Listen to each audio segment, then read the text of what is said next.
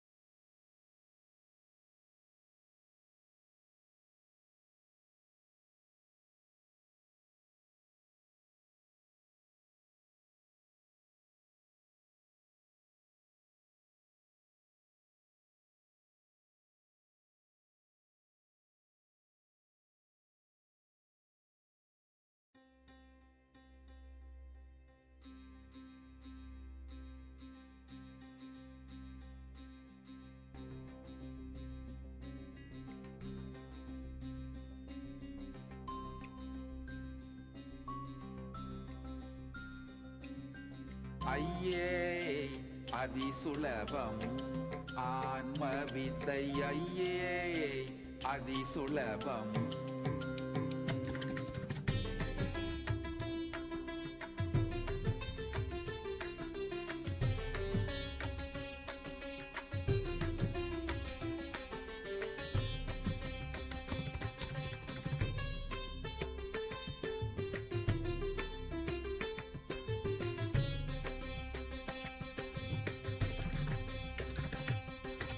ஐயே அதிசுலபம் ஆன்ம வித்தை ஐயே அதிசுலபம் ஐயே அதிசுலபம் ஆன்ம வித்தை ஐயே அதிசுலபம் நொய்யார் தமக்கு மூலங்கையா மலக்க கனி பொய்யாயொழிய மிகு மெய்யாயுலதான்மா ஐயே அதிசுலபம் ஆன்ம வித்தை ஐயே அதிசுலபம்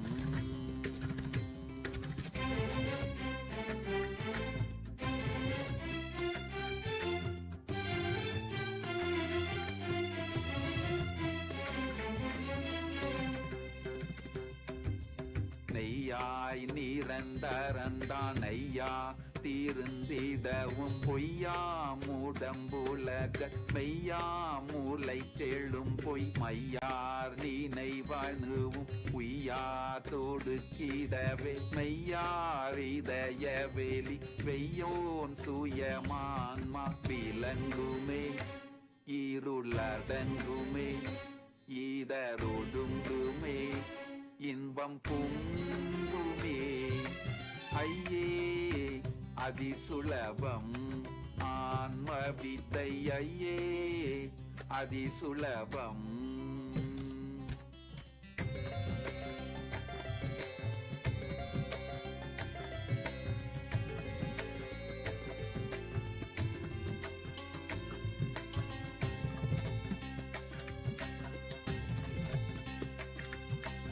ஊனாருடல் இதுவே நானாமெனும் நினைவே நானா நினைவுகள் சேர் ஊனாரேனும் அதனால் நானாரிடமேதென்று ஊனால் நினைவுகள் போய் நானானெனக்குகையுள் தானாய் திகழும் அன்மன் ஞானமே இதுவே மோனமே ஏகவானமே இன்பத்தானமே ஐயே அதிசுலபம் ஆன்ம வித்தை ஐயே அதிசுலபம்.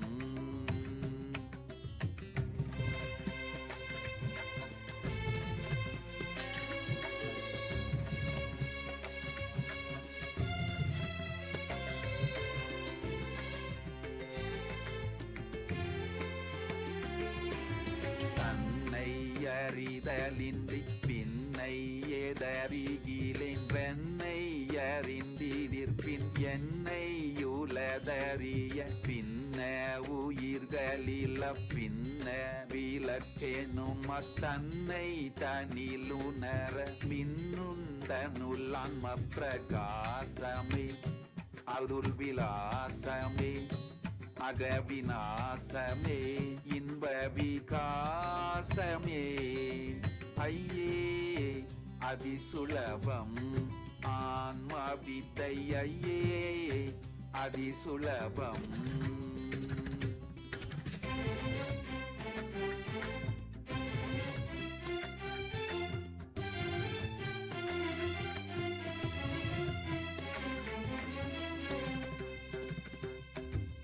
கண்மாதி கட்ட விழ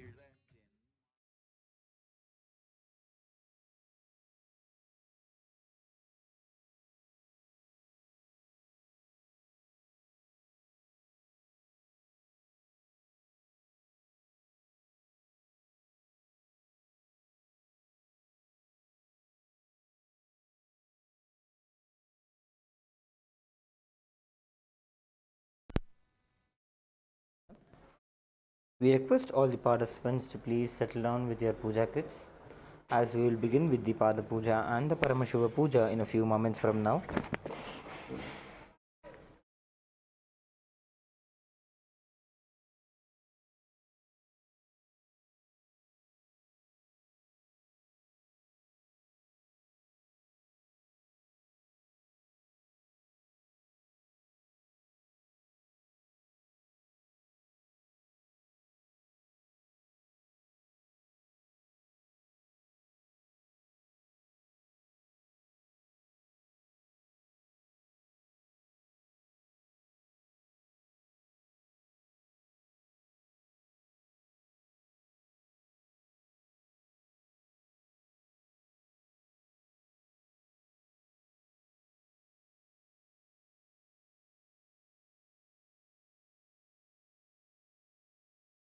Nithyananda, we request all the participants to kindly settle down with your puja kits. Please be seated in a space of gratitude and deep restful awareness in your Ananda Gandha.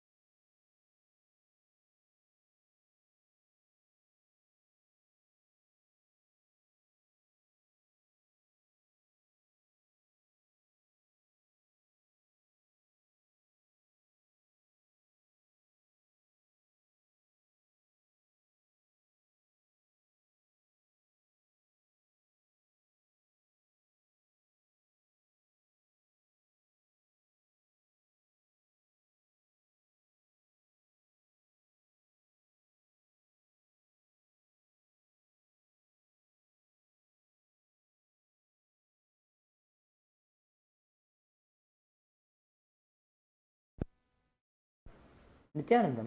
Before we begin the Pada Puja and the Paramashiva Puja today, we request all the participants to declare the following with integrity and authenticity. If you agree to the following declarations, please say yes loudly. I authentically cognize, which is internally process, understand and declare the truth that the cosmic energy exists. Yes. Yes.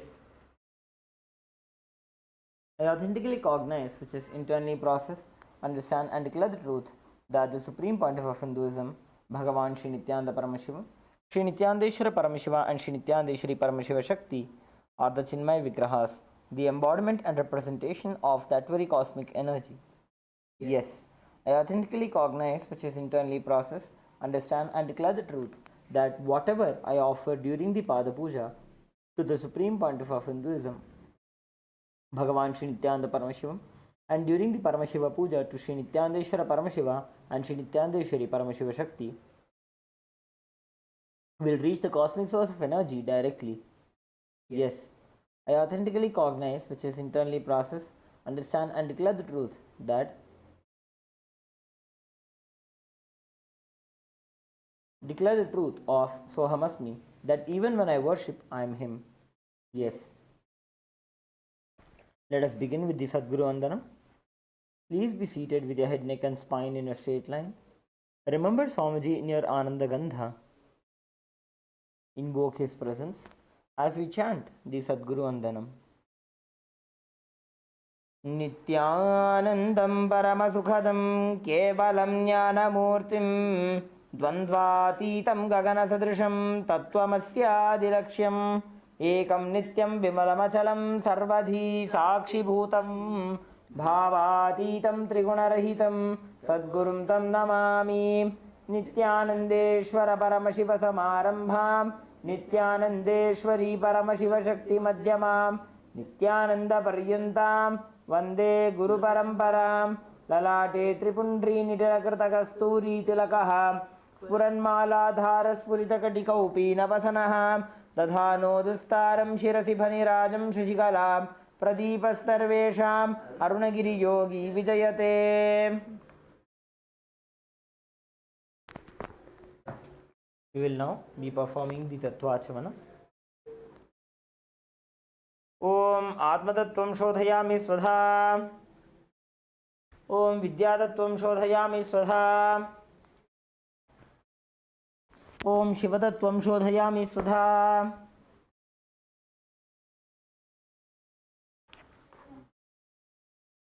Om Ham Hridayaya Namaha.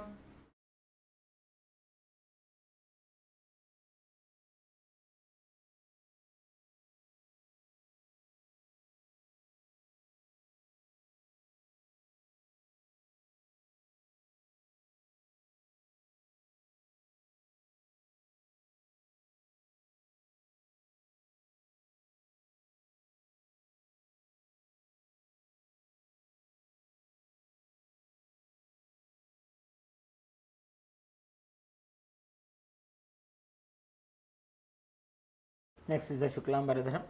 Please take a few flowers and akshata into your right hand. Clench your hands into the Mushti Mudra and tap the sides of the forehead along with the mantra.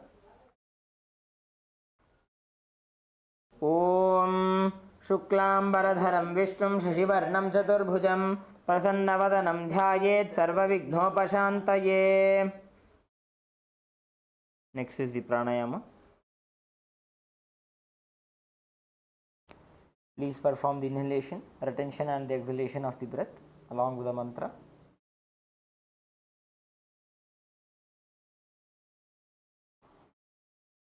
Om Ham Ishanam Urdhanam Om Him Tatpurusha Bhaktaranam Om Hum Agara Hridanam Om Him Avadukyanam Om Ham Satyajat Murtenam Om Ham Hridanam Om Him Shirsenam Om Hum Shikanam Om Him Kauchanam Om Hum Netribhyonam Om Astrayanam Maham Om Ham Ishanam Urdhanam Om Him Tatpurusha Bhaktaranam Om Hum Agara Hridanam Om Him Avadukyanam Om Satyajat Murtenam Om Ham Hridanam Om Him Shirsenam Om Hum Shikanam Om Him Kauchanam Om Hum Netribhyonam Om Astrayanam Maham Om Ham Ishanam Urdhanam Om Him Tatpurusha Bhaktaranam Om Hum Agara Hridanam Om Him Avadukyanam Om Satyajat Murtenam Om Ham Hridanam Om Him Shirsenam Om Hum Shikanam Om Him Kauchanam Om Hum Netribhyonam Maham Om Hahastraya Namaha. Please touch the right ear. Now bring your hands into the Sankalpa Mudra. Clasp your right hand over your left hand and place it onto your right thigh. Remember Swamiji in your inner space and create a deep and a strong intention to manifest your reality.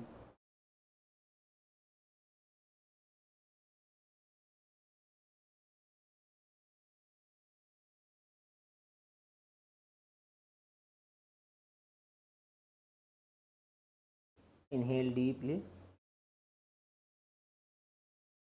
and exhale slowly.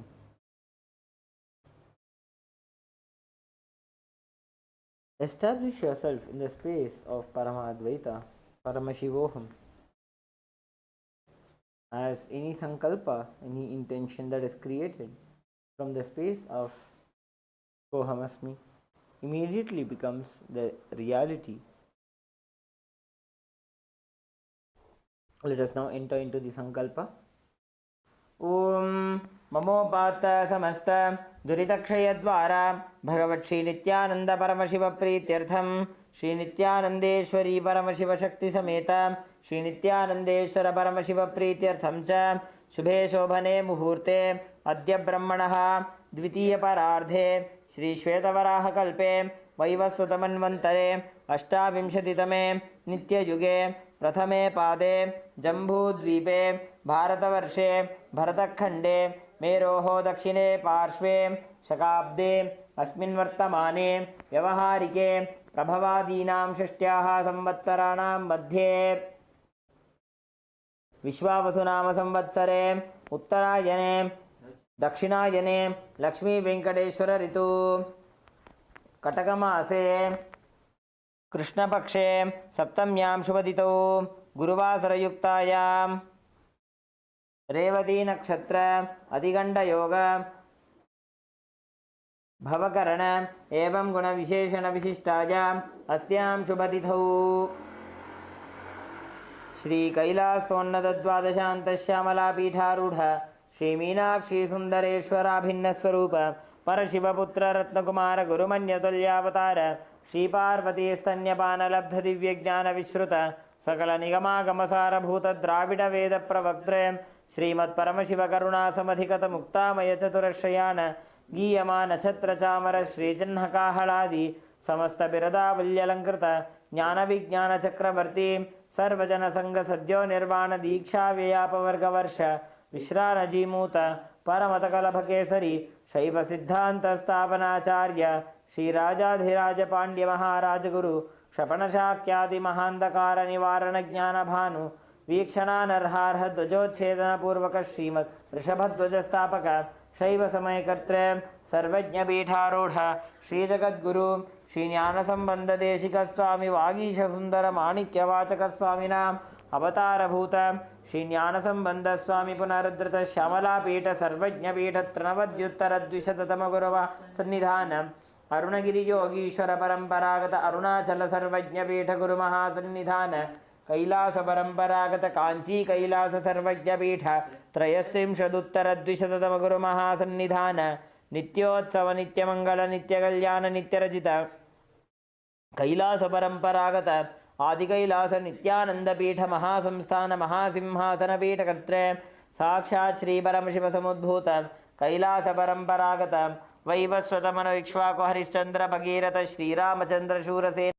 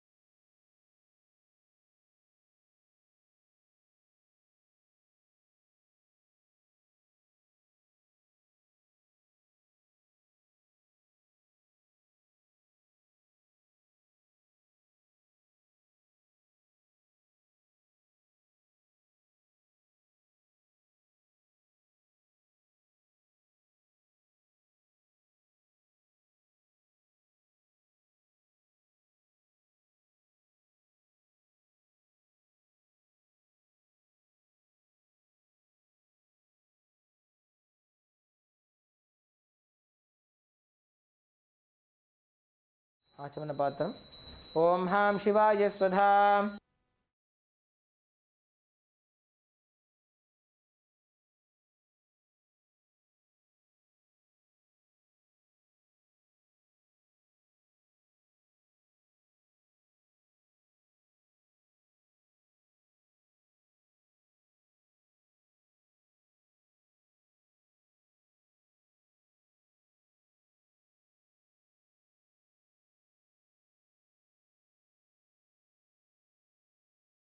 Next is the offering of Tambulam.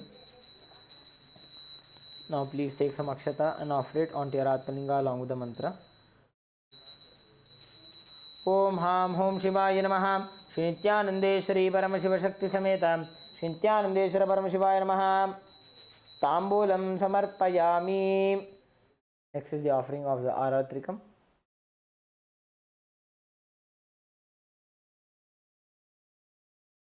Please sprinkle some water over the Aratrikam. Om Hahasraya Bhate. Offer a flower onto the Aratrikam. Om Hamridaya Namaha. Please take the Aarti in your hands and slowly wave it around your Atmalinga along with the mantra. Om Ham Hom Shivaya Namaha. Shri Nithyanandeshwari Paramashiva Shakti Sameta Shri Nithyanandeshwara Paramashivaya Namaha. Karpura Nirajanam Sandarshayami. Please stop ringing the bell and place it onto the left hand side. Place the Aarti onto your right hand side. Take a flower in your hand, hover it clockwise over the flame of the Aarti and offer it onto the Atmalinga. Rakshandharayami. Now please take a few flowers in your hands and offer them onto the Atmalinga by the end of the mantra. Om Ham Hom Shivaya Namaha. Shri Nithyanandeshwari Paramashiva Shakti Sameta Shri Nithyanandeshwara Paramashivaya Namaha. Pushpanjalim Samarpayami. Please hold the Yajnopavita with your right thumb and perform the Gayatri Mantra Japa 11 times internally.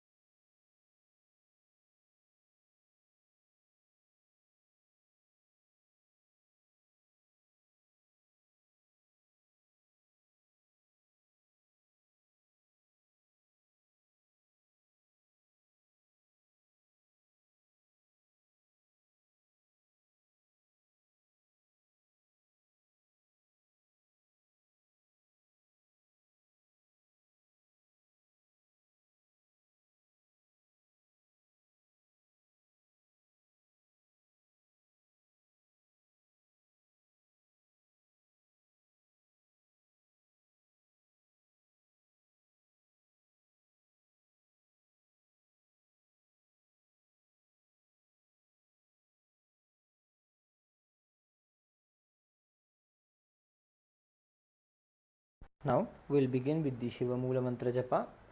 Please perform the Shiva Mula Mantra Japa 11 times internally.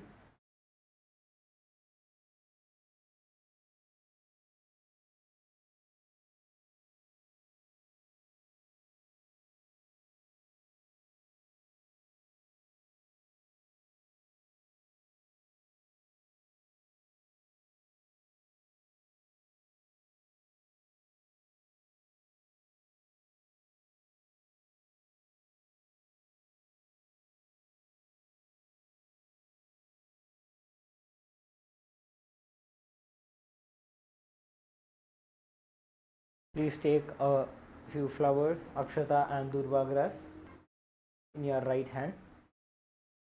Om Ham Hridayaya Namaha. Om Haim Kavachaya Hum. Om Ham Shivaya Vaushate. Bring your right hand into the Udbhava Mudra. Offer the flowers and water onto the Atmalinga by the end of the mantra. Om Yat Kinchit Karma Devesha Sada Sukrita Dushkritam Tanme Shiva Padastasya Bhungshakshapaya Shankara Shivo Data Shivo Bhokta Shiva Sarvamidam Jagade Shivo Yad Sarvatra Yashiva Sohamevatu. Om Ham Hom Shivaya Namaha.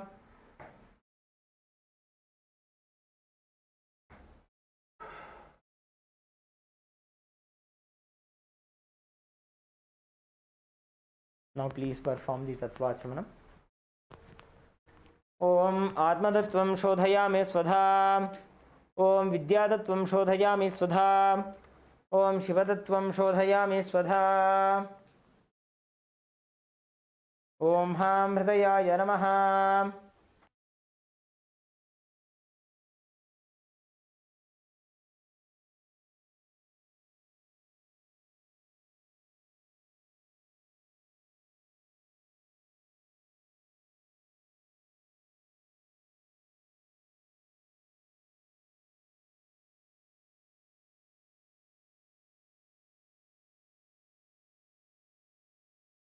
Please bring your hands into the Namaskar Mudra. Let us now conclude with the Purna Mantra. Om Purnamadah Purnamidam Purnat Purnamudachyate Purnasya Purnamadaya Purnamevavashishyate Om Shanti Shanti Shanti Harihi Om Tatsat Sarvam Bhagavat Shri Nithyananda Paramashiva Padukarpanamastu Om Nithyanandam.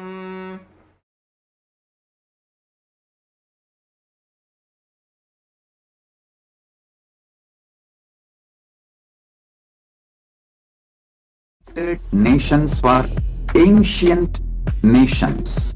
Paramashiva successfully manifested, and now he is introducing this to all of you, to the world formally, United Ancient Nations. It is United Nations for ancient indigenous nations. This is a profound intergovernmental body. More than 100 ancient nations are already part members of this UAN. It is to unite and support all the indigenous nations, indigenous kingdoms all over the world.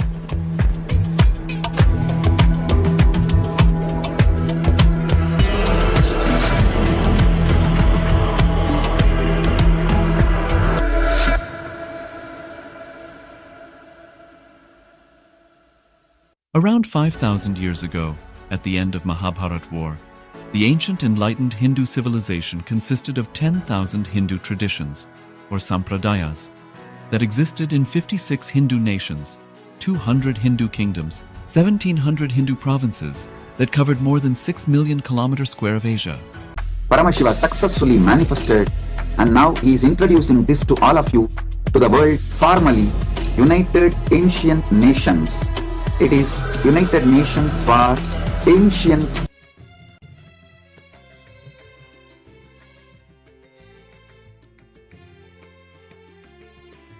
தன்னை அறிதலின்றி பின்னை எதறிகிலேன் வெண்ணை அறிந்திதிர்பின் என்னை யுலதறிய பின்ன உயிர்களில பின்ன விளக்கெனும் தன்னை தனிலுணர மின்னுந்தனுள்ளான்ம பிரகாசமே அருள் விலாசமே அகவிநாசமே இன்ப விகாசமே ஐயே.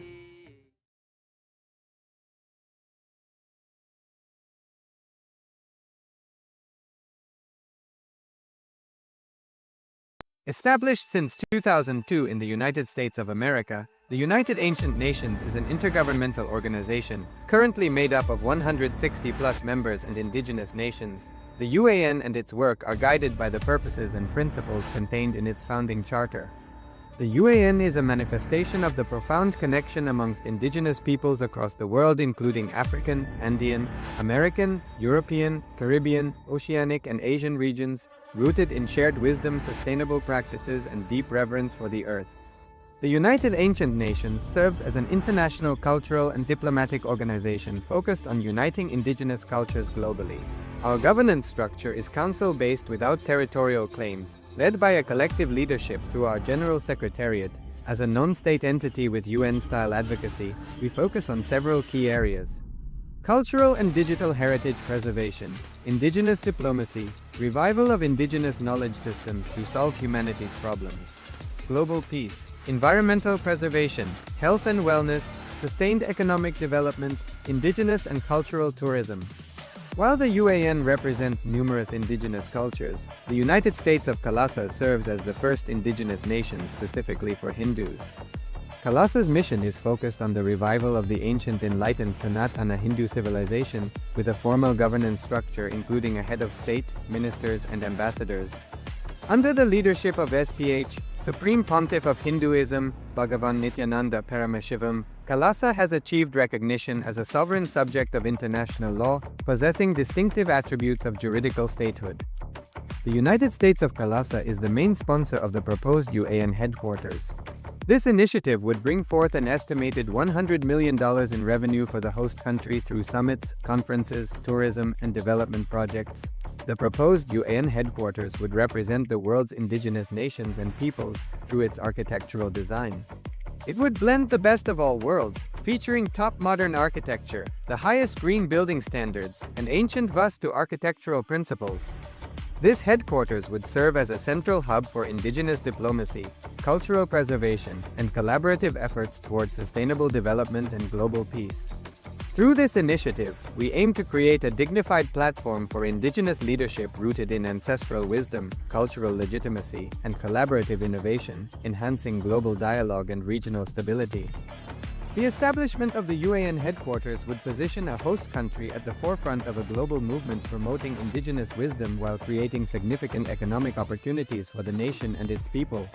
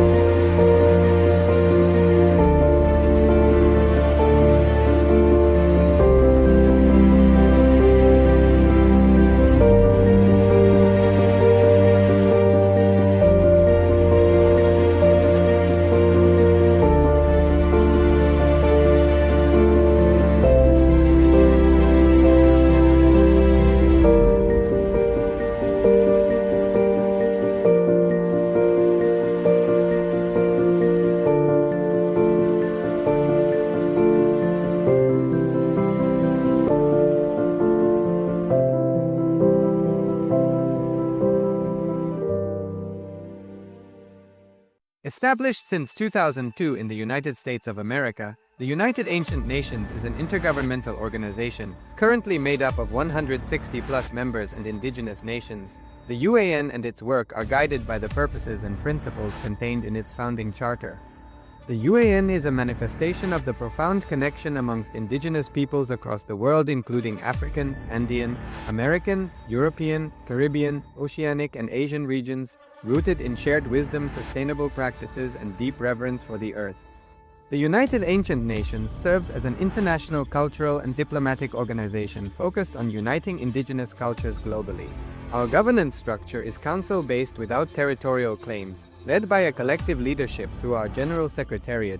As a non-state entity with UN-style advocacy, we focus on several key areas: cultural and digital heritage preservation, indigenous diplomacy, revival of indigenous knowledge systems to solve humanity's problems, global peace, environmental preservation, health and wellness, sustained economic development, indigenous and cultural tourism.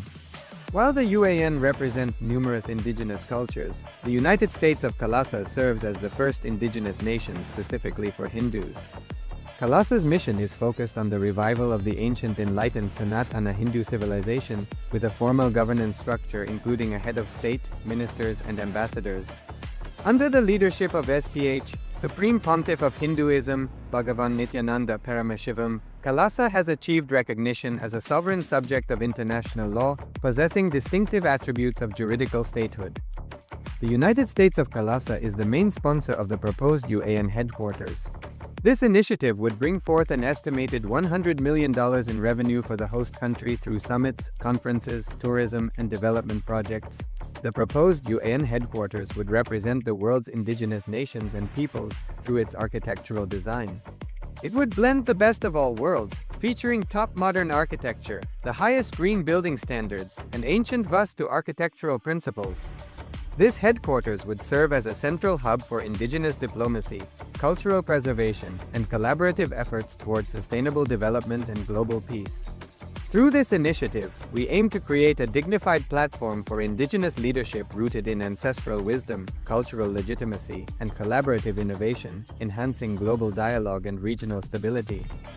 The establishment of the UAN headquarters would position a host country at the forefront of a global movement promoting indigenous wisdom while creating significant economic opportunities for the nation and its people.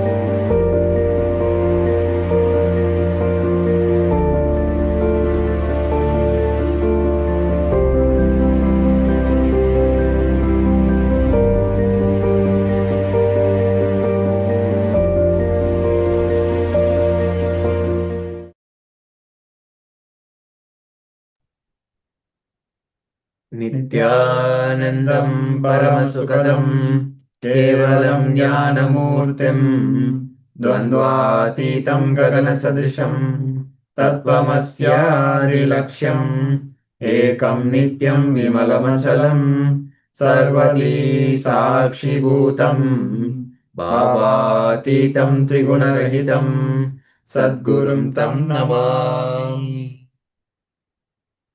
Nithyanandam everyone. Nithyanam everybody. And with the blessings and guidance and initiation of the Supreme Pontiff of Hinduism, Bhagavan Sri Nithyananda Paramashivoham, we welcome each and every one of you to another exciting day of the Glimpses of Paramashivoham. We'll be catching a glimpse of the Paramashivoham that will start on September 1st. A new season will be starting, and today we'll be receiving powerful cognitions, cosmic truths, and initiation ultimately from the Supreme Pontiff of Hinduism, manifesting as the Dakshina Murti. So it's going to be a power-packed day today, and we'll also be manifesting the power of quantum memory. We'll be receiving initiations to experience bliss, to experience the peace and joy. It'll be a powerful day of sessions, initiations, power manifestation, and so on. So let us begin as we do with the third eye power manifestation, the manifestation of the power of the third eye. We were sitting in oneness with Paramashiva in the Paramashiva Puja and the Guru Puja and Nithyananda Yoga, uniting us, giving us that experience of oneness with Paramashiva. Let us continue to be in that space of oneness. Sit in that space. Let us prepare ourselves and start the manifestation. Let us sit comfortably with our eyes closed.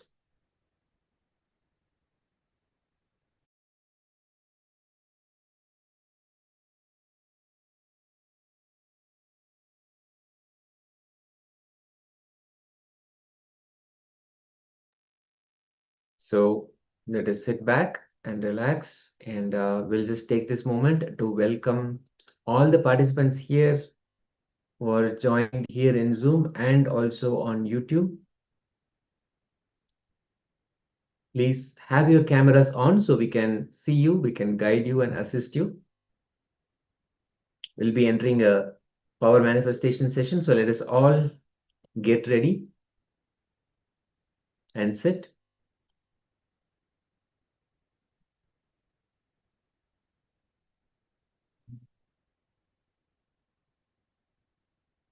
Sit comfortably. Requesting all the participants to have your cameras on. It is also for the purpose of security for yourself and all the other participants as well.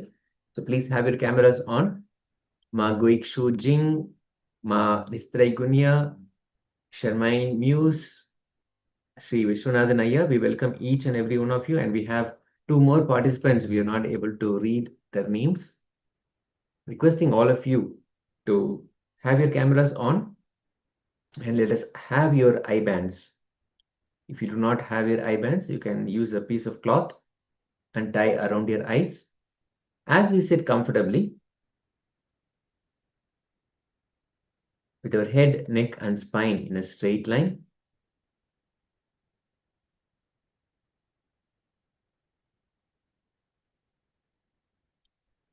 Let us invoke the presence of Swamiji, our beloved Guru, the Supreme Pontiff of Hinduism, in our Anandagandha.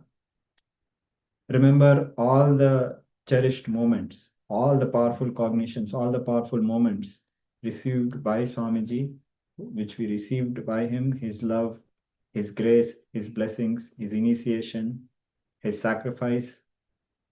And remember him in our Anandagandha, that is below the heart center and above the navel center.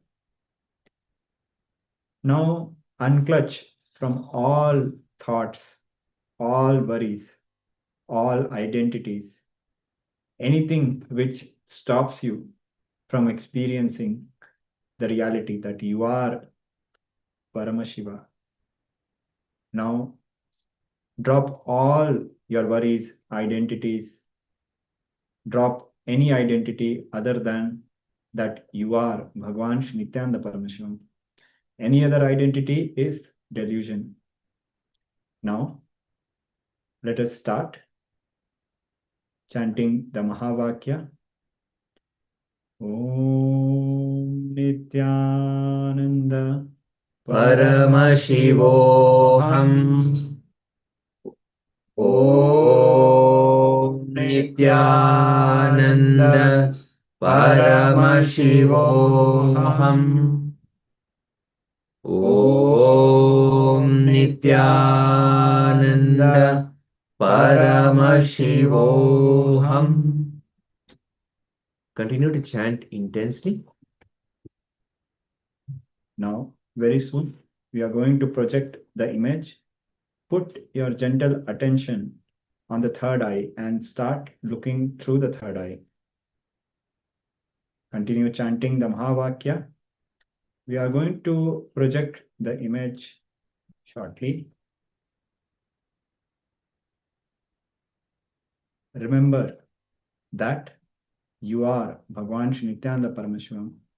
Any other identity is delusion. And invoke his presence, chanting the Mahavakya, and gently look through the third eye as if looking at a flower. Now we are going to project the image. Let's start.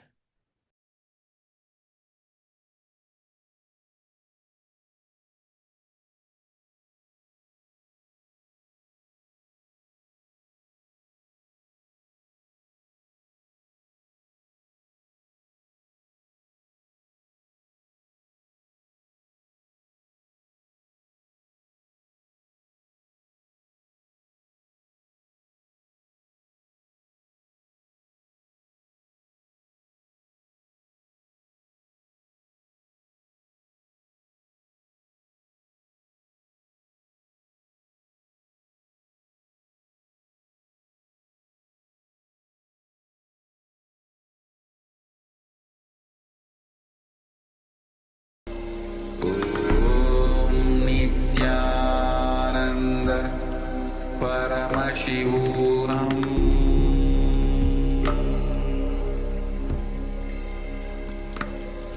Om Nithyananda Paramashivoham. Paramashivoham. Om Nithyananda Paramashivoham. Om Nithyananda Paramashivoham.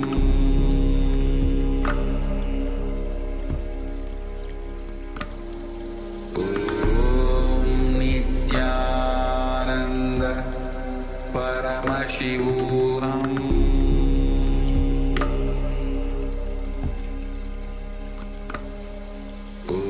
Om Nithyananda Paramashivoham. Om Nithyananda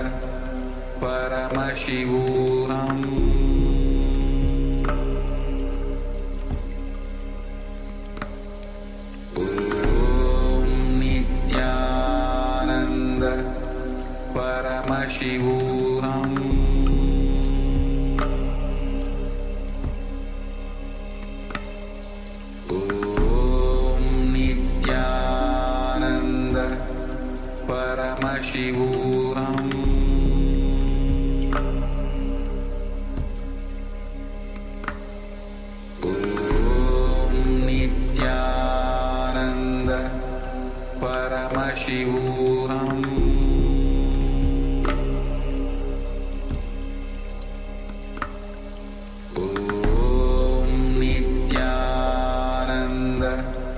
Paramashivoham. Paramashivoham.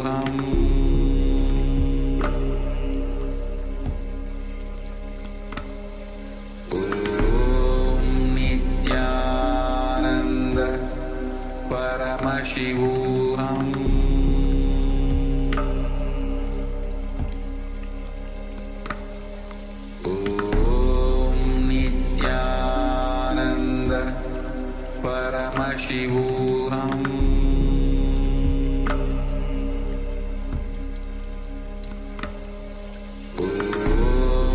Nithyananda Paramashivoham.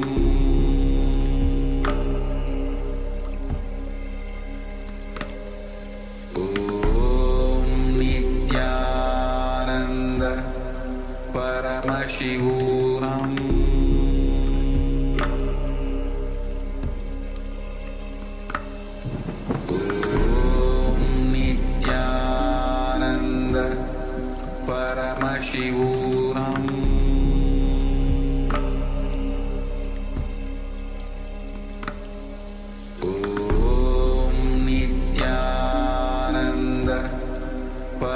Paramashivoham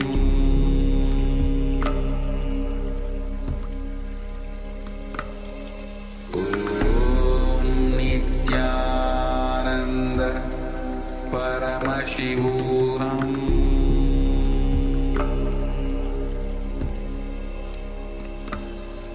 Om Nithyananda Paramashivoham Paramashivoham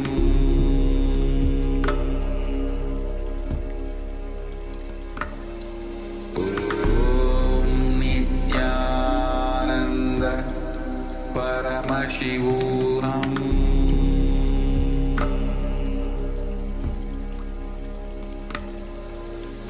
Om Nithyananda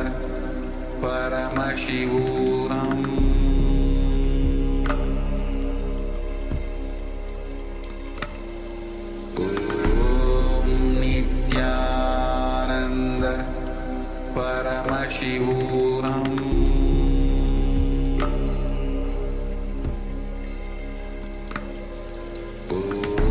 Om Nithyananda Paramashivoham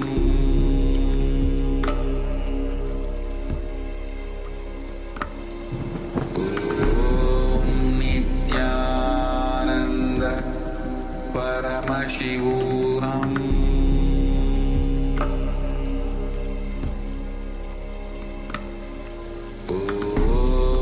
Nithyananda Paramashivoham Paramashivoham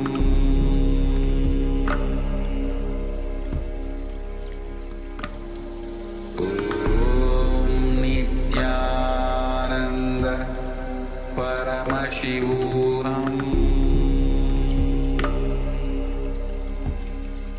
Paramashivoham Om Nithyananda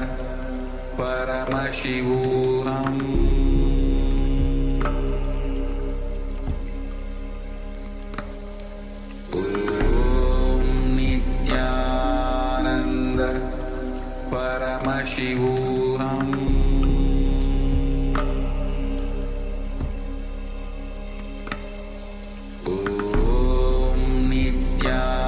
Nithyananda Paramashivoham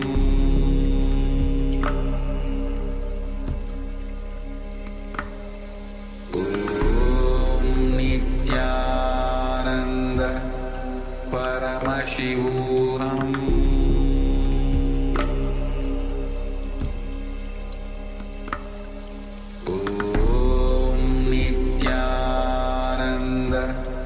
Paramashivoham Om Nithyananda Paramashivoham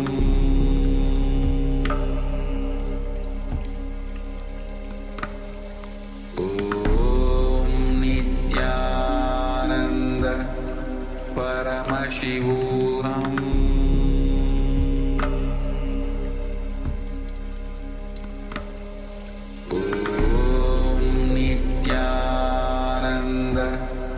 Paramashivoham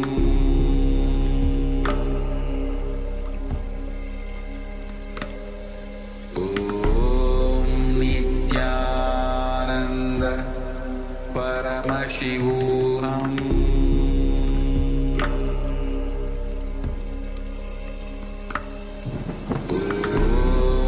Nithyananda Paramashivoham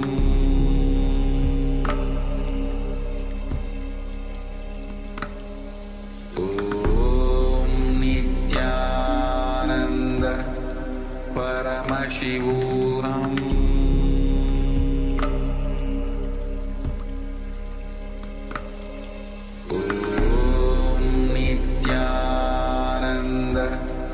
Paramashivoham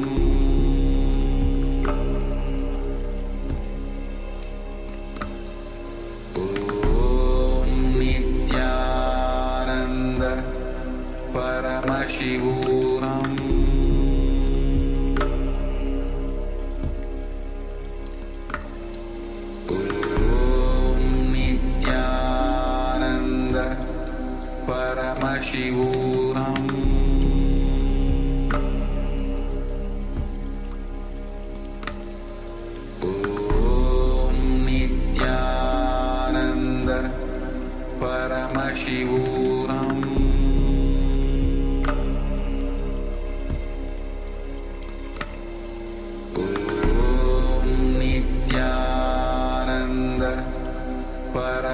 Paramashivoham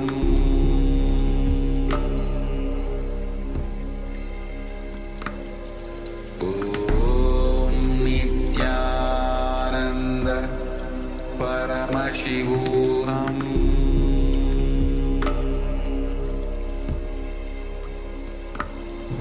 Om Nithyananda Paramashivoham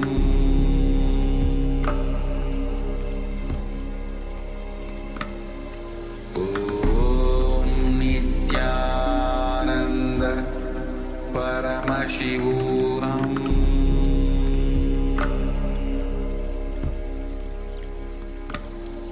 Om Nithyananda Paramashivoham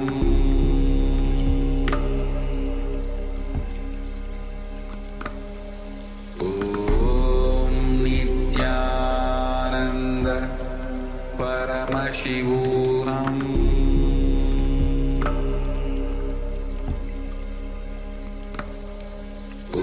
Om Nithyananda Paramashivoham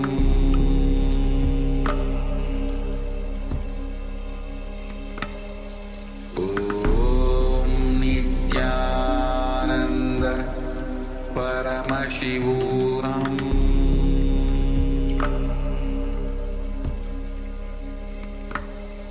Om Nithyananda Paramashivoham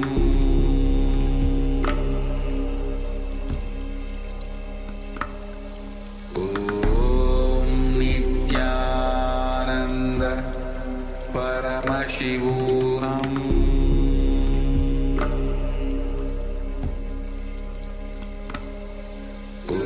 Om Nithyananda Paramashivoham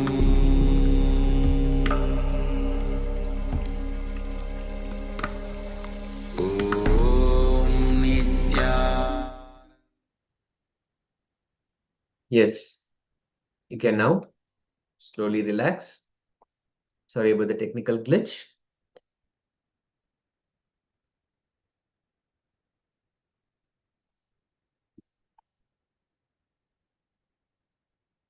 Yes, so now you can open your eyes and relax. So start sharing what was revealed to you by the third eye, what Paramashiva revealed you through the third eye, and please post it in the chat. So as you're sharing, you do not need to worry much about whether it is right or it is wrong. Just share what Paramashiva revealed. And you might have seen 2-3 things. Share all of them. Do not filter. So we'll be giving a couple of minutes for the participants to share. Yes, and always remember that the extraordinary happening is that Paramashiva is manifesting through you, and that is the greatest miracle. Whether the revelation is correct or wrong or close to what is being projected, all of that is actually a secondary thing. It is almost irrelevant because Paramashiva is going to manifest through you. Whether what he manifests is what he manifests. So simply allow that to happen and enjoy and celebrate that Paramashiva is manifesting through you. And again and again, we have seen, even when you feel like this, I'm sitting in for manifestation and it is not happening, or what results I am expecting are not showing up, the only solution for all of that is to again and again bring yourself back into that space of oneness, bring yourself back to that space of manifestation, and you'll see Paramashiva beautifully manifests through all of us. All of us here have been initiated by the Supreme Pontiff of Hinduism, Bhagavan Nithyananda Paramashivam, to manifest the powers of Paramashiva, manifest all the powers of Paramashiva. So the initiation has already been given, and Paramashiva is waiting to manifest through us. The missing link, the key for manifesting, is our will persistence. So more and more that we sit, more and more that we will manifest powers. So Let us have a quick moment of sharing.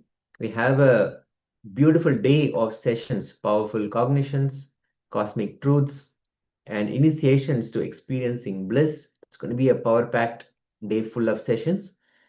Let's just take a moment to share before we enter into the introduction of today's sessions with Bhagavan Nithyananda Paramashivam. Let's have a quick moment of sharing. We also request all the participants on YouTube to go ahead and share your revelations, what was revealed to you by Paramashiva. Please go ahead and share.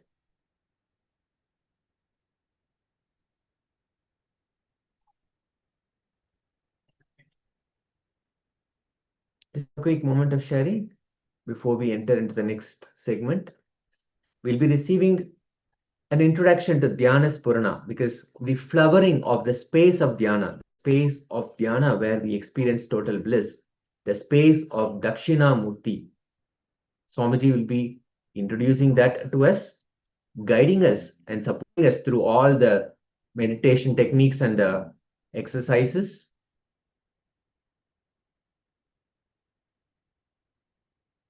And also giving us the ultimate initiation to directly have that experience as well. So if you're still sharing, please go ahead and continue to share. If you're on YouTube, you can share in the comment section. Meanwhile, we'll be entering into the first session of the day, starting with the introduction. There will be a 10-minute experiment that Swamiji will be guiding us into. Then the Supreme Pontiff of Hinduism will take us into the introduction. What Spurana, Dhyana Spurana means. He will be introducing us to that. So, Yes. And also we'll be revealing the answer for all the participants for the last round of power manifestation for all of you to verify all the participants. So yes, we'll bring that back on here so you can see how the revelation was and what image was being projected earlier. So here we can see a beautiful scenery projected with the a vast ocean and a clear blue sky and several balloons. So please do share your experiences in the chat. And in the meantime, we'll be moving ahead with the next segment. Yes, and so many colors here, so many colorful balloons. And if you see a lot of colors, and there is a shipping yard, like a docking station here. So many of the boats, not ships, but boats docked here, and nice, almost like a hillside near the water, and a lot of colorful red colored rooftops that we see, a lot of trees and a blue ocean and nice blue sky with white clouds, a lot of colors and a lot of rich and vibrant colors in this image. And do share what Paramashiva revealed to each one of you. Meanwhile, we'll be entering into the next segment. Here, Swamiji will be introducing us to Dhyana Spurana. So let us come back, sit in that space of oneness, sit in silence, sit in the space of listening with your head, neck, and spine in a straight line. Let us start.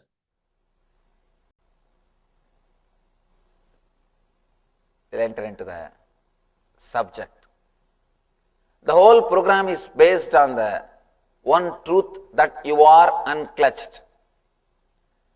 By the very nature, by your very nature, you are independent, illogical, unconnected, unclutched thoughts. Let it be very clear.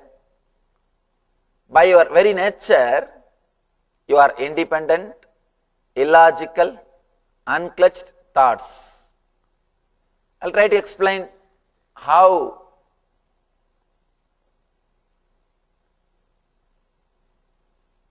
your mind is just like the fish tank bubbles. In the fish tank, if you see, the water bubbles, constantly water bubbles will be raising. Let me make a small diagram and show you.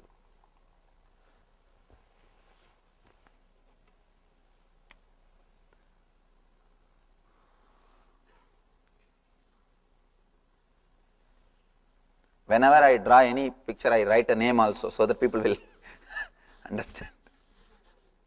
Water tank.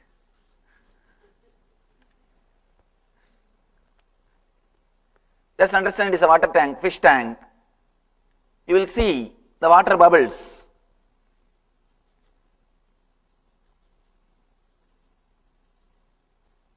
Because it is constantly flowing, you think it is a continuity, but it is not continuous flow.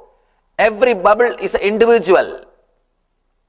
Every bit is an individual, unconnected. But when you see this going in such a high speed, you start thinking it is completely connected, or you think it's a continuous process. It's happening continuously. Same way in your mind, continuously thoughts are flowing. Because of its continuity, you think it's a continuous process. Otherwise, every inch is separate, independent, individual thoughts. I want you to understand one thing. You can neither control nor concentrate or develop these thoughts. You can't do anything about it. Then you may ask, then why did you call for this program, Swamiji? Then why this program at all? Just to tell you that you can't do anything, I called you all. Let it be very clear. Just to make it very clear, you are putting too much of effort in the wrong direction. You are putting too much of effort in the wrong direction. You are trying too much in the wrong direction. Just to make you aware, you are trying in a wrong direction. I called you all. One thing can be done. The moment you understand you are unclutched, you are unconnected, the influence on your being, the influence of thoughts on your being will drastically reduce, practically disappear. You will not be influenced by your thoughts. You will not be influenced by your thinking. You can completely liberate yourself, all the suffering which you are creating for yourself. Let it be very clear. All the suffering, capital letter ALL, all sufferings you create for yourself. You don't have to believe me, but that is truth. Whether you believe or not, that's the truth. All sufferings which you create for yourself, you can liberate yourself from yourself. Whatever way you are torturing yourself, you find all technical ways to torture yourself. Really, you find a lot of technical ways to torture yourself. Now, directly if you can't, the moment your mind masters something, some technology created by yourself to torture yourself, again you develop your technology, you update yourself and come up with something new to torture yourself. Constantly you are torturing yourself. These ideas with which constantly you are torturing yourself, you can liberate yourself. I want all of you to understand very clearly, first, at least intellectually, that you are unclutched. We'll go into a small experience or small exercise to understand what I mean by the word you are unclutched. Please have the notebook. Just for next 10 minutes, write whatever comes in your mind without editing. Please be very clear. It is not for showing to anybody, it is just for you. You are just going to see what is happening in you. Do not edit, do not suppress, do not postpone, don't think how can I write. Just write whatever comes in your mind in the same language. If you are thinking half in English and half in Telugu, write in the same way. If you are thinking half in Tamil and half in English, write in the same way. Whatever way you are thinking, the same way just pen down. Till I say stop, just continue. If nothing comes, just wait. Oh, how many didn't have notebook? Please.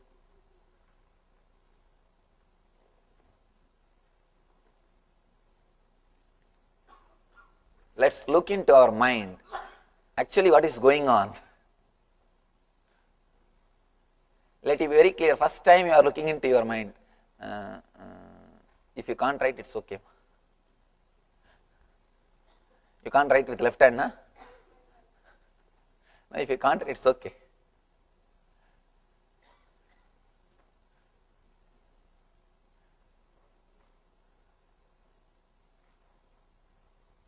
Don't try to finish a sentence. Don't try to be logical. Don't look into the neighbor's book. Just look into your mind and write. Let's understand the truth experientially.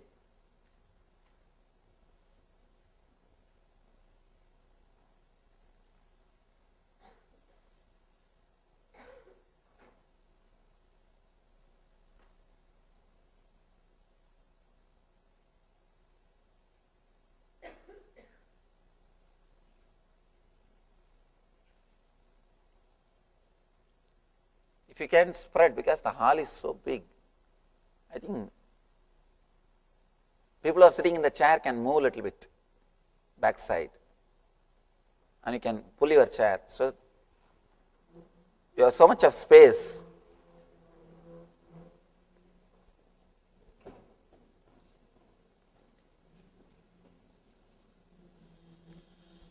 Whatever goes on, let it go, let it happen.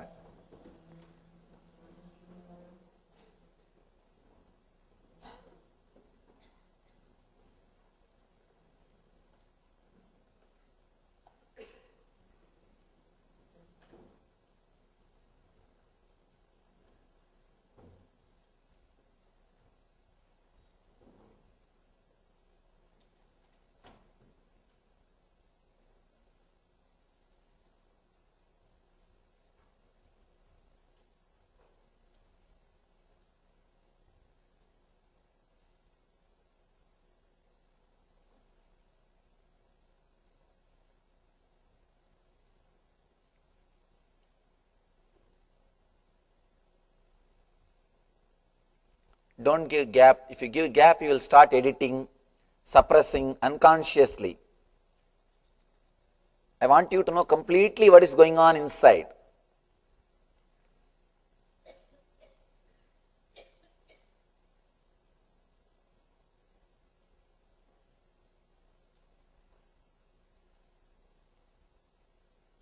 Whatever way it is happening, write, pen down.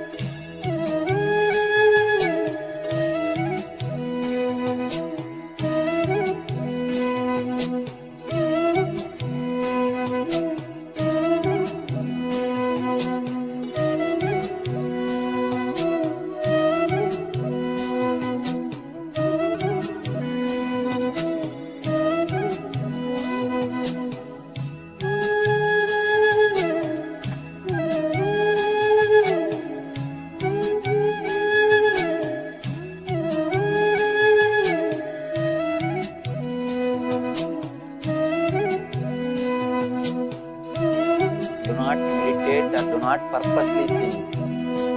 Just let it go on. Write even the conflicts. One thought trying to come up and you trying to suppress or play with it or torture, all those things. Write as it happens. If somebody sees as a witness an objective report, how you will give? Write in the same way. If you are a journalist, it will be easy for you.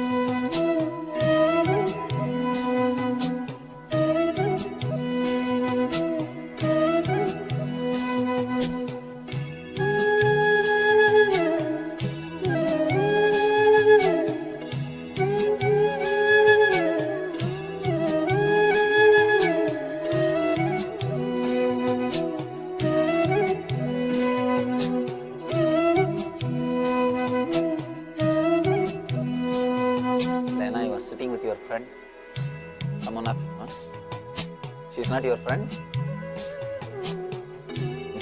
Move that side. Someone of you get up. Get up, get up, get up.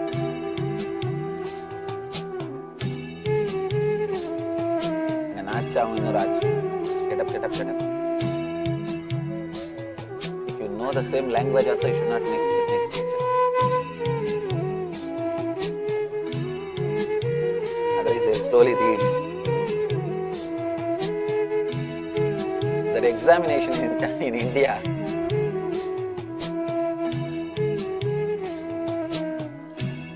Now, even though you know the right answer, you just verify.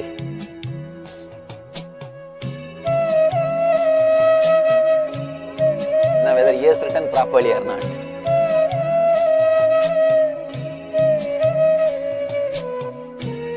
That's a big problem.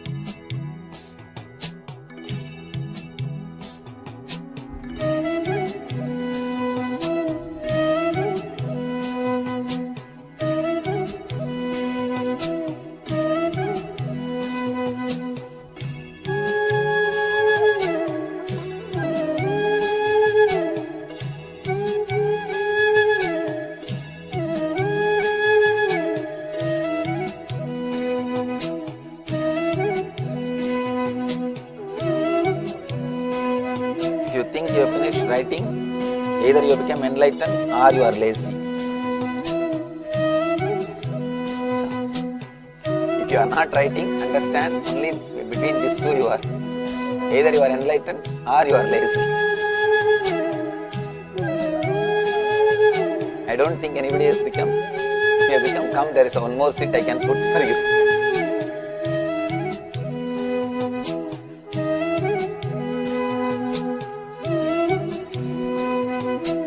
Because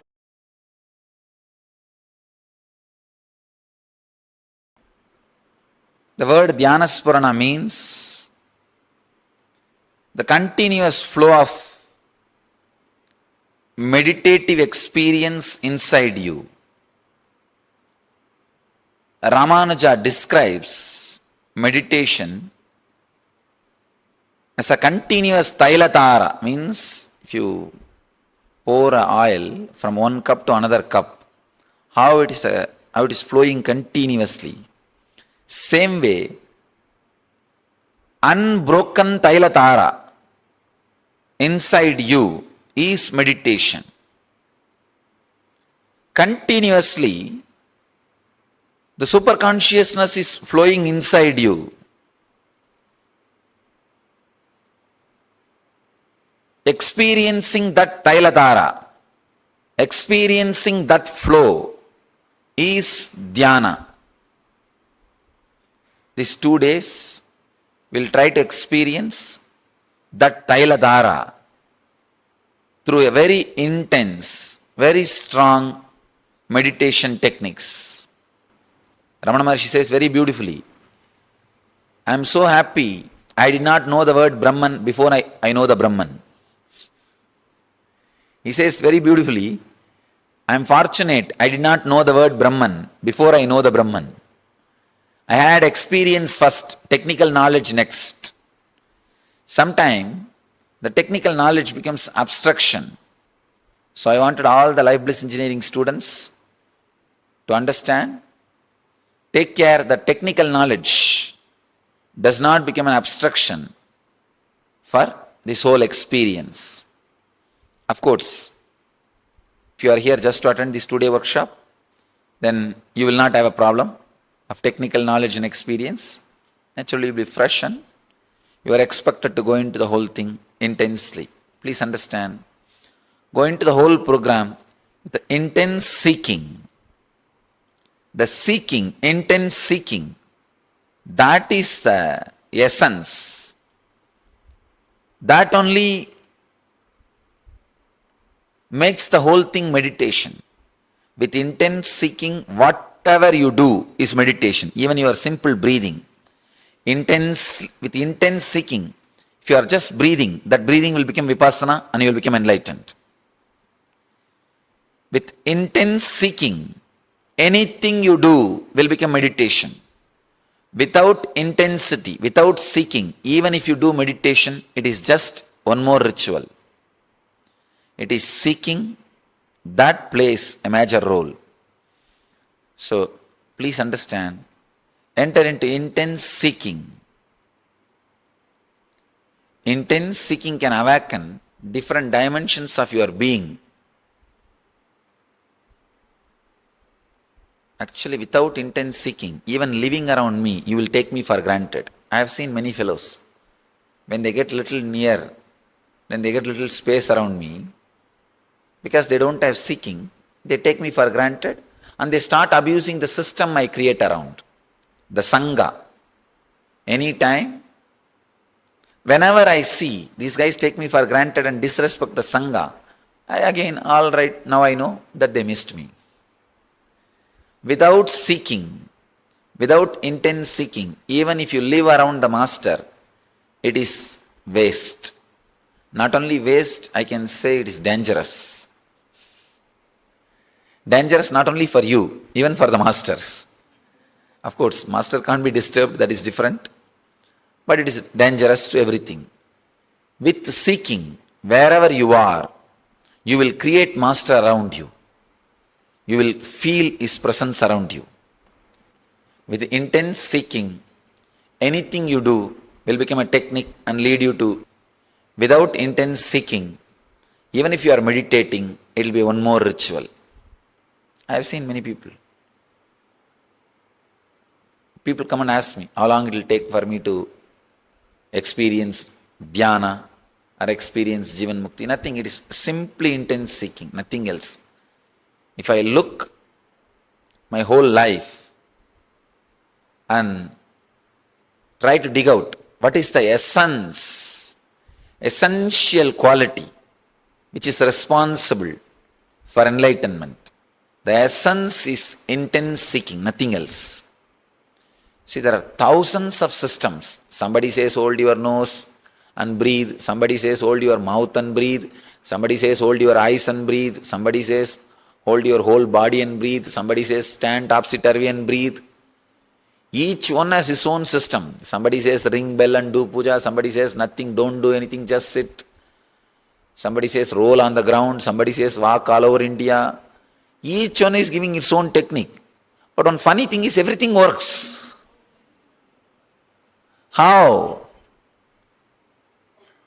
everything works? Please understand. With intense seeking, anything done leads to enlightenment. Without intense seeking, anything done, even if it is meditation technique, it is just, I can say very clearly, ritual. So, enter into this whole program with intense seeking. Create a very strong, very deep prayer or will. If you have faith on higher energy, create a deep prayer. If you don't have faith on higher energies, just create a strong will. I will experience the deepest possible experience to my being. The deepest possible experience of your being is what I call dhyana. And a spontaneous, overflowing well-beingness. You carry a spontaneous, overflowing well-beingness. That is what I call Dhyana's Purana. So, connecting, relaxing into that mood, into that source. Even the mood is a shallow word. Source is the right word. Relaxing into that source is what we are trying to do in these 2 days. I sincerely request these 2 days, if you take up complete silence, it will be great and wonderful. If you can't, use words like a telegram. Just 2 words or 1 word. Key. Don't say, give the key. Just say key. If you need to ask for a key, just say key. Use minimum words. You may think, why verbal silence? Understand, any word which comes inside you, which has not become word, will not get recorded into your system. But anything which comes inside you and becomes word, straight away gets recorded into your muscle memory. So first, yogasya pratamam dvaram vangnirotaha. It's a very beautiful sutra. The first step into yoga is silence. Vangnirotaha means the vak, the energy which converts air into words should be silenced.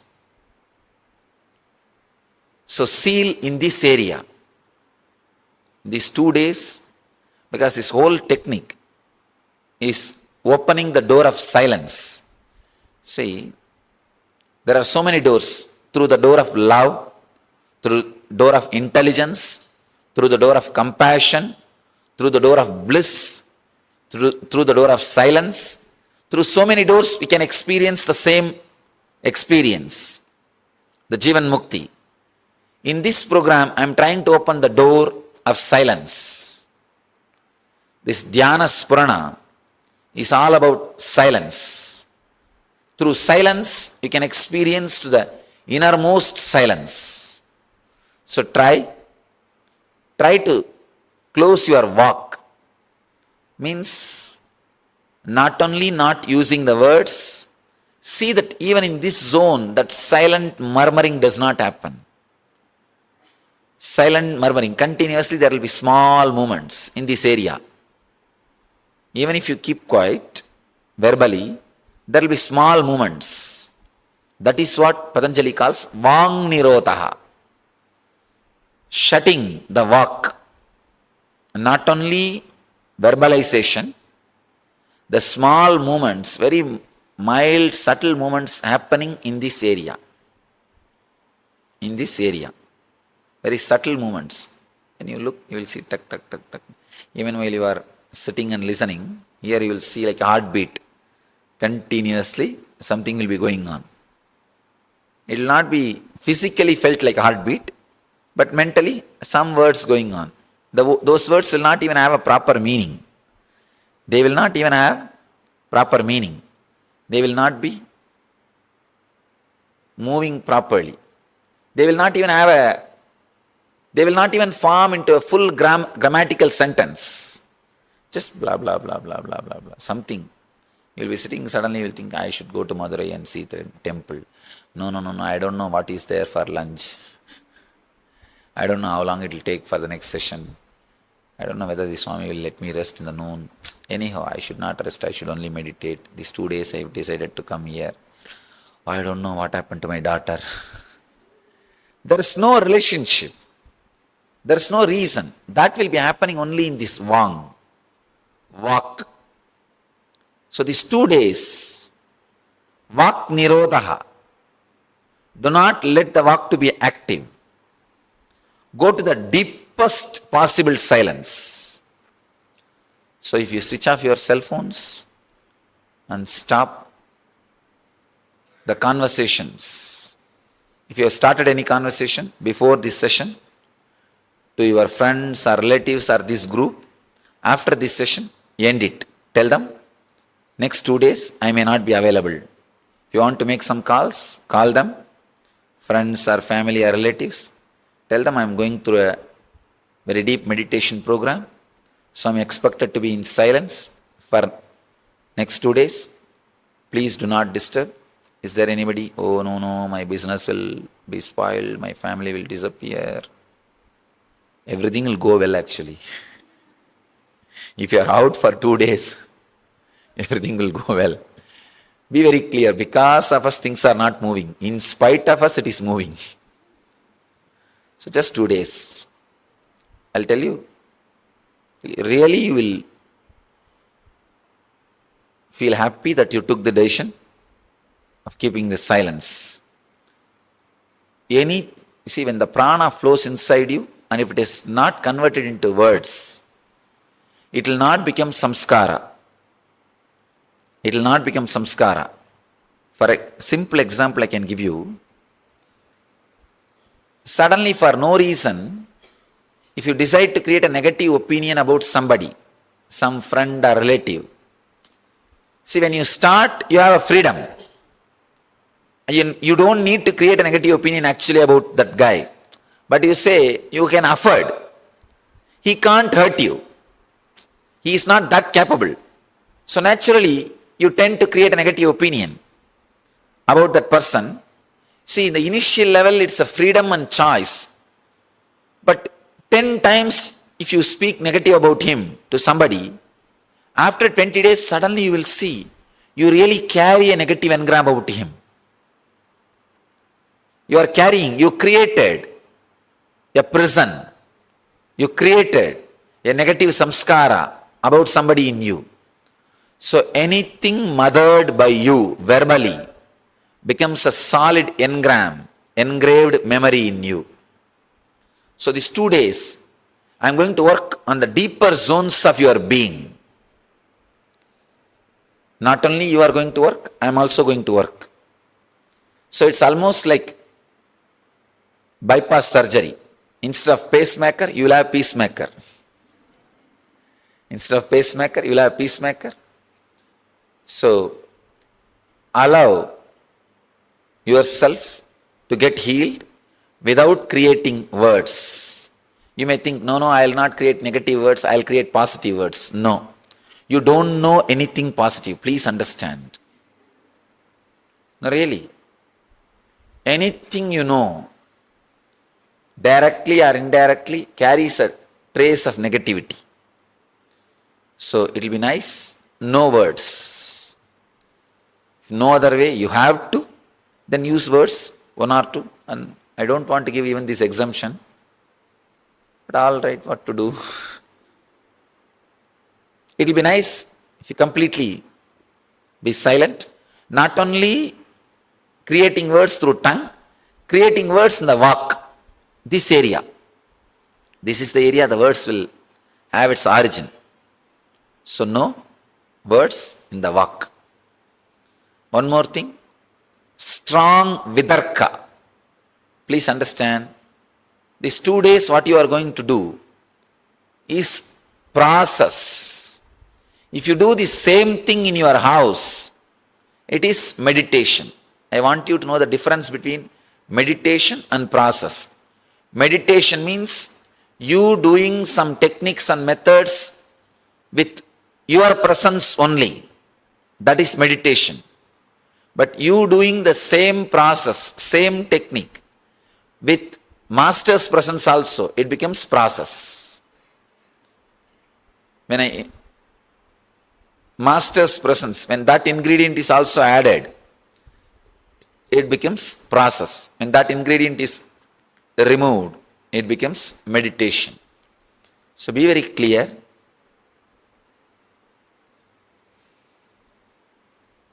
You are entering into a process. So have a strong vidarka. If you are new, I want you to understand this word. Darka means simple logic. Kudarka means negative logic. Constantly judging. Vidarka means a simple, open, acceptable, receiving logic. So, if you sit with vidarka, a deep vidarka, suddenly you will see whatever I am uttering becomes experience in you. I understood the power of vidarka only when I started giving Kalpadar Darshan. All of you may be aware, every day I am giving Kalpadar Darshan somewhere or other, healing people or blessing them or giving them some counseling or asking whatever, giving them some boons, whatever they want and all those things. When I am working, I realized for some people one touch is enough, they are out of their disease.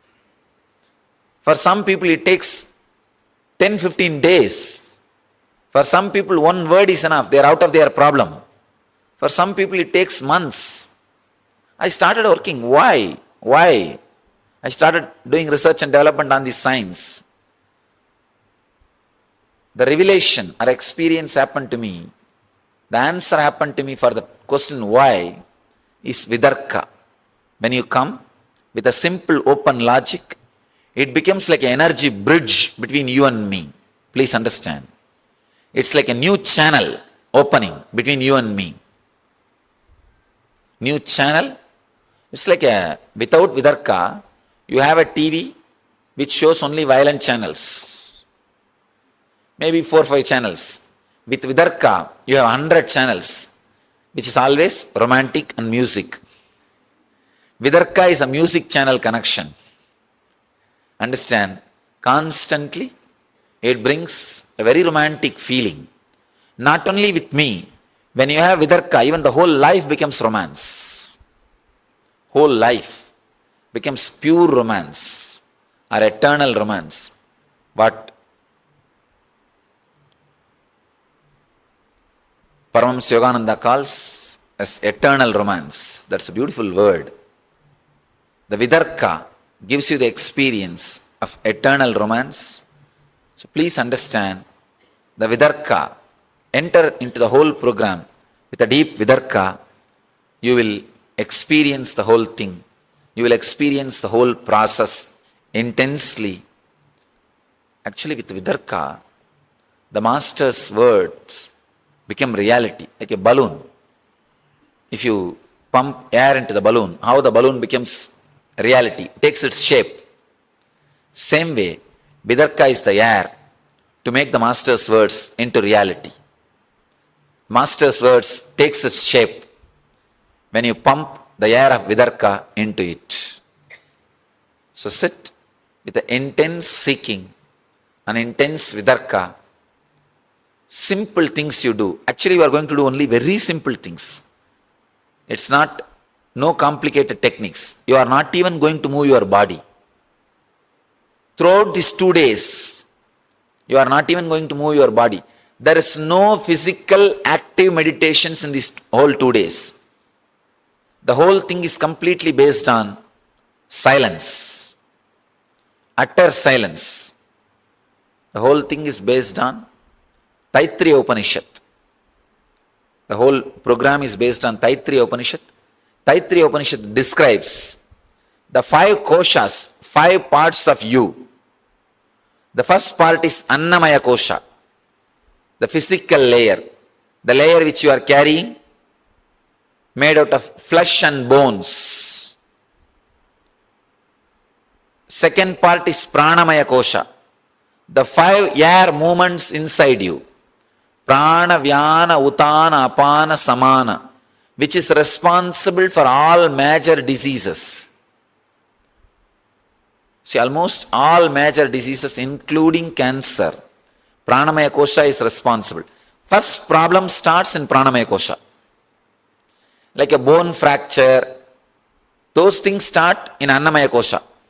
But all other problems, the major problems, cancer, heart problem, the wheezing, asthma, sugar, the BP, everything starts from Pranamaya Kosha. All the air movements, 5 air movements, air going in, staying in, spreading all over the body, going out and cleaning. These are the 5 air movements. Prana, Vyana, Udana, Samana, Apana. These 5 air movements is the second layer, second sheet. Pranamaya Kosha. The third, Manomaya Kosha. The inner chattering which is happening between your navel and the throat. Please understand, it's a technical knowledge. You don't need to remember it, but if you just understand, it will be really useful. The inner chattering which is happening between navel and throat is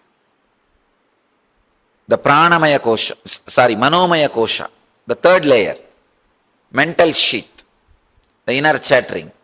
Fourth is the emotions which you experience beyond thoughts, the source of thoughts, that emotion, intense lust, intense greed, intense fear, or intense peace, the emotions which you experience, which are responsible for your thoughts, is the fourth layer, Vinyanamaya Kosha, the science of whole thing, the essence of whole thing. I can say, the space where you fall asleep, that is Vinyanamaya Kosha. Very subtle essence of engraved memories, that is Vinyanamaya Kosha. The fifth layer, Anandamaya Kosha, which usually you don't experience in your day-to-day life. Very rarely, when you are sitting in silence with yourself, maybe seeing sunset in the evenings, morning sunrise, those moments, very rarely you experience Anandamaya Kosha. But even those moments, if you try again, second time, it will not happen. It will not happen if you repeat. But let this technique be kept alive. At some point, somewhere, maybe after 2000 years, after 3000 years, again, one more person may experience through that door. Just with that hope, we keep all these things alive. Anyhow, Anandamaya Kosha is a space you experience your utter silence and bliss spontaneously without any reason, and which can't be reproduced, which you experience very rarely.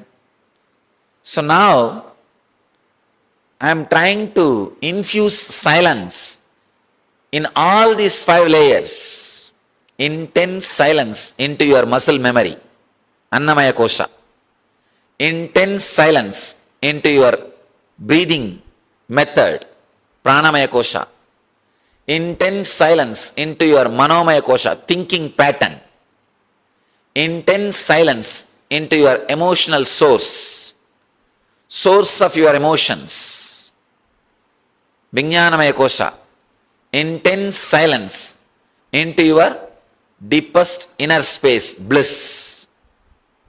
Please understand, infusing intense silence into all these 5 space is what I call Dhyana Purana. This whole system, this whole program, the whole technology is from Taittiriya Upanishad. Taittiriya Upanishad describes these 5 layers. Maybe today evening, we'll sit for a few minutes. I'll chant the Taittiriya Upanishad. I'll chant those mantras. You experience those mantras. Before experiencing the mantras, let you experience the silence first. Then We'll enter into the technical knowledge. First, I'll give you the essence of this introduction. I request you to be carrying intense seeking, yearning to achieve the ultimate, achieve the silence. Please understand, without yearning, the silence which you experience is very shallow. Sometimes people ask me, the yearning, seeking itself disturbs my silence, Swamiji. Then that silence is very shallow. The seeking will take you to a silence. That only is an eternal silence, the ultimate silence. If the seeking disturbs your silence, it is a very shallow silence. Forget about it. Carry intense seeking. Second thing, carry intense vidarka, means openness. With intense seeking, you will enter into a meditation program. With intense vidarka, you will enter into a meditation process. You will allow me also to contribute for you. So sit, the deep vidarka and deep seeking. You will experience this whole space. You will experience Dhyana's Purana. Is there any relationship with the deep silence and enlightenment? I can say it can be used as a method in the initial level. Malinath. It can be used as a method in the initial level. It will be really nice if these 2 days you experience that silence.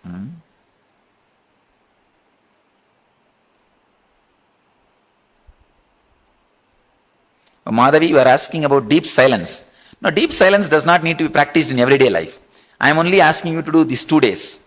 I'll give you a very strong push into that experience. After that, you will see, even while you are doing your activities, you will carry a kind of a silence. It will be like a...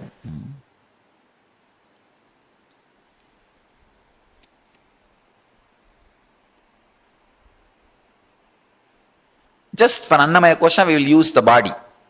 Because it is related to body, we will use technique related to body. Other than Annamaya Kosha, all the other 4 layers, you will not even move the body. You will not even move the body. But here, because we are working on the body, we will work on biomemory, on the muscle memory, the prarabdha. So, we'll gather for next session. We'll enter into the subject. The whole program is based on the one truth that you are unclutched. By the very nature, by your very nature, you are independent, illogical, unconnected, unclutched thoughts. Let it be very clear. By your very nature, you are independent, illogical, unclutched thoughts. I'll try to explain how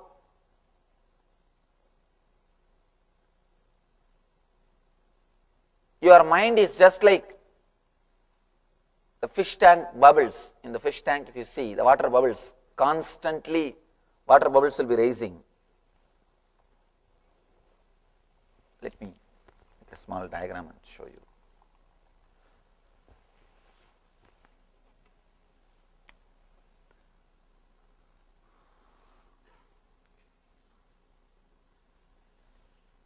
Whenever I draw any picture, I write a name also so that people will understand.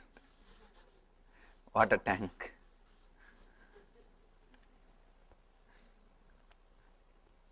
Just understand it is a water tank, fish tank. You will see the water bubbles.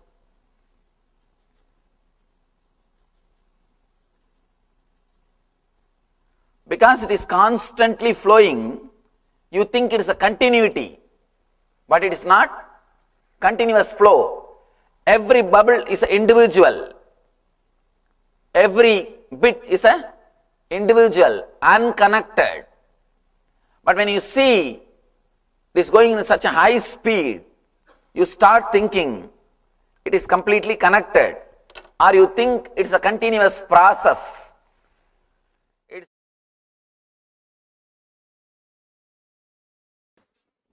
Just few minutes. Sit with closed eyes. Create a strong will and strong prayer in you to experience intense seeking, to experience this deep silence. Please tie the ribbon.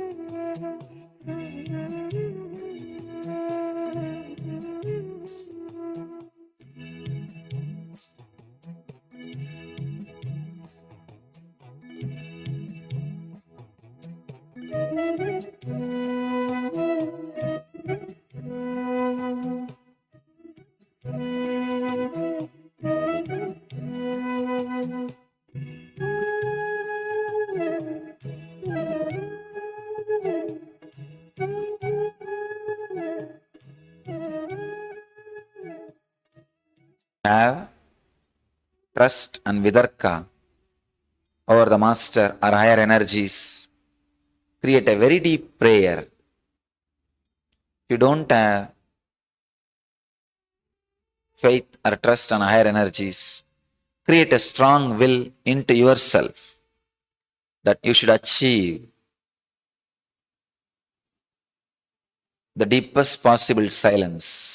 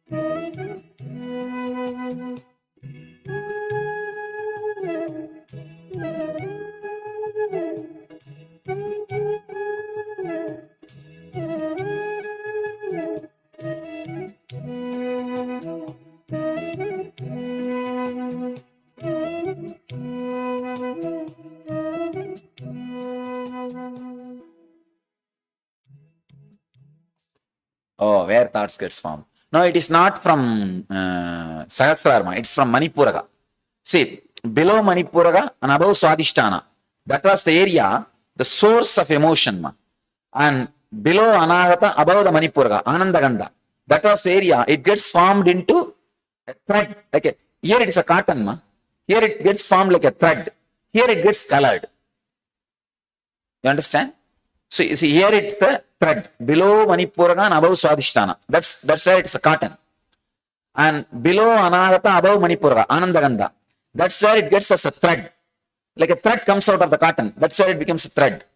Here, below the Vishuddhi, above the Anahata, this area. I can say even above Vishuddhi. Exactly. Above Vishuddhi, in this area, it gets colored. Means emotions added to it. Your identity added to it. So it's a three-place process. Walk. Okay. How we should stop, you are saying. Walk. See, if you just close your mouth and see, any thought comes, there will be slight movement in the deep tongue. The root of the tongue, this area, inside. I'm not talking outside.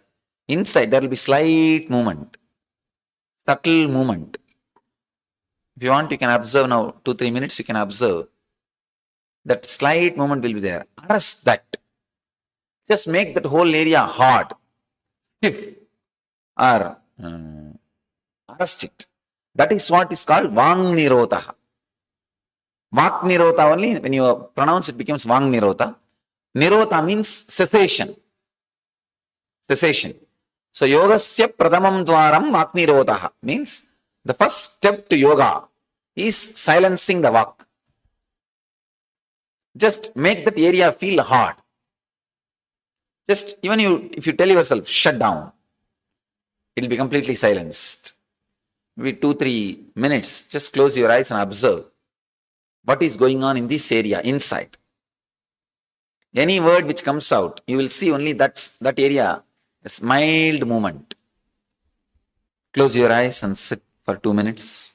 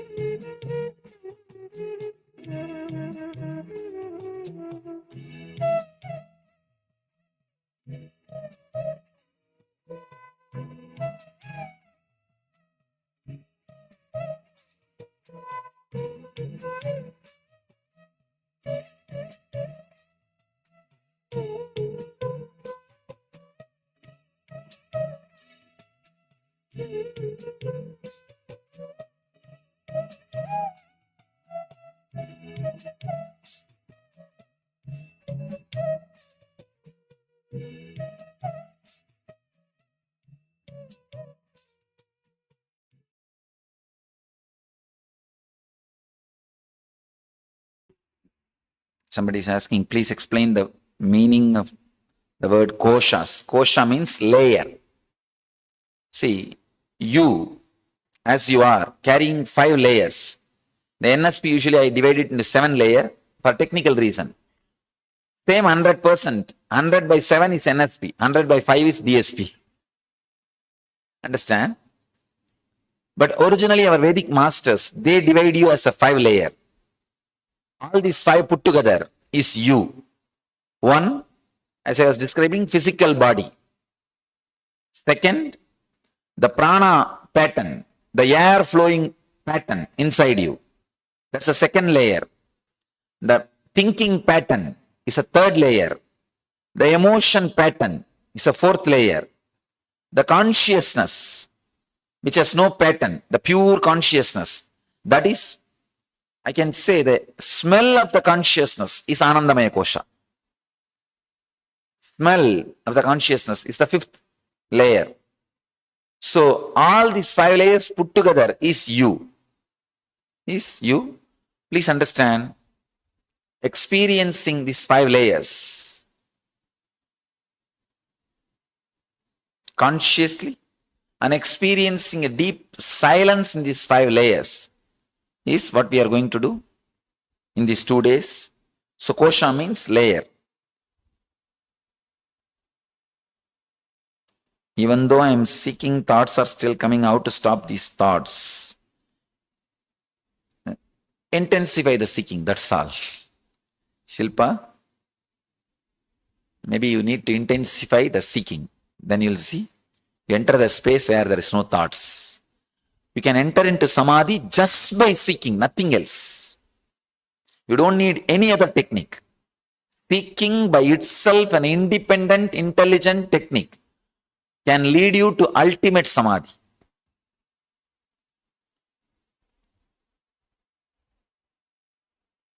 How do we practice this in day-to-day life? I'm a trainer at work and have 2 kids back home aged 10 years. And Madhavi, you don't need to practice this seeking every day, in the house. It doesn't need to be practiced. It becomes quality of your life. You see, sometime, if some fight or problem comes in your life, even though you are doing all your routine, the deep depression will be there in the heart. For 3 days, you will be carrying that low mood, but you will be doing your work.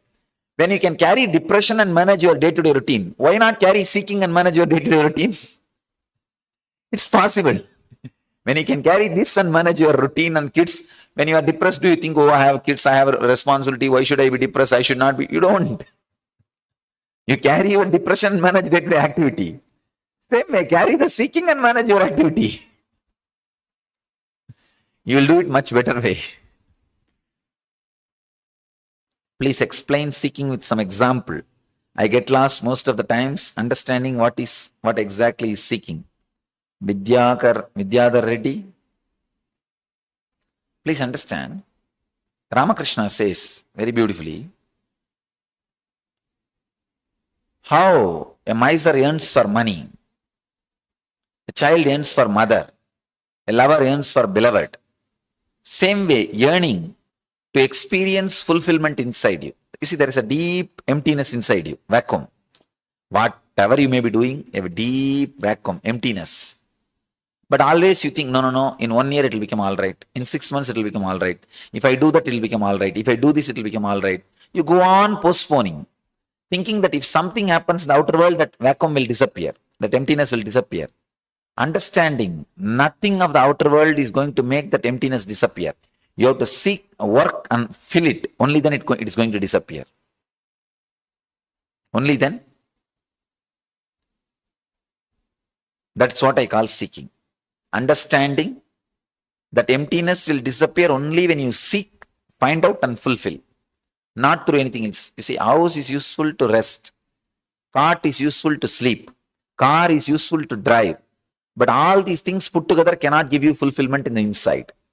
But you always have an illusion, all these things put together will give fulfillment inside me. No. You are expecting something from the things which those things can't give you. You are expecting it's like you are expecting mango fruit from coconut tree. Or you are expecting coconut from jackfruit tree. So, you are expecting fulfillment from the outer world. It's nothing but expecting mango fruit from coconut tree. You are expecting a totally different quality material from a different tree. It's not possible.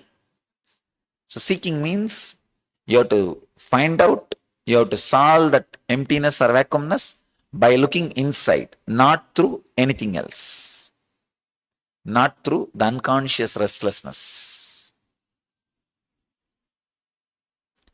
How can we be more receptive? Vidarka. Again, just Ramesh, I have another one question. I'll answer this question, you will understand this. Donna, wonderful. Her letter, she says she's doing the Life Bliss Engineering, this 3 months workshop. Last night I asked you for perfect vision at Darshan, Swamiji. In less than an hour, I found myself reading my notebook. I then realized my glasses are on top of my head. My vision gets better every moment. From this point onwards, I see the world through the grace of love. Grace and love of the Master. Deep gratitude. Love you. Actually, when you hugged me yesterday in the energy session, I saw such a deep vidarkama. Practically, your subtle body was coming out of your body to hug me. It was such a strong vidarka. I know for sure you will be healed. When you carry that vidarka, I know for sure you will be healed. That's why I said it will become all right from now. Do you remember the word? After the very word now, I think you are in ecstasy. You are not able to catch my words. You just caught only the idea which I was saying. Ramesh, it's you can't build this. Who put this question, Ramesh? You can't build vidarka. You only can be open. You can only avoid kudarka. Do one thing, avoid kudarka. Avoid constantly judging or criticizing or questioning. Just avoid that for these 2 days. That's all. Nothing else is required. The vidarka will just start growing in you. Vidarka, you can't make it grow. You only can create a situation where it can grow. Grass grows by itself. You can't quicken the process. But you can make the ambience. You can create the ambience where it can grow. You remove the weeds, grass will grow. Just the kudarka means, let me tell you an example from my life. The young age, I used to play with one Ganesha statue. Have you read my biography? Did you? No. All right, I'll describe the incident. But for many people, it will be old. Again and again, you would have heard. Don't feel bored. Sometime I need to repeat the incidences for newcomers. I used to play with a small Ganesha statue. Every day morning, whatever I do, I'll do to that Ganesha also. I used to think that he's really there, alive, small boy. So if I brush, I'll put the same tooth powder and that stick and brush his teeth also. Noon time, if I eat, I'll bring the same food and sit in front of him and try to tell him, I eat. And I'll eat that food. And if I lie down, I'll put him near my bed and put small blanket for him also. And if I feel hot, I'll fan not only for him, for me, for him also. Practically like I used to live with him. One day I went to the temple, one preacher, he was talking about one saint who gave food to Ganesha and the Ganesha ate. It's a story of Nambiyandar Nambi, one enlightened saint from central Tamil Nadu, near a place called Chidambaram. You might have heard of that Chidambaram place and the Nambiyandar Nambi. The story says that Nambiyandar Nambi, his father was a priest in a temple. Every day the father will go and do puja. One day the father fell sick and he told the son to go and do the puja. Son did puja and kept the nevedyam, offering, and told Ganesha to eat, and Ganesha did not eat, and this guy was feeling, oh, I did some mistake, that's why you are not eating. He started crying. Even then Ganesha did not eat. Then he started hitting his head on the stone step, said that if you don't eat, my father will fire me. If you don't eat, I am not going to go back, I will die here itself. Then Ganesha appeared and ate the food. That's the story. When I heard the story, something clicked in me. In Kathopanishad, there is a word, Shraddha Vivecha, means possessed by trust. something happened in me. I was possessed by trust. I felt, when Nambiyanda or Nambi can feed Ganesha, why not me? My Ganesha is not eating. So this is logic. When he can feed, why not me? Is logic. Is darka. When I came back, I decided I should make my Ganesha eat. But unfortunately, my grandmother always used to threaten the kids. If they don't eat, she will threaten them to, she will drop them into the well. The house well. My house is a giant family. Lot of kids. And the grandmother's responsibility is feeding all the kids. Some kids don't eat. In the house, the villages, they will have a well, common well. She will take the child and show, hey, I'll throw you in the well if you don't eat. So this is what I have seen. So I thought I should also try the same technique on Ganesha. I took my Ganesha and said, hey, eat. Otherwise, I'll throw you in the well. But he's not budging. Then I thought I'll threaten him more strongly. I put him in the small bucket through which you take the water from the well. If you are from a village, you can understand the scene I am describing. Because nowadays in cities, no bucket or anything. It's all bore wells. Open well. You are from village? Then you can understand the scene, what I am describing. If you are from Indian village, each house will have a big well. Center of the house or the backyard of the house. And they will have a bucket and a rope through which they will fetch the water from the well. So I put that Ganesha into that bucket and dropped that bucket into the water, and almost near the water level, I'll shout from above, hey, eat the food, otherwise I'll drop you in the well. I thought he may not be able to hear my sound. I brought that funnel through which they pour the kerosene. I'll keep the funnel in my mouth and shout. Loudspeaker. Hey Ganesha, eat. And then I realized I have not kept the food. He might have changed his mind after touching the water level. So I kept the food and again dropped him inside. Started shouting, eat, otherwise I'll drop you in the well. But of course, he did not eat.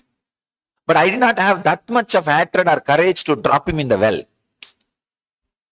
I wanted to blackmail him, but I don't want to drop him. So I took him out.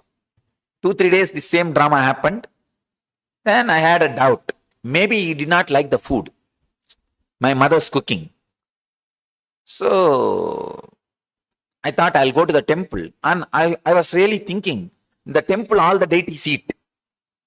So I thought I'll bring the same diet and feed him. I went to the temple, and in the temple I used to volunteer. So the temple cook, the main temple cook, is my close friend, because as a young boy we used to go and wash the vessels and do all things. He gave the food, which is usually given to the deities. I brought that food and told, hey, your same diet has come. You can't say now, you don't like the food, eat. So again, he did not eat. One day, the evening, suddenly I realized, I was contemplating why he is not eating. I realized, hey, the Nambiyanda or Nambi, he did not torture Ganesha. When Ganesha did not eat, he tortured himself. But in my case, I am torturing Ganesha. So I realized that like a click, it happened in me. Like a realization, it happened in me. I decided, yes, right. He did not torture Ganesha. But in my case, I am torturing Ganesha. I am not torturing me. I am not doing tapas. In Sanskrit, there's 2 words, tava and ava. Tapa means burning you. Apa means burning opposite person. I am not doing tapas, I am doing apas. The apa means I am doing something opposite. I am supposed to change me, but I am trying to change Ganesha by torturing him. Then I decided I will not eat till Ganesha eats. I was a small boy. But strong will. One day, did not eat. Second day, there was little temptation. I said, no, nothing doing. Come on, I'll see. I'll not eat. 2.5 days over. And 2.5 days evening, the third day evening, Really, I was feeling very giddy and almost like fainting feeling, but very strong will. Suddenly, I don't know whether I fainted and fell or got into the meditative mood or samadhi mood, kind of a samadhi mood. But I fell on the ground with closed eyes. I saw in the vision Ganesha eating the food which I put. When I opened my eyes, the body and mind was feeling so ecstatic and fresh, alive. It's like as if you met a person with whom you are experiencing a strong love, the feeling connection, the romance. You see, if you have a simple distraction, even if you meet that person, you will have only irritation. You will feel you are bound by that person. But if you have a strong feeling connection, the very darshan, seeing that person will create so much of joy. I had that such a deep ecstatic mood, that pure romance, that experience. When I opened the eyes, not only inside me was fresh and alive, I saw the food disappeared. It was not there. I don't know how you will understand. But I tell you, I am telling you the honest truth, the straight truth. People may question, who knows whether Ganesha ate or some rat would have come and ate when you are in Samadhi, who knows? I do not know whether Ganesha ate or is a rat ate. I don't know about that. One thing is sure, if Ganesha would have eaten the food, what prasad he will give for me? The joy and bliss and the faith, the strong trust, the deep bliss. He has given me that. Because of that, I know only Ganesha ate the food. Understand this scene. When I thought, when Nambiyanda or Nambi can feed, why not me? That is Darka. When I started torturing Ganesha, it's Kudarka. It's not the right thing to be done. Kudarka. But when I started doing tapas, when I started working on me, it's Vidarka. So if I make a statement, life is bliss, don't have Kudarka. No, it's a lie. Swamiji is telling a lie. It's not the truth. Have Vidarka. No. What he says must be right. I should work on me to experience it. So working on you is Vidarka. You can't create Vidarka, but you can create the ambience for Vidarka.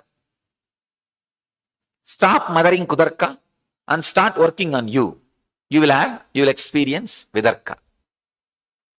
So if you torture Ganesha, you try to put him in the well, it is Kudarka. Same thing. Many times people try to put my image into the well. Actually, you can't put me in the well. Even I can't put Ganesha into the well. I can put only Ganesha's image into the well. What I think as Ganesha, I can put it in the well. I can't put Ganesha into the well. Many times people try to put what they think of me into the well. But they don't understand. They can't put me in the well. Many times, these guys try to abuse me. If they can't connect, they try to abuse me. And I say, all right, forget about it. They miss it. They miss it. And I don't have a problem. It's like a Kudarka. The image which they have about me, they try to put that into the well. Actually, when I had the Kudarka, I was only suffering more. I was only suffering more. Ganesha never suffered. He was quite happy. Simply he was enjoying the whole drama. What is going on? Silly fellow. Trying to put me into the well. Or put my image into the well. Not even me. Put my image into the well. But when I turned into the Vidarka, even though I was not eating, I was not suffering. Understand? With Kudarka, even though you are trying to torture the other person, you will be suffering. Jaidev, sit straight. With Vidarka, even if you are trying to torture yourself, you will not be suffering. So don't mother Kudarka. Don't mother the negative judging attitude. And try to create a space where you don't entertain Kudarka. That's all. Simply the Vidarka will grow.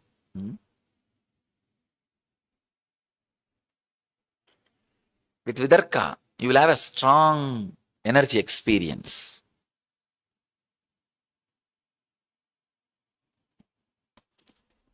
Is deep silence same as death? Murti, no. Murti Aduri? Vibrant silence, not dead silence. See, absence of words is a dead silence, negative silence. I don't feel intense seeking, or I don't have the feeling of the intense seeking. Please help. Just feel that you don't have. That itself is enough.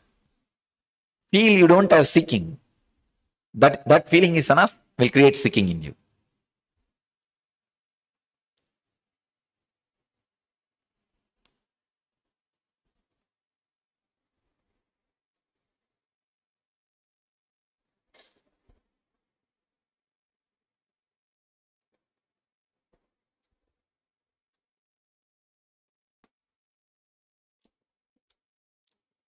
The whole program is going to be based on my unique message, be unclutched. I want all of you to know, even that word is not there in Oxford Dictionary. We did research. It's only Oxford Dictionary uses only the word disclutching, not unclutching. So each master gives a Mahavagya. Like Aham Brahmasmi, Tattvamasi, Pranyanam Brahma. These are the great Mahavagyas. Mahavagya means the word by using which you will go beyond words is Mahavagya. The word which leads you to the wordlessness is Mahavagya. So each master gives one Mahavagya. I can say, from my experience, can give you one Mahavagya, that is unclutching. Unclutching is the Mahavagya from my experience.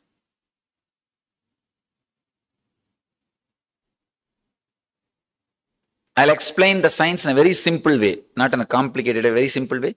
Maybe in the next 2 days, when you practice deeper and deeper, you will have the experience of it. More than a technical knowledge, experience will be much better.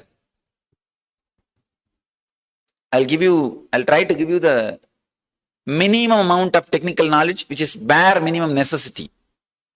Only that much, not more words, because the aim is you are supposed to go beyond words. See, unclutching is nothing but whenever any thought arises, without giving life to it. See, even if you fight with the thought, you are giving life to it. Without giving life to it, without giving meaning to it, just go back to the source from where it is coming. Please understand? Without giving meaning to it, life to it, attention to it, just go back from where it is coming. Relax from the source. For example, if you close your eyes and sit, naturally some thought will come. When a thought arises, don't give life to it. Just say, unclutch. I am not going to support you. I am not going to mother you. I am not unclutching. After a few seconds, again some thought will come. Again you will say, unclutched. After a few minutes, this unclutching idea will become one more thought. Unclutch from that. Unclutch from that. Means every moment you have to be completely aware, bright, what is going on inside you. Automatically every moment you will become aware, because the moment you relax, unclutching will become one more thought. Unclutching, unclutching, unclutching, like a mantra. Unclutch, unclutch, unclutch, unclutch, unclutch, unclutch, unclutch. So only if you are aware, you will unclutch from that too. I'll take you to the deeper and deeper levels of unclutching in these 2 days. The whole thing is unclutching and infusing intense silence into all the 5 layers. That is what you are going to do in these 2 days. One thing I am sure, having the glimpse of Jivan Mukti is one thing. Apart from that, this intense silence and unclutching will heal your body thoroughly. It will thoroughly heal your body and mind. That I can be sure. It will just heal your body and mind, because you never experience such a stress-free silent zone in your life. A rare opportunity. These 2 days, experience that stress-free, deep silent zone. Please understand the science. I am describing once more about this unclutching. Whenever any thought arises, without giving meaning to it, power to it, without going behind that word or the thought, just remember unclutch. Just remember the idea of unclutching. After a few times you will see, you don't even need to use the word unclutch. Just the idea unclutch is enough. You will be able to unclutch. Now first we will work on the physical body, Annamaya Kosha. 3-step. First, we will boil, means get all the engrams you store, the stress and difficulties you store in your muscles, get them out. Then unclutch from the body. Then enter into the deep silence. 3 steps. You will feel the energy spread all over the body in a harmonious way. Please understand, if you are storing too much of engrams, if I give you the example, you will understand. Morning, if you are afraid of your office and decisions and manager, boss and everything, if you go and sit in the office 9 o'clock, by 9:30 you would have taken only 2-3 decisions, you will have shoulder pain. Means that fear engram, stress engram you store in the shoulder. The moment you go and sit, that engram gets activated, not because of number of decisions you made, just because of the fear you are carrying. Just because of the fear you are carrying. So be very clear. All you need to do is not to carry the stress engrams in your muscle memory. Actually, if you don't carry the stress engrams in your muscle memory, even if you do the same job, same routine, same lifestyle, you will not become tired. Your job or work is not responsible for your tiredness. The muscle memories you carry are responsible for your tiredness. The memories which you carry in your muscles, they are responsible for your stress or any physical illness. Now, we'll enter into the technique to release the engrams from the physical layer and unclutch from the physical body and enter into a very deep silence. It's a very powerful technique from Vinyanavatantra. It's a technique from Shiva. As you all may be aware, there is a book called Shiva Sutras, which is 60,000 sutras. In that 140 sutras, one chapter is called Vinyanavatantra. I have spoken elaborately on that Vinyanavatantra. There is a technique, one technique from Vinyanavatantra, very powerful technique. It can really straight away transform you, even once practicing once. I am not even saying this technique needs to be done every day. Even once is enough. See, I classify techniques into 2-3 categories. Techniques, if you do it once in the presence of master, that's enough. Technique, if you do it just once without even the master's presence, that's enough. Techniques which you need to do every day. Technique which you need to do every day is Nitya Dhyan. These techniques, if you do it once in the presence of master, that is enough. It will heal you and release many stresses and stressful engrams.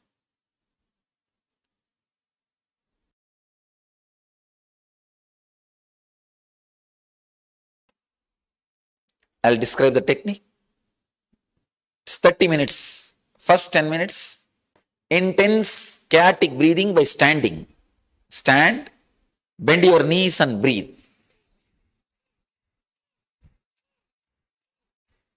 Means the air should hit your root chakra, Muladhara. See, Muladhara is the place where all the engrams are stored. It's like a hammer, the Muladhara, with the prana. Just hammer the Muladhara with the prana. You should not feel the prana hitting in the head. You should feel the prana hitting in the root. If you feel in the head, that's okay. But you should feel in the root. If you inhale, you should feel that you are hitting the root chakra. That kind of a breathing, practically melting the body. First 10 minutes, intense chaotic breathing. Please understand. If you have blood pressure or heart problem, hernia problem, don't do. Don't do. Do only the second part. First 10 minutes, chaotic breathing. Second 10 minutes, tense the whole body, part by part. First your legs. Visualize as if you are melting it. You are as if your body is made out of clay and you are making the whole thing into a clay ball. Visualize you are just making your whole body into nothing but lump of muscles. Just squeeze the whole body. Just tense it very intensely, part by part, part by part, part by part. You will awaken all the stress engrams in your body. Part by part, tense it. Then the third part, unclutch. Unclutch completely from whatever is happening inside and outside your body. I'll guide you step by step. Please understand the technique once more. First 10 minutes, intense chaotic breathing. Do not do if you have hernia problem, heart problem, or blood pressure. Please don't do. Or any other serious illness like recently you had a surgery, that kind of illness. Anybody? Please raise your hand. Recently had surgery or high blood pressure or heart problem. Don't do. Otherwise, you can do. The second thing, a pregnant women, that is not a problem. Anybody pregnant? Carrying? Pregnant women will not have problem with the breathing. They will have only problem with the humming. So only humming should not be done by the pregnant women. So, first part, chaotic breathing. Second part, tense your whole body intensely. Don't think it's like Dukkha No. There is a change. It's a different technique. Intensely tense your body, step by step, part by part, part by part, part by part. And the third, just sit and unclutch. I'll guide you. Yes. Little loud. Give the mic. Do it with nervous disorder? No, you can do, no problem, no problem. Don't bother. Actually, it will heal you. It will help you and heal you. That chaotic breathing, do as much as you can. Don't force yourself. Do as much as you can. It will really heal you. All right, please spread all over the hall. Please spread all over the hall and tie the ribbon.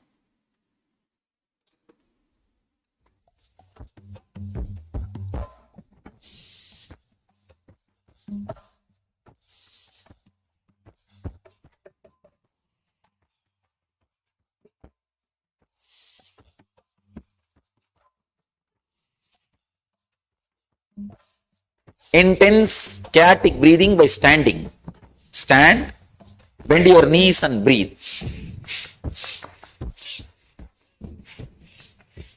Means the air should hit your root chakra, Muladhara. See, Muladhara is the place where all the engrams are stored. It's like a hammer, the Muladhara, with the prana. Just hammer the Muladhara with the prana. You should not feel the prana hitting in the head. You should feel the prana hitting in the root.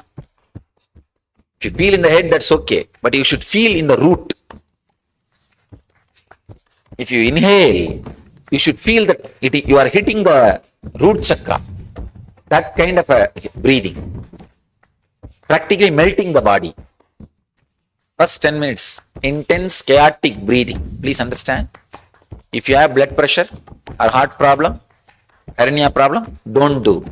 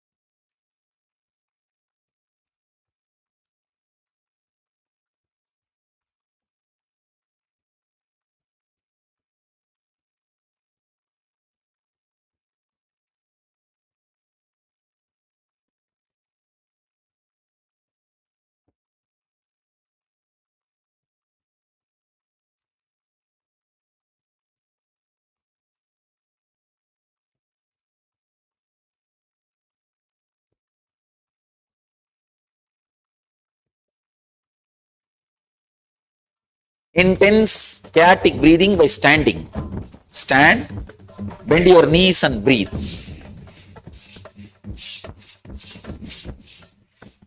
Means the air should hit your root chakra, Muladhara. See, Muladhara is the place where all the engrams are stored. It's like a hammer, the Muladhara, with the prana. Just hammer the Muladhara with the prana. You should not feel the prana hitting in the head. You should feel the prana hitting in the root. If you feel in the head, that's okay. But you should feel in the root.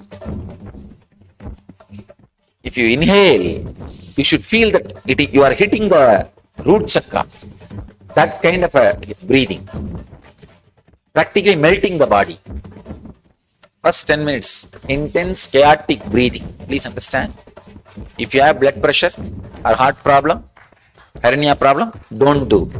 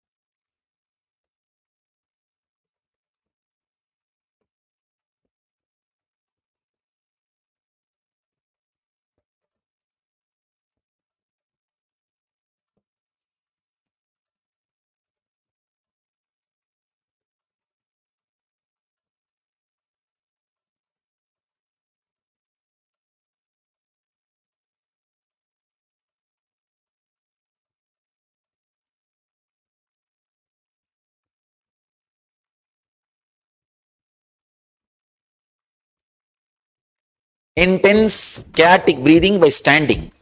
Stand, bend your knees and breathe.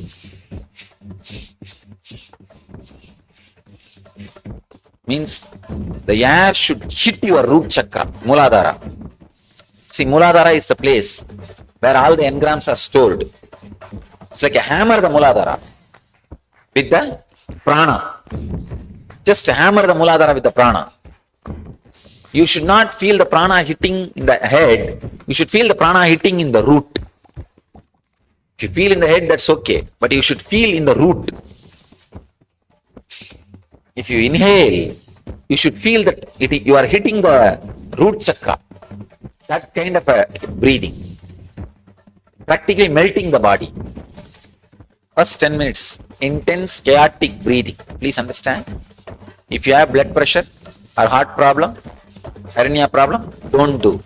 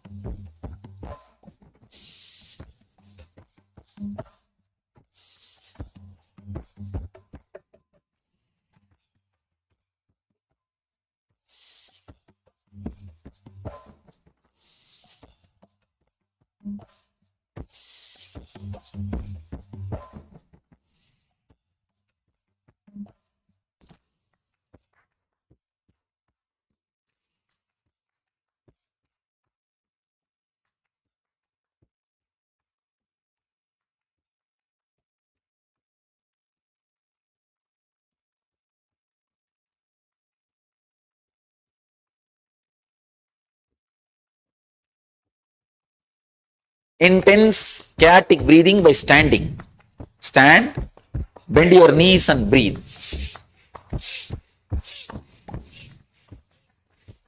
Means the air should hit your root chakra, Muladhara. See, Muladhara is the place where all the engrams are stored. It's like a hammer, the Muladhara, with the prana.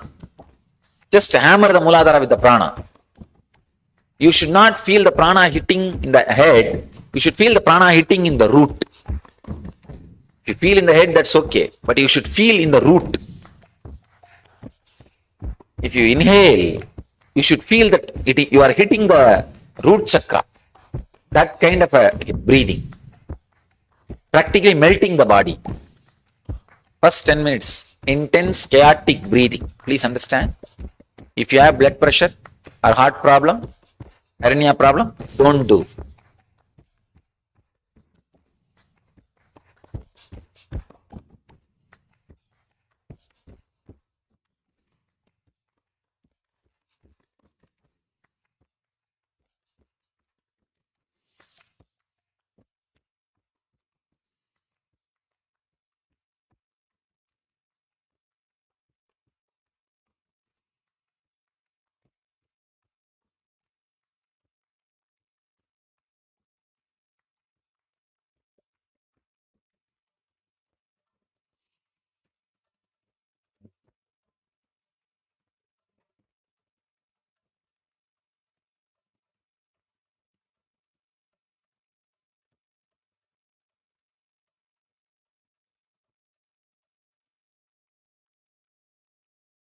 Second 10 minutes, tense the whole body, part by part.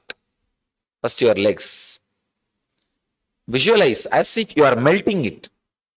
You are as if your body is made out of clay and you are making the whole thing into a clay ball. Visualize you are just making your whole body into nothing but lump of muscles. Just squeeze the whole body. Just tense it very intensely, part by part, part by part, part by part. You will awaken all the stress engrams in your body. Part by part, tense it.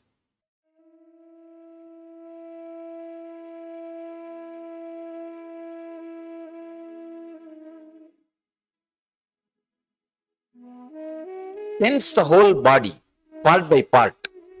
First your legs. Visualize as if you are melting it. You are as if your body is made out of clay and you are making the whole thing into a clay ball. Visualize you are just making your whole body into nothing but lump of muscles. Just squeeze the whole body. Just tense it very intensely, part by part, part by part, part by part. You will awaken all the stress engrams in your body. Part by part, tense it.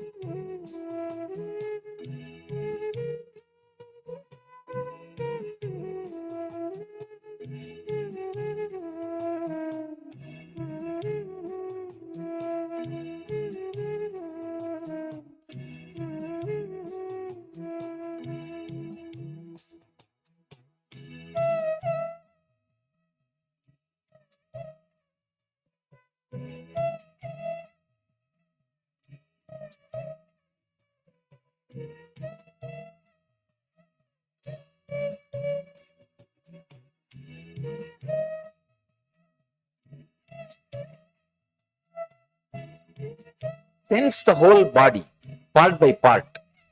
First your legs. Visualize as if you are melting it. You are as if your body is made out of clay and you are making the whole thing into a clay ball. Visualize you are just making your whole body into nothing but lump of muscles. Just squeeze the whole body. Just tense it very intensely. Part by part, part by part, part by part. You will awaken all the stress engrams in your body. Part by part, tense it.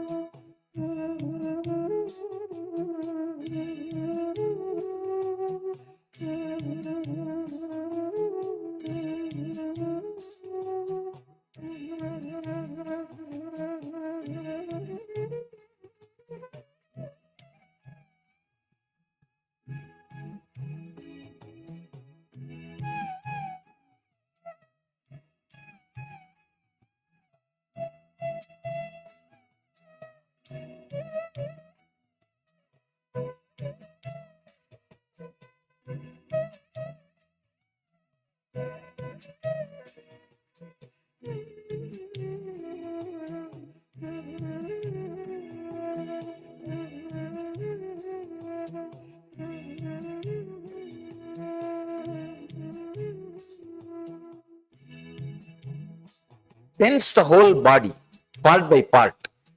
First your legs. Visualize as if you are melting it. You are as if your body is made out of clay and you are making the whole thing into a clay ball.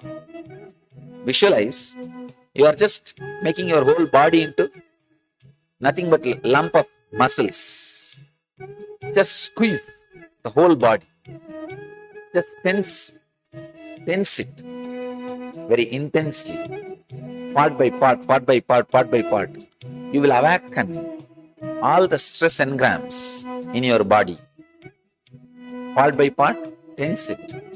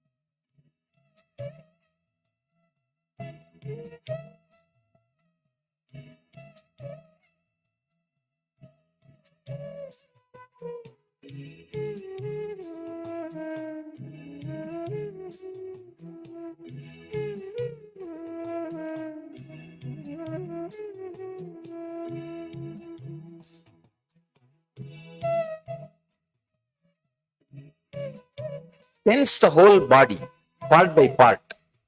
First your legs. Visualize as if you are melting it.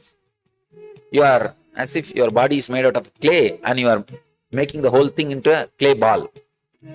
Visualize you are just making your whole body into nothing but lump of muscles. Just squeeze the whole body. Just tense it very intensely, part by part, part by part, part by part. You will awaken all the stress engrams in your body. Part by part, tense it.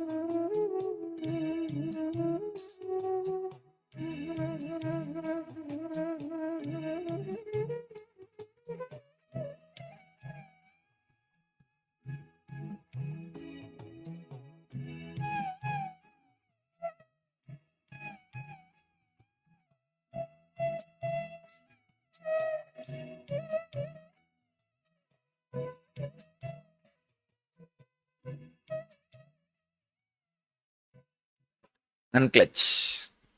Unclutch completely from whatever is happening inside and outside your body.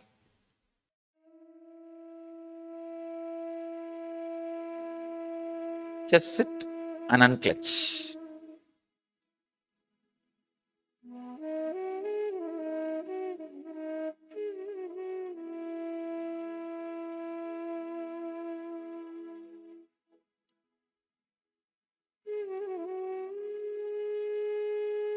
Unclutch. Unclutch completely from whatever is happening inside and outside your body.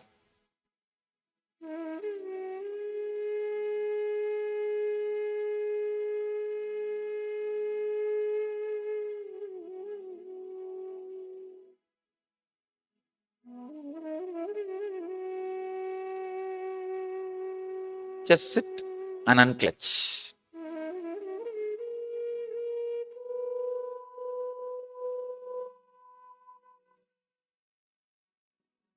Unclutch. Unclutch completely from whatever is happening inside and outside your body.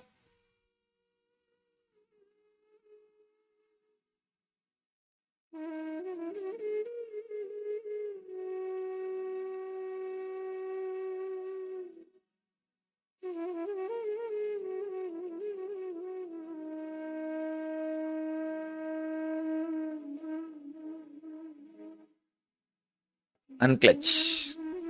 Unclutch completely from whatever is happening inside and outside your body.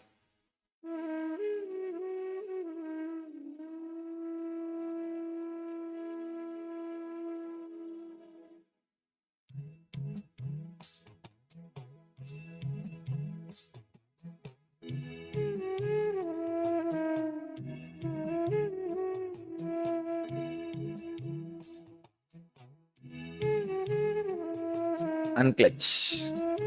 Unclutch completely from whatever is happening inside and outside your body.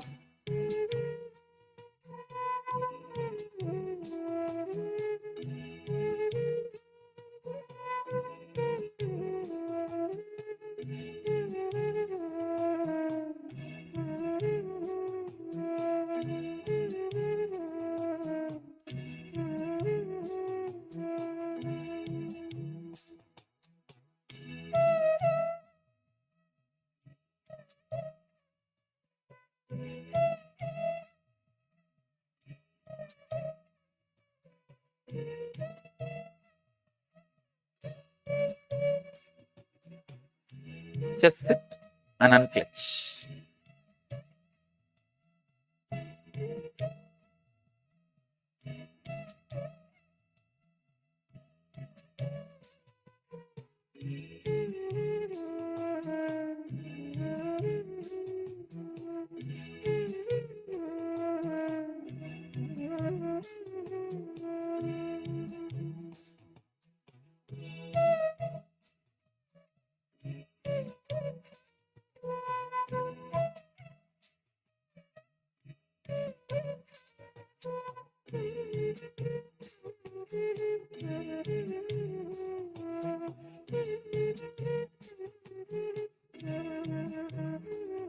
Just sit and unclutch.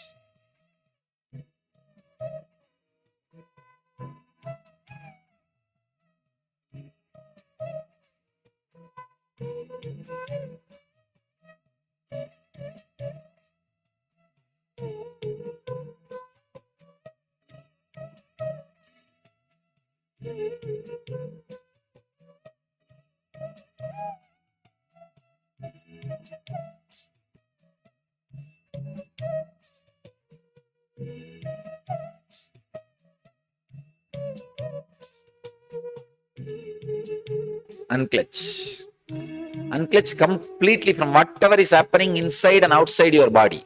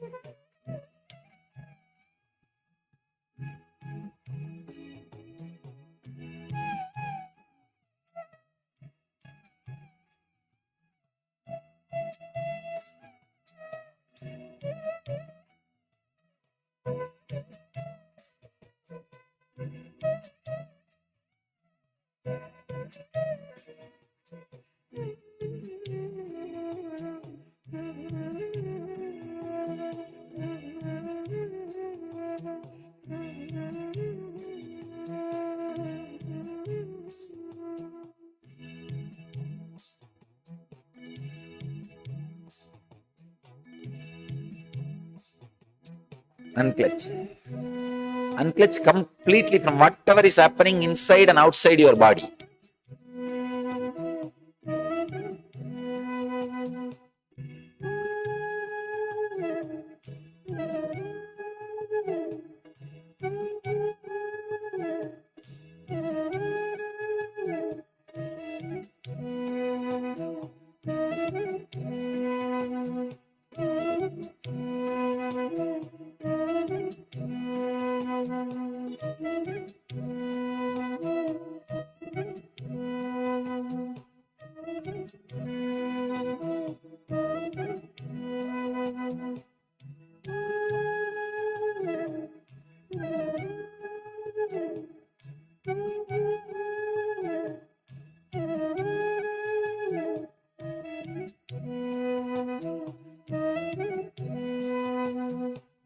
Unclutch. Unclutch completely from whatever is happening inside and outside your body.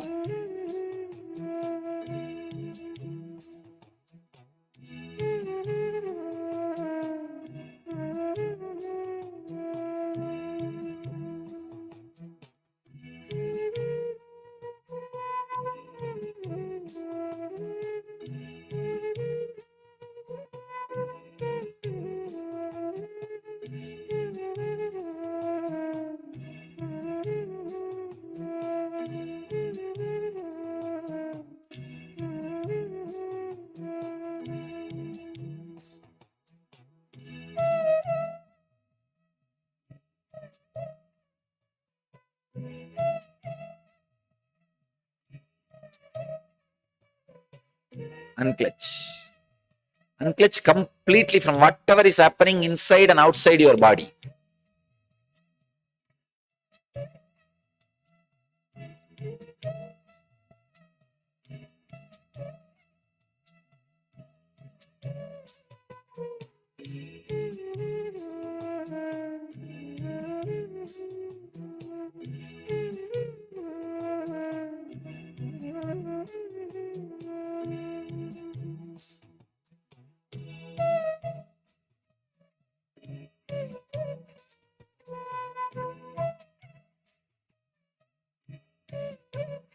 Unclutch. Unclutch completely from whatever is happening inside and outside your body.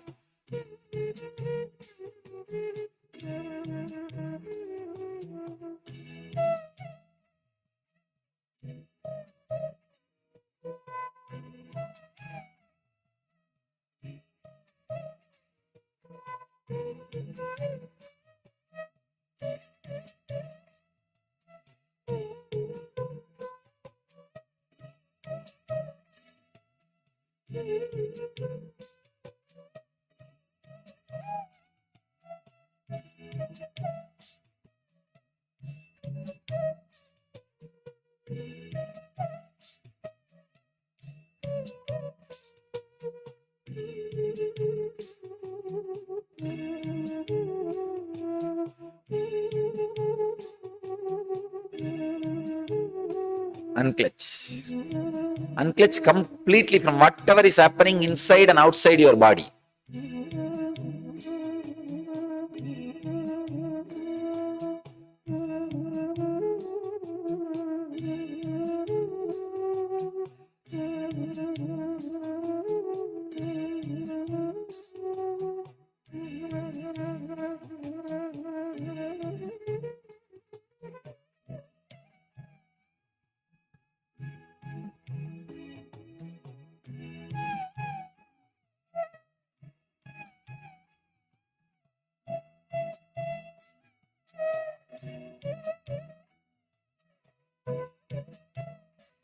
Unclutch. Unclutch completely from whatever is happening inside and outside your body.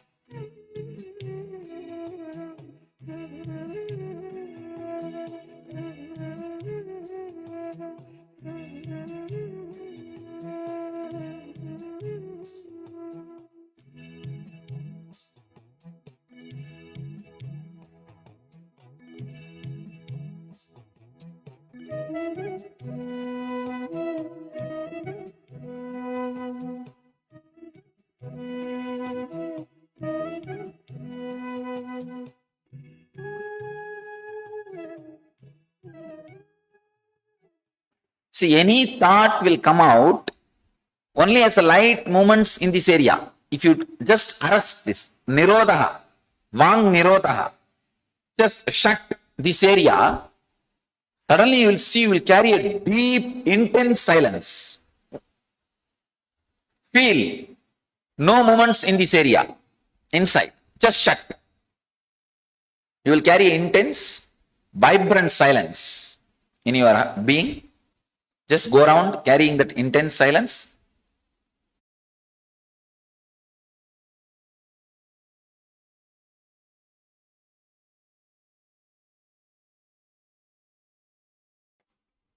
When we are unclutching from a particular kosha, do we keep our awareness on that kosha or do we unclutch from everything that comes into our awareness? Spencer, you are expected to put your more awareness on that kosha. Anything comes unclutched, that is different, but be more aware, be instructed. Remember, you are supposed to work more on that kosha. Is there a relationship between seeking and silence? Is the presence of one indicative of the other? Yes. Madhavi? The upper energy is seeking. When the same energy gets settled inside you, is silence. Both are one and the same actually.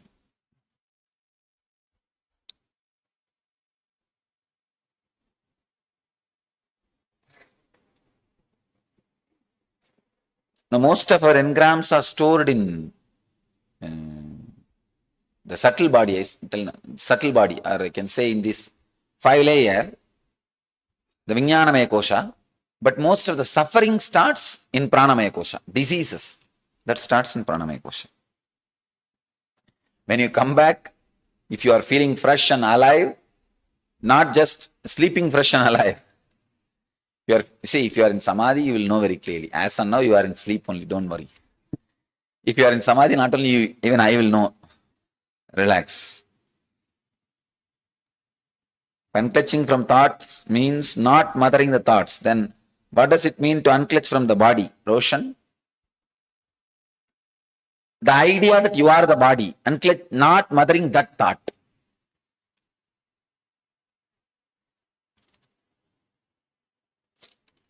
Raghuram, can mind chatter stop all of a sudden? Yes, it can stop all of a sudden sometime. If you are doing some strong technique like unclutching, My thought flow revolves just around you and your presence. Mind is not just there. Is Guru Bhakti overcoming the wandering mind? I can say after some time, this Guru Bhakti also will merge into a very deep samadhi, Savigalpa samadhi. But as on now, it's okay. Lila Dhyana, it's okay.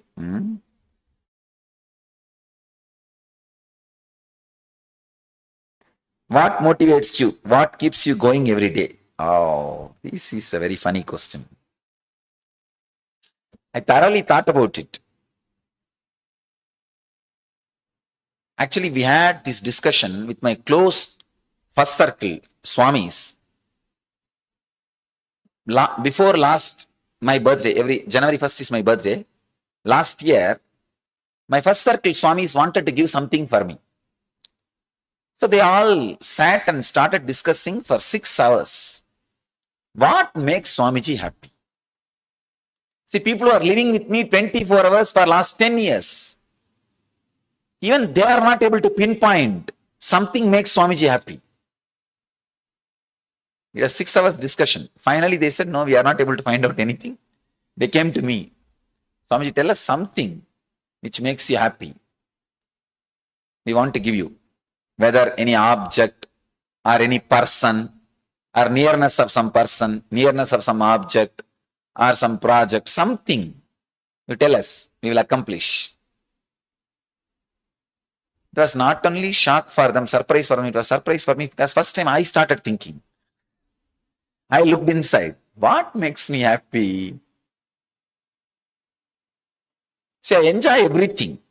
There is nothing it's not that I am dull or low or anything. Everything. If all of you are here, I enjoy. If you are not here, again I am enjoying. I have no problem. I am enjoying everything. I started contemplating what adds more joy to me. Finally, I have to come to the conclusion, nothing adds anything to me. Nothing adds. Then I started digging out something I should find out. And what is making me run?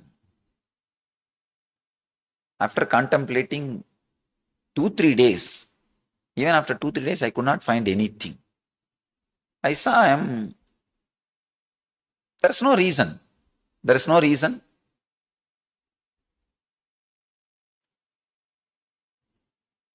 So I tried. Early morning when I get up, first thing what I want to do. Because from that I can trace what makes me run. Again I saw I don't want to do anything. I feel if I come out, maybe these guys will enjoy seeing me. So that's all. At the most, I can say one point for which I bend is my Swamis. They'll be happy to see me. Maybe I can say that is the only reason I come out.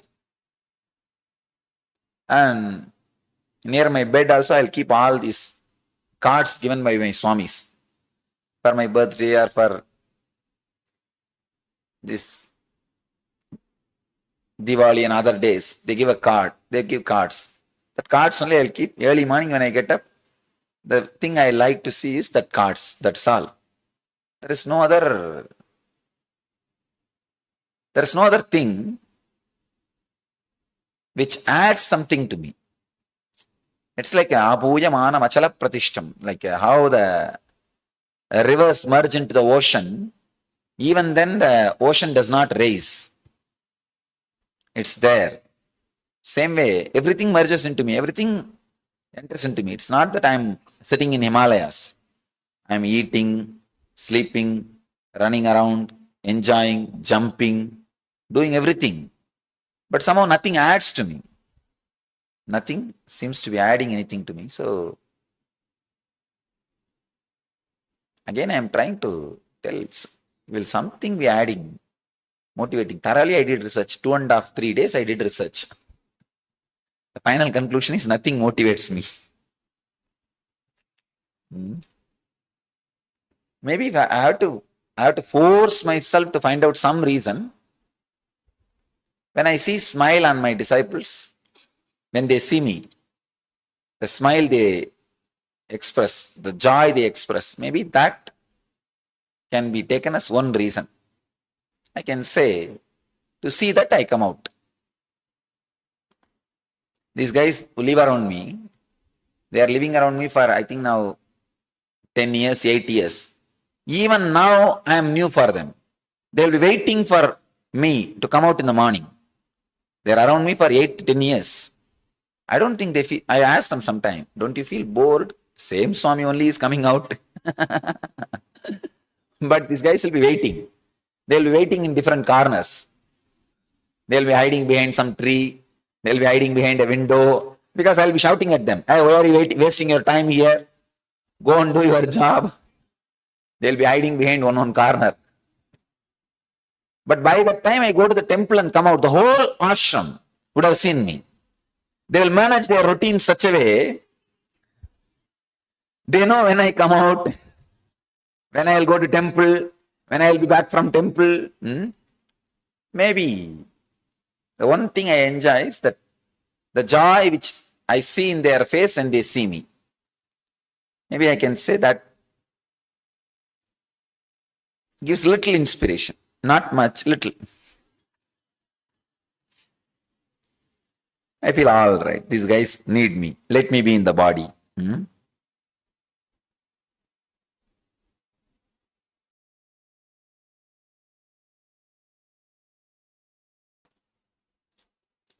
All right. Then we will enter into Pranamaya Kosha now.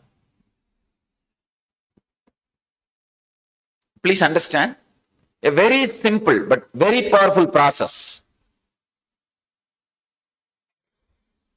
You have 5 prana movements inside you. Inhaling, holding, spreading all over your body, exhaling, and cleaning. All of you understand? Inhaling, holding, the prana staying inside. Spreading, the oxygen part of the prana reaching all parts of your body. That's what I call spreading. And exhaling, the remaining carbon dioxide being thrown out. And cleaning, apana. Cleaning is not only cleaning through the stomach, even your sweating is because of the cleaning apana. Apana is responsible even for your sweating. Sometimes the unnecessary things are sent out of your body through the skin and from the lower passages. So both are apana.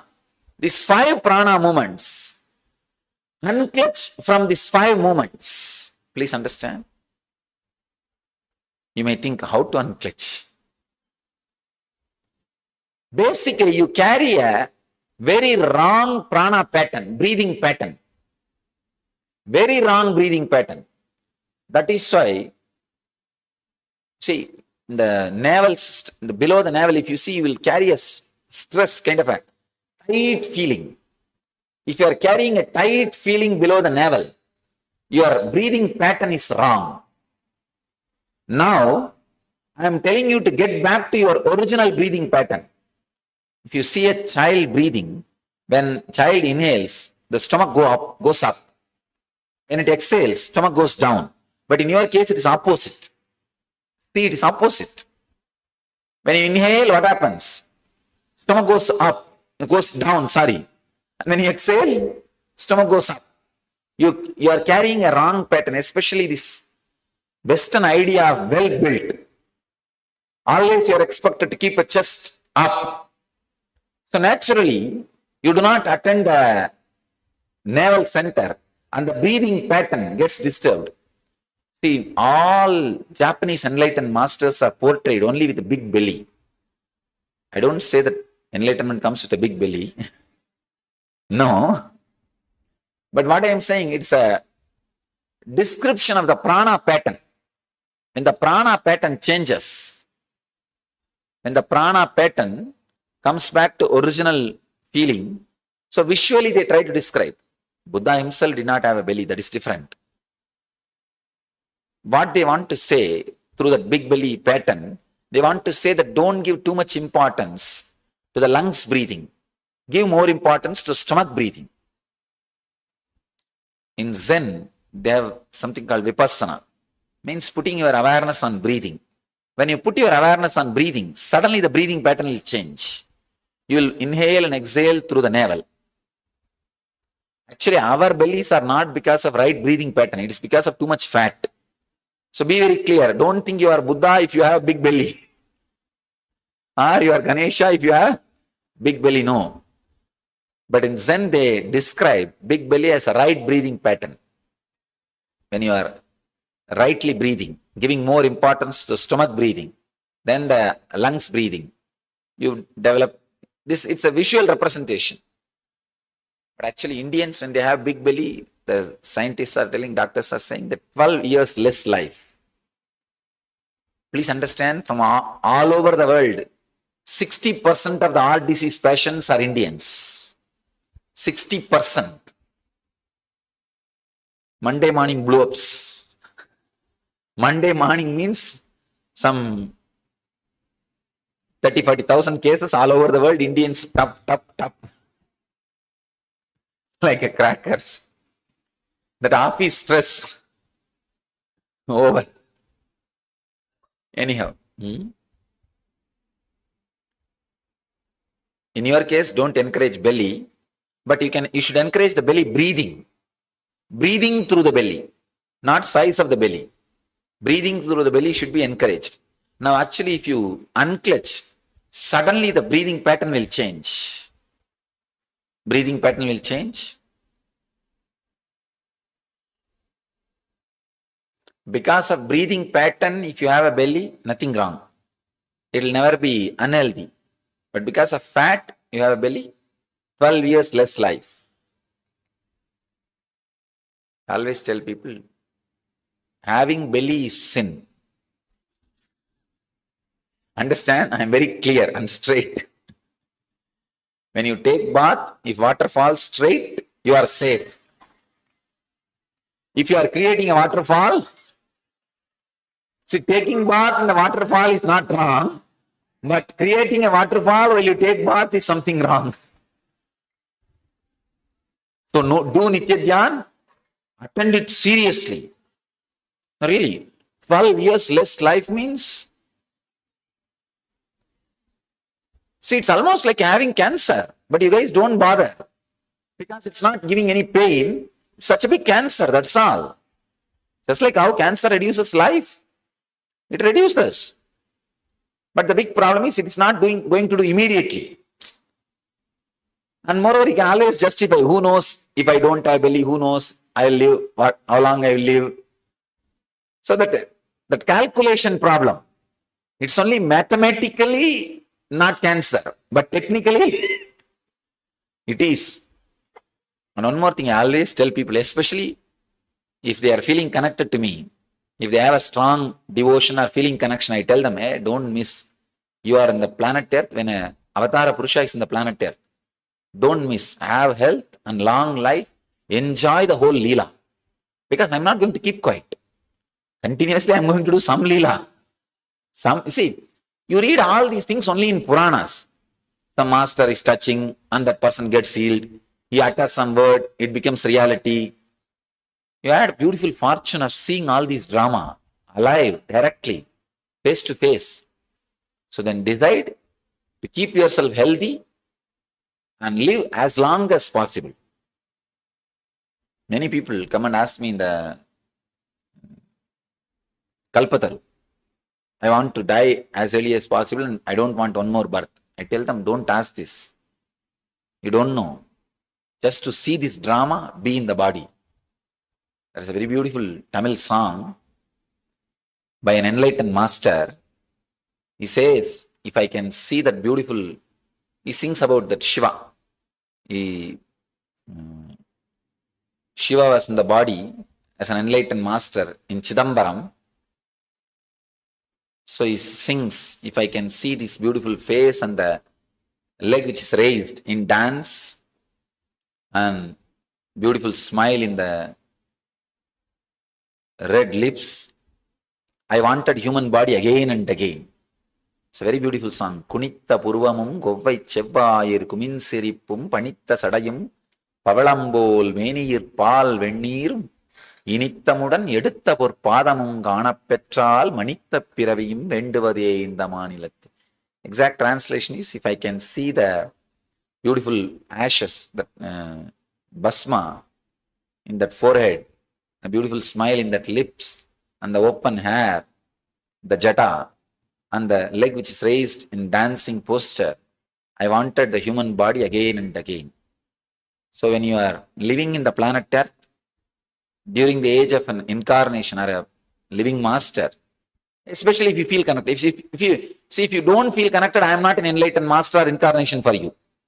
I have nothing to do with you, or you have nothing to do with me. Maybe at the most, I am a teacher who teaches you one or two techniques. But if you feel connected, it's an amazing blessing. Be healthy, live long life, and decide consciously, I'll be in the planet Earth just to enjoy his leelas, just to see all the leelas, and no belly. That's the last instruction. Now, we will shift the whole breathing pattern to its original pattern. How a child will breathe, how you were breathing when you were a child will shift. Please understand, you don't do anything to control breathing. Do only one thing, unclutch from breathing. How to unclutch? Understand, it's a very subtle point.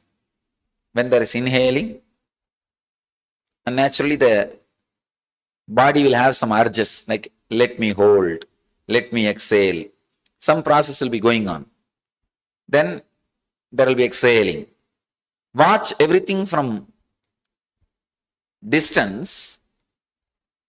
Tell yourself very clearly, I am not going to involve in this breathing activity. I am unclutching from this activity. I am not going to support this activity anymore. So naturally what will happen after 2-3 minutes, you will feel heavy, as if you are negating breathing. So unclutch from that heavy feeling also. Please understand, when there is this, if you close your eyes and just sit, the breathing activity will be going on. Inhaling, staying, spreading, exhaling. All these activities will be going on. Just tell yourself, I am not going to mother this activity. I am not going to support this activity. I am unclutching from it. I am not going to stop it. Don't try to stop it. I am unclutching from it. That itself will reduce that activities drastically. Naturally, you will feel a little heavy. You want to breathe. You want to put your effort and breathe. Don't mother.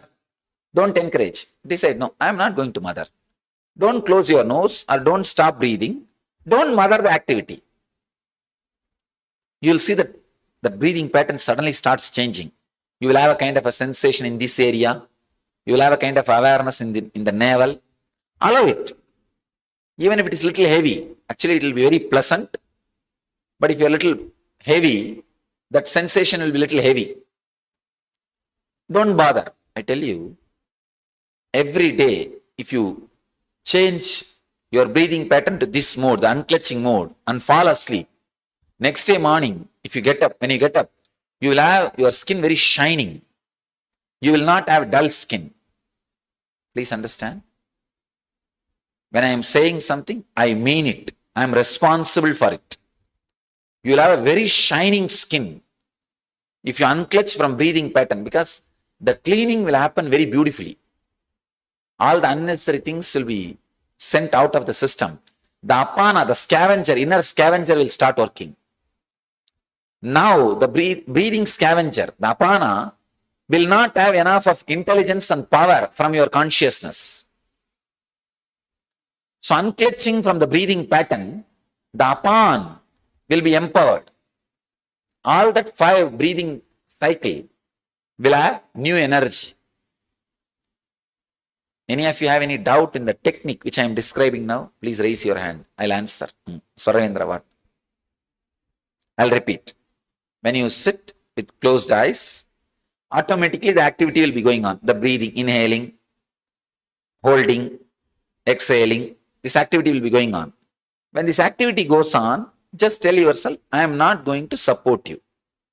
You are asking, do Pranamaya Kosha meditation will lead to enlightenment? It will not directly lead to enlightenment. It will clean the Pranamaya Kosha. Now we will go to the deeper level techniques.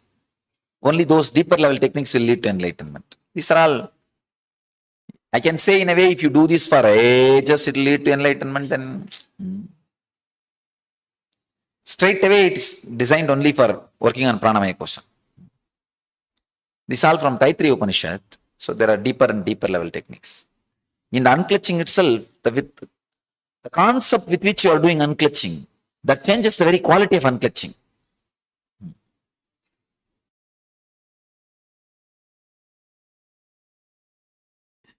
In the second meditation, I felt around the Manipuraga an acute burning sensation, means the balancing is happening. George, you might have had wrong breathing pattern. When it gets balanced, you will feel as if chili was rubbed on your skin. Anybody felt in some spots of your body chili being rubbed?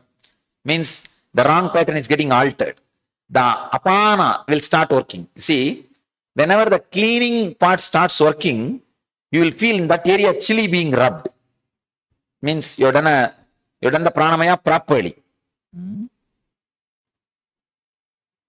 But don't start feeling bad. Oh, I did not feel chilly. You may not have had blockages. If you have had that thing, two things are sure. One, you did the meditation properly. Second, that blockages are getting healed. It will be like a burning sensation. The apana, the cleaning prana has become active. That breathing pattern has been cleaned.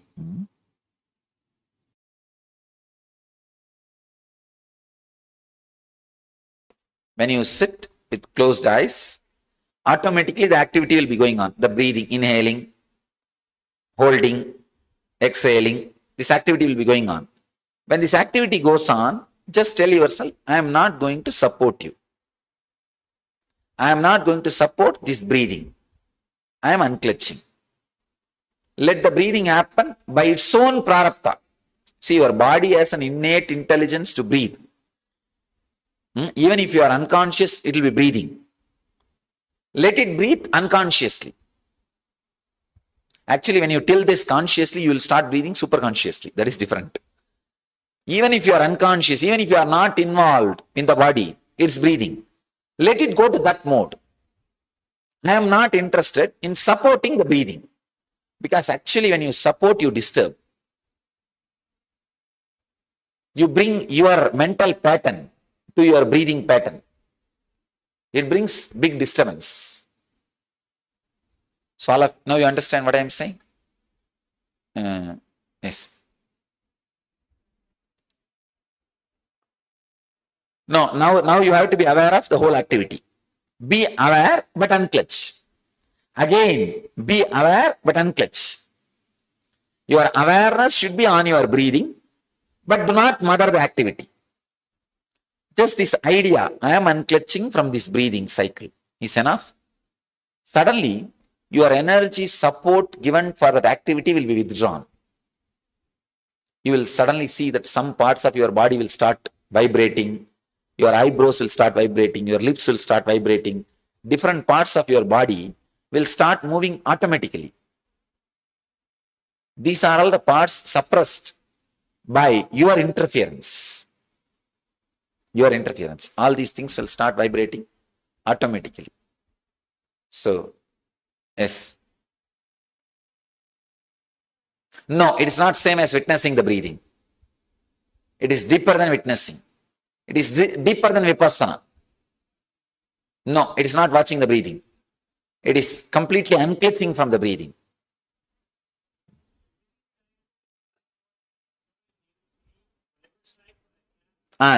Whatever is going on, unclutch from that. See, all the five will not be always active. Usually, in any normal human being, only three will be active. Inhaling, holding, and exhaling. Spreading, you will know only when you become very sensitive. Cleaning, you will know only when you become really, really sensitive. Otherwise, you will not be aware of all the five. You will be aware of only three. Inhaling, holding, and exhaling. Unclutch from that. That's all. Don't mother. Don't stop. Don't mother. I'll guide you.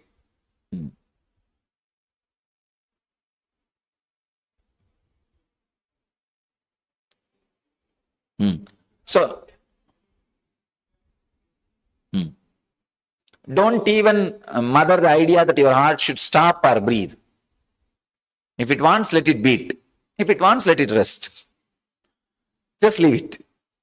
It has its own intelligence. It won't stop just by the thought. You understand?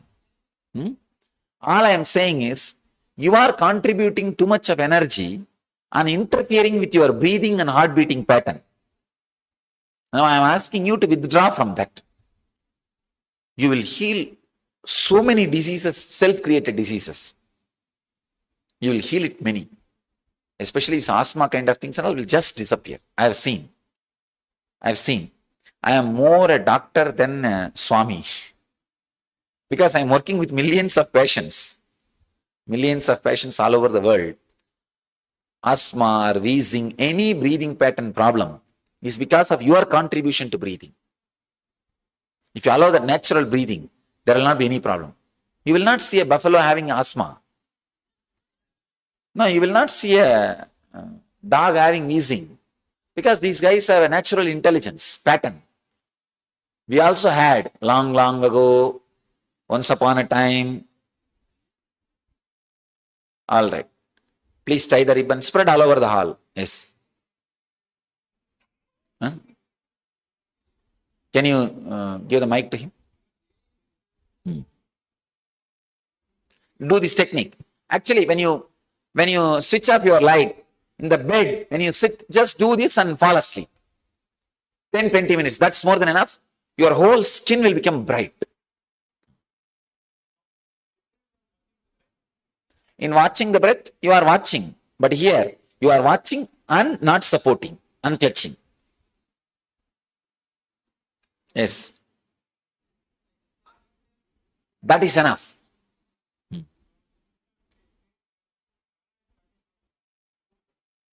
Don't bother about that. Relax. Yes, Vishnu, what? Sorry? Breathe.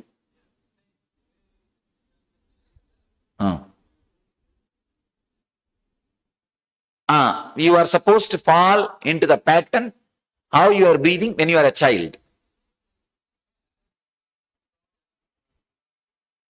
What age? No, I am saying when you are really a baby. First 1 or 2 years. So relax. Even the asthma you develop later on. Artificially. Actually, when you unclutch, you will go to the original source of breathing. Even when you are a baby, if you had some problem, you will come out of that. All right. Please tie the ribbon. Spread all over the hall. You can spread all over the hall.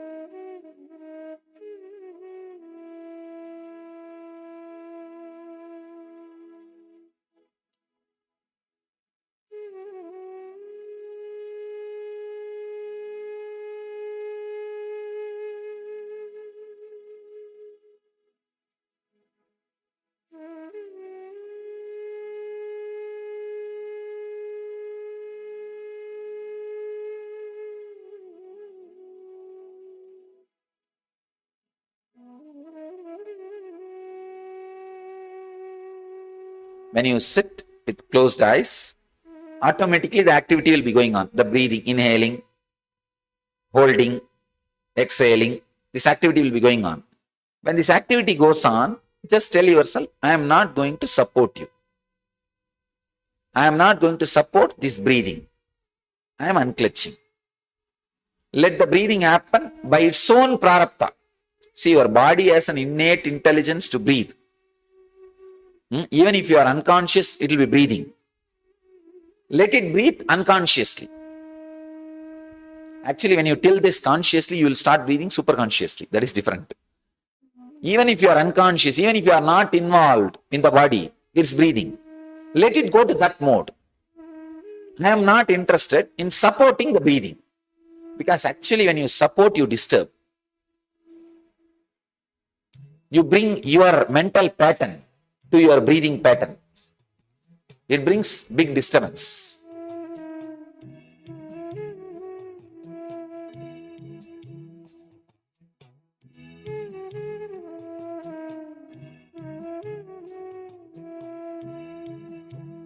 Be aware but unclutch. Again, be aware but unclutch. Your awareness should be on your breathing, but do not mother the activity. Just this idea, I am unclutching from this breathing cycle, is enough. Suddenly, your energy support given for that activity will be withdrawn. You will suddenly see that some parts of your body will start vibrating, your eyebrows will start vibrating, your lips will start vibrating, different parts of your body will start moving automatically. These are all the parts suppressed by your interference. Your interference. All these things will start vibrating automatically.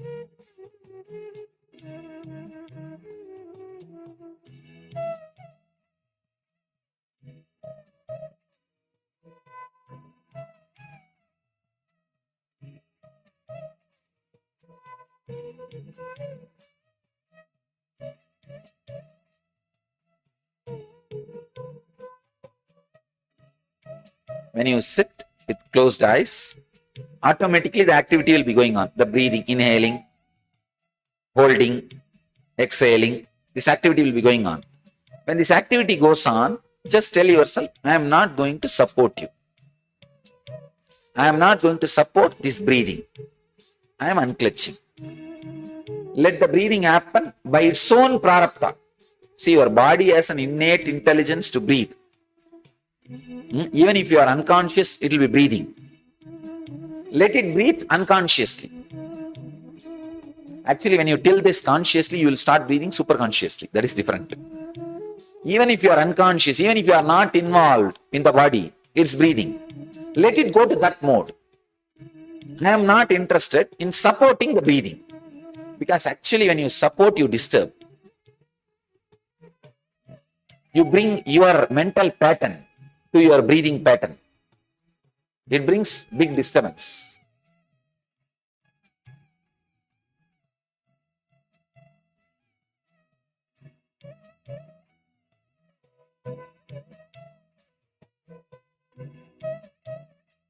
Be aware but unclutch. Again, be aware but unclutch. Your awareness should be on your breathing, but do not mother the activity. Just this idea, I am unclutching from this breathing cycle, is enough. Suddenly, your energy support given for that activity will be withdrawn. You will suddenly see that some parts of your body will start vibrating, your eyebrows will start vibrating, your lips will start vibrating, different parts of your body will start moving automatically. These are all the parts suppressed by your interference. Your interference. All these things will start vibrating automatically.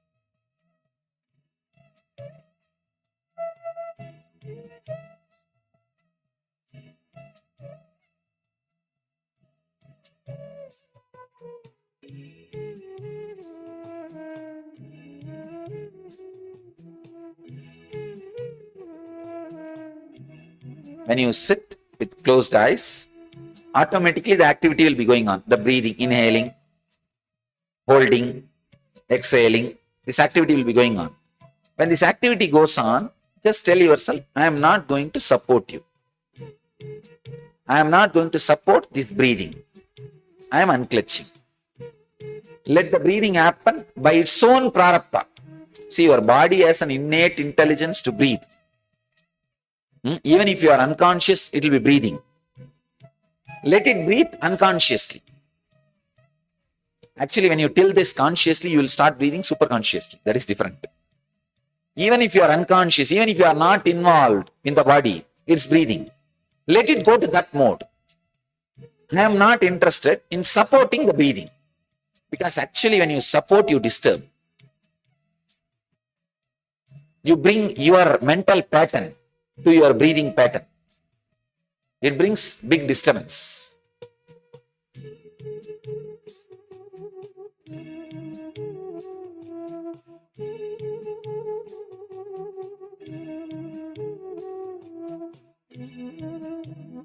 Be aware but unclutch. Again, be aware but unclutch. Your awareness should be on your breathing, but do not mother the activity. Just this idea, I am unclutching from this breathing cycle, is enough. Suddenly, your energy support given for that activity will be withdrawn. You will suddenly see that some parts of your body will start vibrating. Your eyebrows will start vibrating. Your lips will start vibrating. Different parts of your body will start moving automatically. These are all the parts suppressed by your interference. Your interference. All these things will start vibrating automatically.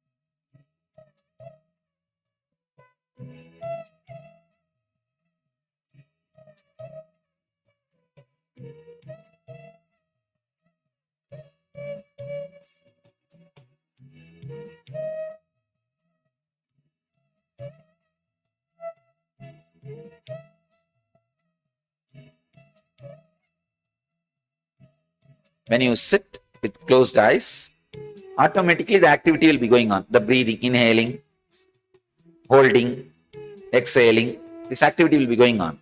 When this activity goes on, just tell yourself, I am not going to support you. I am not going to support this breathing. I am unclutching. Let the breathing happen by its own prarabdha. See, your body has an innate intelligence to breathe. Even if you are unconscious, it will be breathing. Let it breathe unconsciously. Actually, when you tell this consciously, you will start breathing superconsciously. That is different. Even if you are unconscious, even if you are not involved in the body, it's breathing. Let it go to that mode. I am not interested in supporting the breathing. Because actually when you support, you disturb. You bring your mental pattern to your breathing pattern. It brings big disturbance.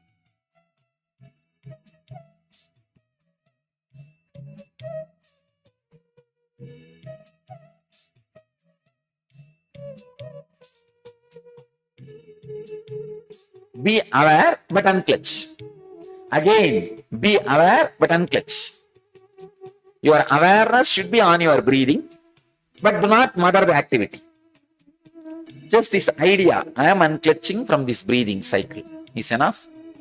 Suddenly, your energy support given for that activity will be withdrawn. You will suddenly see that some parts of your body will start vibrating. Your eyebrows will start vibrating. Your lips will start vibrating. Different parts of your body will start moving automatically. These are all the parts suppressed by your interference. Your interference. All these things will start vibrating automatically.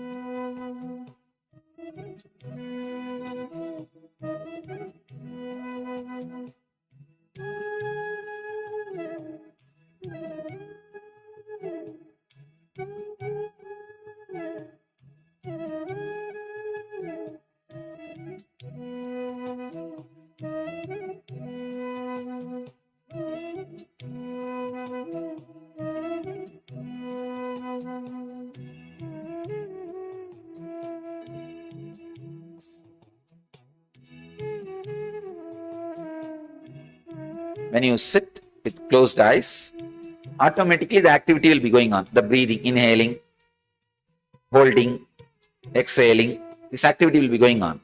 When this activity goes on, just tell yourself, I am not going to support you. I am not going to support this breathing. I am unclutching. Let the breathing happen by its own prarabdha. See, your body has an innate intelligence to breathe. Even if you are unconscious, it will be breathing. Let it breathe unconsciously. Actually, when you tell this consciously, you will start breathing superconsciously. That is different. Even if you are unconscious, even if you are not involved in the body, it's breathing. Let it go to that mode. I am not interested in supporting the breathing. Because actually, when you support, you disturb. You bring your mental pattern to your breathing pattern. It brings big disturbance.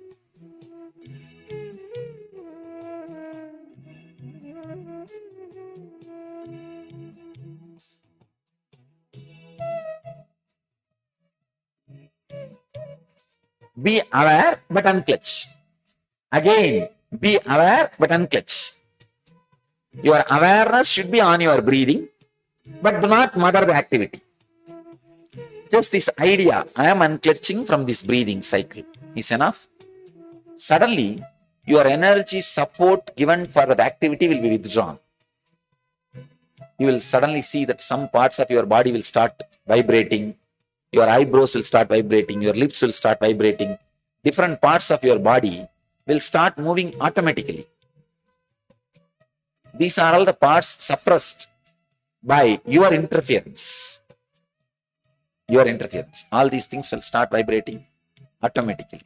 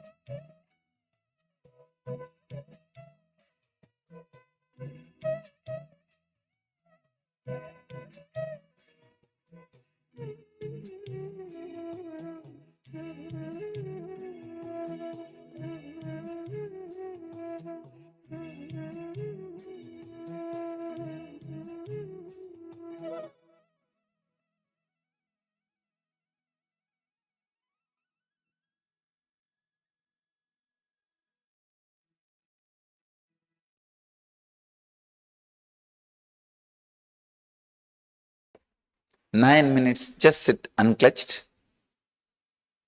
No meditation, no mantra, no concentration, just unclutch. Just close your eyes and unclutch. Let's use this fresh morning energy to unclutch. No sleeping, no mantra, just close your eyes, tie the ribbon.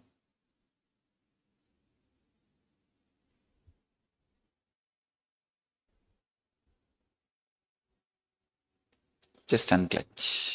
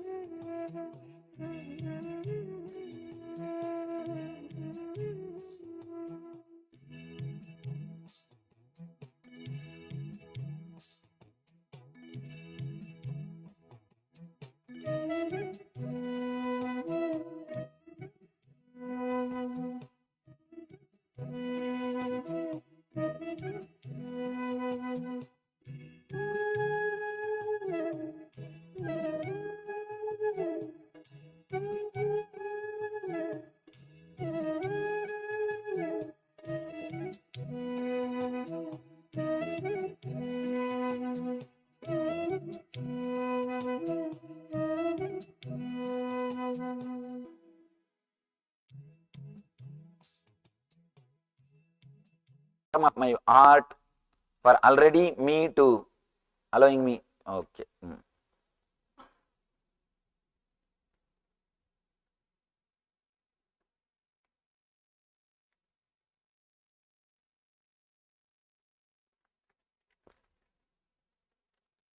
Oh God. What is the difference between thinker and thoughts? Thinker actually doesn't exist. Thoughts sometimes exist. So, spaced out means absent-mindedness. Is it unclutched? No. Spaced out in a traditional sense doesn't mean being unclutched. We can say our own, spaced in. We can have our own word. Instead of spaced out, spaced in. Maybe that is unclutched. One chai shop wala is he is the guru for him. And one travel agent. All these fellows are guru for him. And he gives some press meet also there, sitting in Varanasi Ghat. What is impact of grahas? Oh God, who brought this graha and all? Forget about all these grahas. Be unclutched. You are constantly claiming about main truth or ultimate initiation. You claim this is to be answer to all problems, including depression, irritation, etc. I am not claiming it. Try to practice and you will understand the truth. I am not claiming anything. I am just stating the fact. If this is that good, why this truth is not taught in universities where we have a lot of intelligent people? Any comment? I don't know. I don't think that in universities a lot of intelligent people. That has to be, that last statement I am not able to understand. If there are a lot of intelligent people, let them learn. I have no problem. Anyhow, I am making all these CDs available openly only. So, if they want, I have no problem. I can send some teacher and teach them. Can I receive a spiritual name and maintain my current name in, oh God.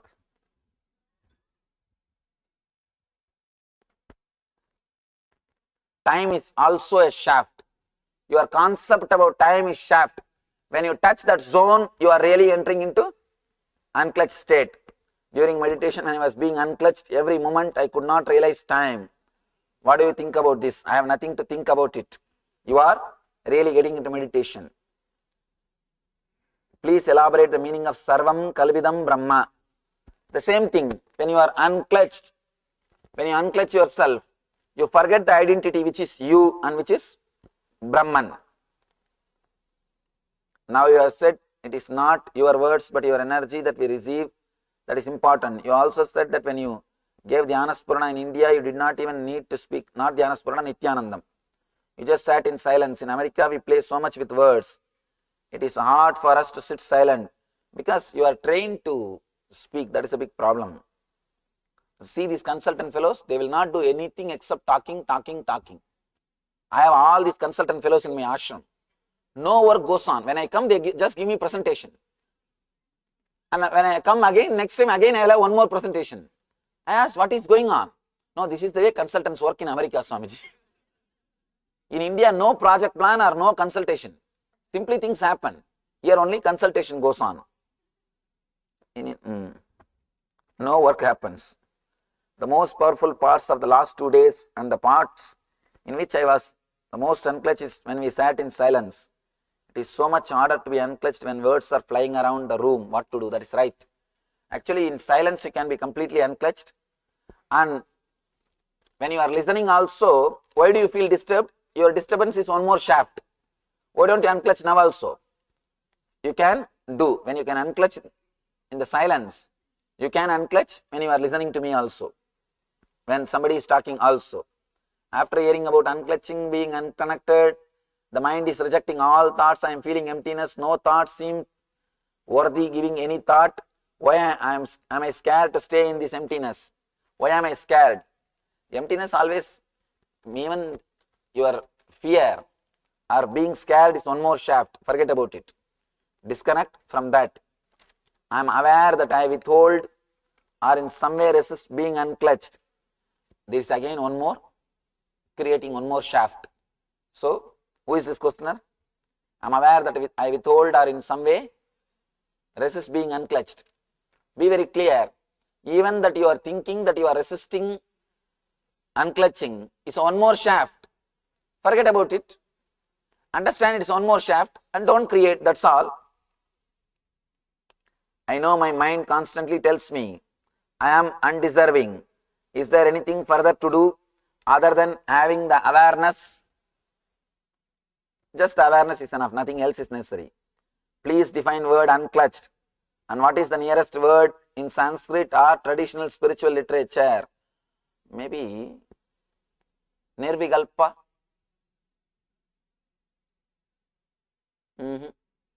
Sangha means in Sanskrit different. Your identity. Vikalpa can be the right word. Nirvikalpa. This is the closest. Because in Shiva Sutra I translated Nirvikalpa, that word only as unclutched. So, I have no mission, just to go around and unclutch people, that's all my mission is. And teach them they are unclutched, that's all, nothing much. And whenever people are arrogant or egoistic, you see, the question somebody asked now a few minutes ago, why should we use the mala or all those things? See, this is not, if it is out of real thing, I would have answered different. This is the, if you don't wear that my mala, what will you do? You will be wearing somebody else's photo or your own photo, your own ego. At least these are all some methods to replace you. And there are something even beyond logic, which I do not, which sometime you feel so much of gratitude and connected, you don't even ask logical questions like, why should I have your mala or locket or anything. Only if you feel connected to me, that much you are qualified to have healing initiation. Otherwise, there is no need for you to have healing initiation. It's a pure gift. It's a pure, see, one more thing. I am not God or Guru for everybody. I am not Guru for everybody. I am Guru for people only who feel connected to me. I always tell people, unless you feel connected, I won't be master for you. Maybe continue to search, you will have the right master. So, these are all few methods to check whether they really feel connected beyond logic or they feel connected only till the logic. So, that these are all some obstructions or method I put to filter those people, those kind of people. So, if you don't feel connected that much, then healing initiation is not for you. Forget about it. Search, you will have your master. then things will start happening in you. Okay. If I unclutch from my thoughts while talking to somebody, how do I respond while talking to someone who is not unclutched? Don't think that they are not unclutched. Don't think that they are clutched people. Why do you bother about others? Just you be clutched, you be unclutched. You will see a different intelligence happening through you. I had a sharp, tough Swami that I met 10 years ago, Swami that I met 1 year ago, Swami that I met 1 day ago. I was about to be unclutched of Swami sharp. Yesterday I saw a dancing Swami. Whose question? Oh, yesterday I saw a dancing Swami.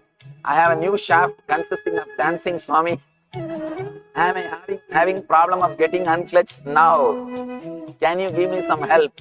No, don't worry, you will be unclutched. I will never make you clutched. So you will be unclutched. When you say unclutched from your identity, and I do it, I keep falling into Anandaganda. Then the question rises, if I am doing right, and you are doing right. If you fall in Anandaganda, you are already doing it right. Nothing wrong. Somebody else. Huh? No, and actually Anandaganda is not a shaft. It's a same meditation, technically a little different. Only words are a little different.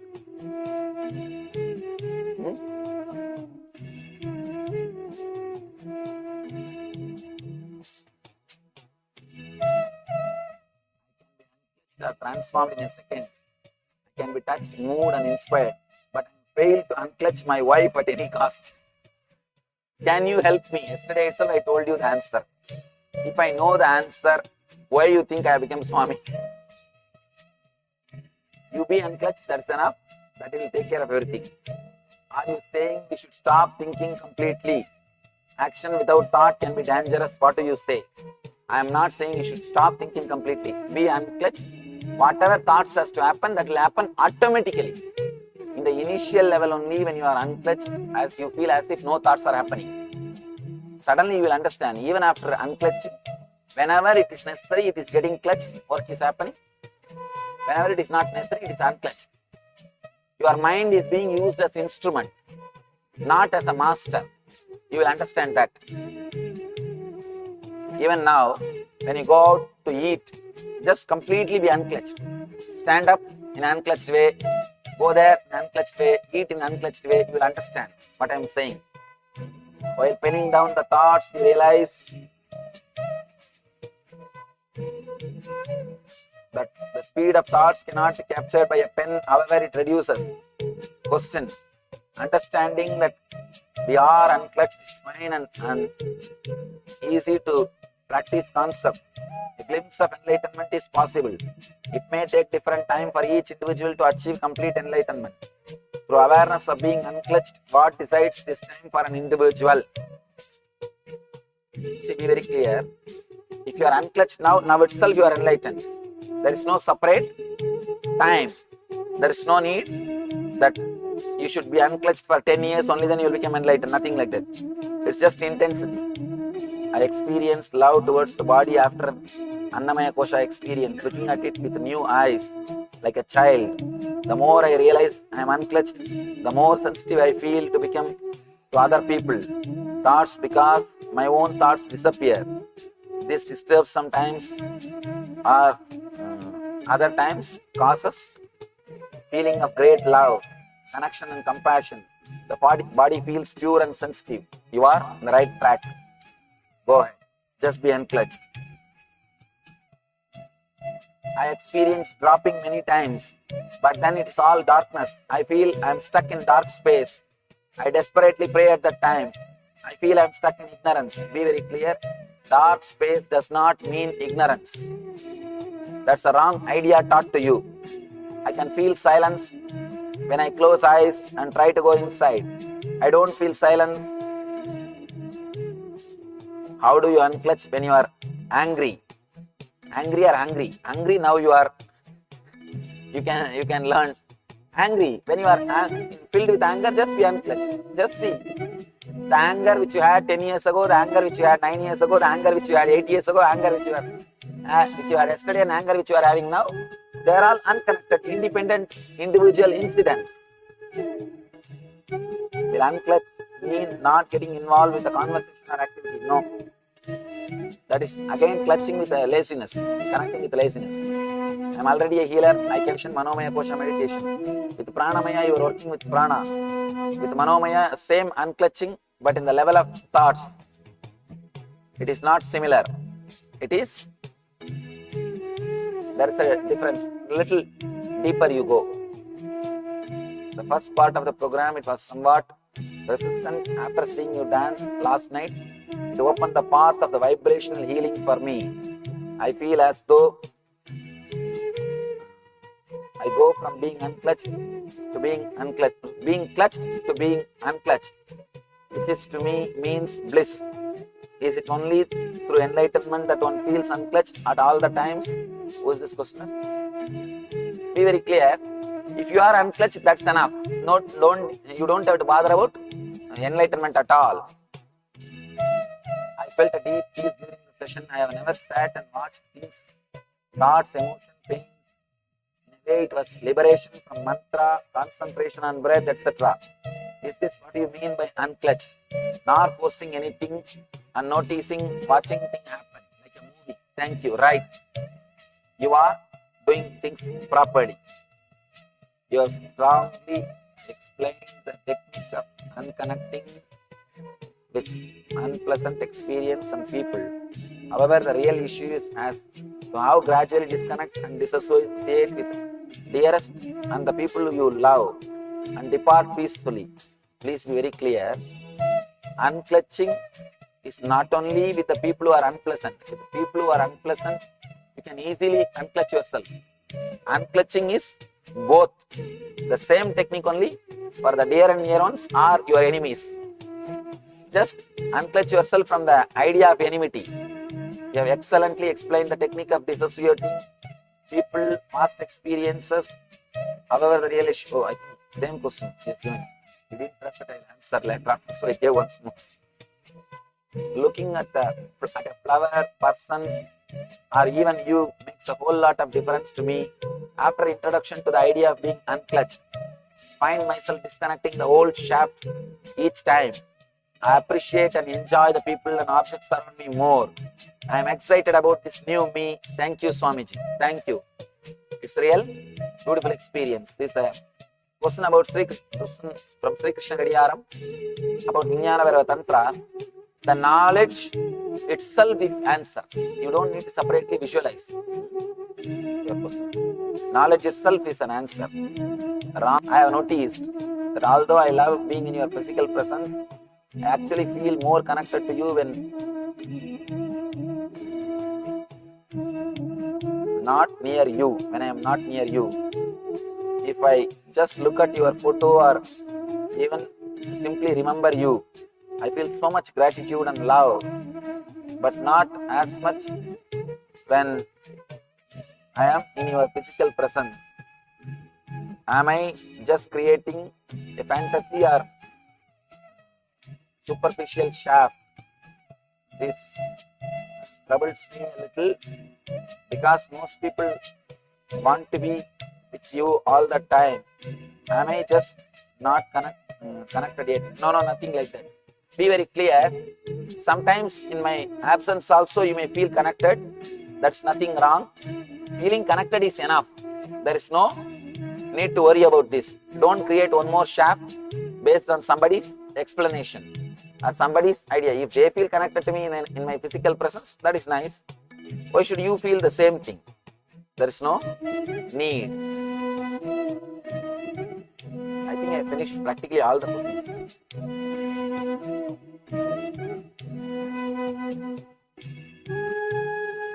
Yes. Now let's go into the meditation of Vinyanamaya Kosha. It is again same thing but little deeper. In the Manomaya Kosha I was telling, don't even bother to get clutched or get unclutched. Now in the same way you will sit, but with the help of the master. Now I will also be helping you to churn your inner being. I will also be helping you to go inside to your inner inner space or to the space beyond the emotions. Please sit straight, close your eyes.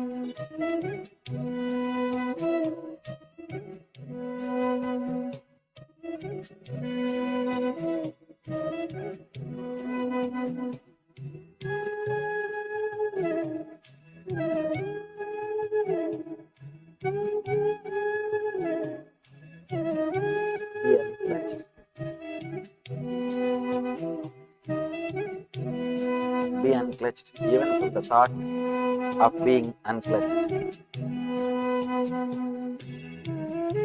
Don't even remember you are supposed to be unclutched. Just be.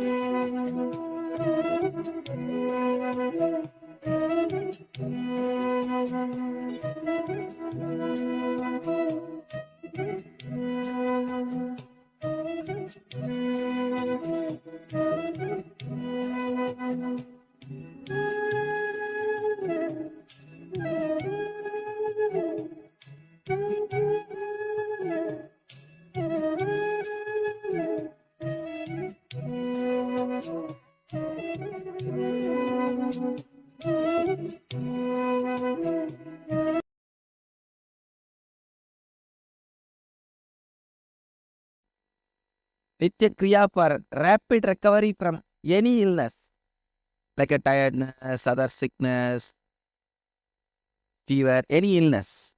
Anjani Asana, first step. Then Shitali Kumbhaka. Shitali Kumbhaka.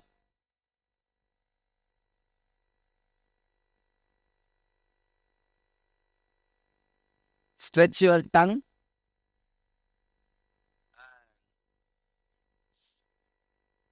Roll sides of the tongue like a tube. Inhale through the tongue and hold as long as you can.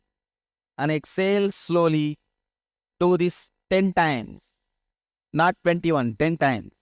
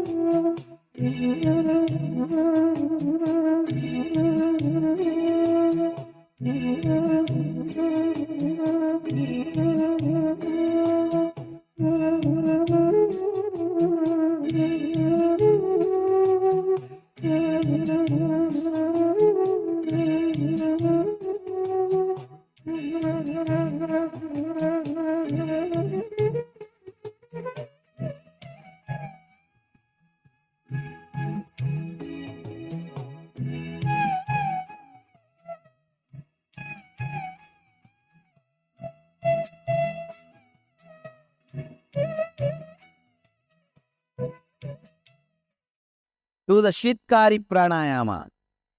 Shitkari means press the lower and upper teeth, keep your mouth open with a hissing sound, inhale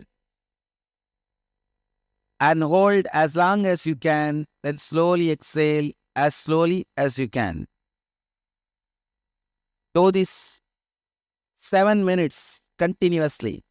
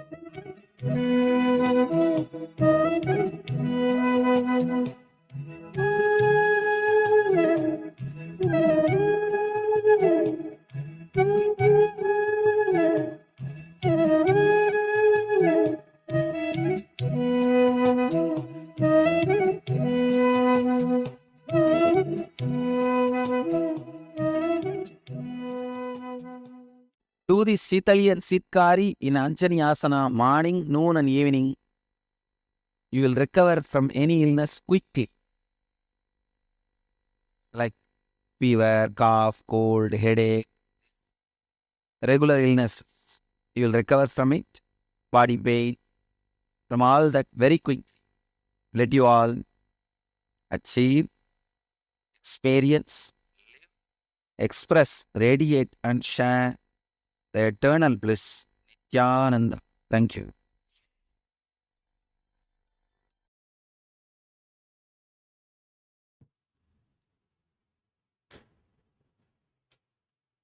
Let me first tell the story. Then see the me.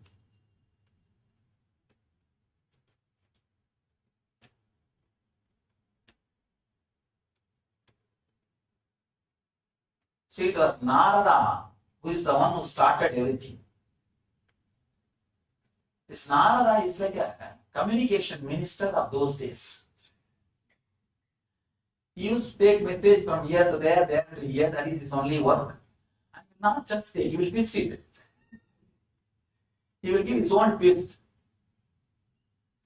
One day he saw the jewel on the chest of Vishnu, new jewel, Shamantaka. Beautiful, shining jewel on the Vishnu's chest. And he asked Bhagavan, from where did God get that? He said, some devotee gave. Maybe Varuna Raja gave. And Narada was thinking, oh God, such a pretty jewelry. But somehow he wants to have a little fun. Went and spoke to Indra, greedy fellow.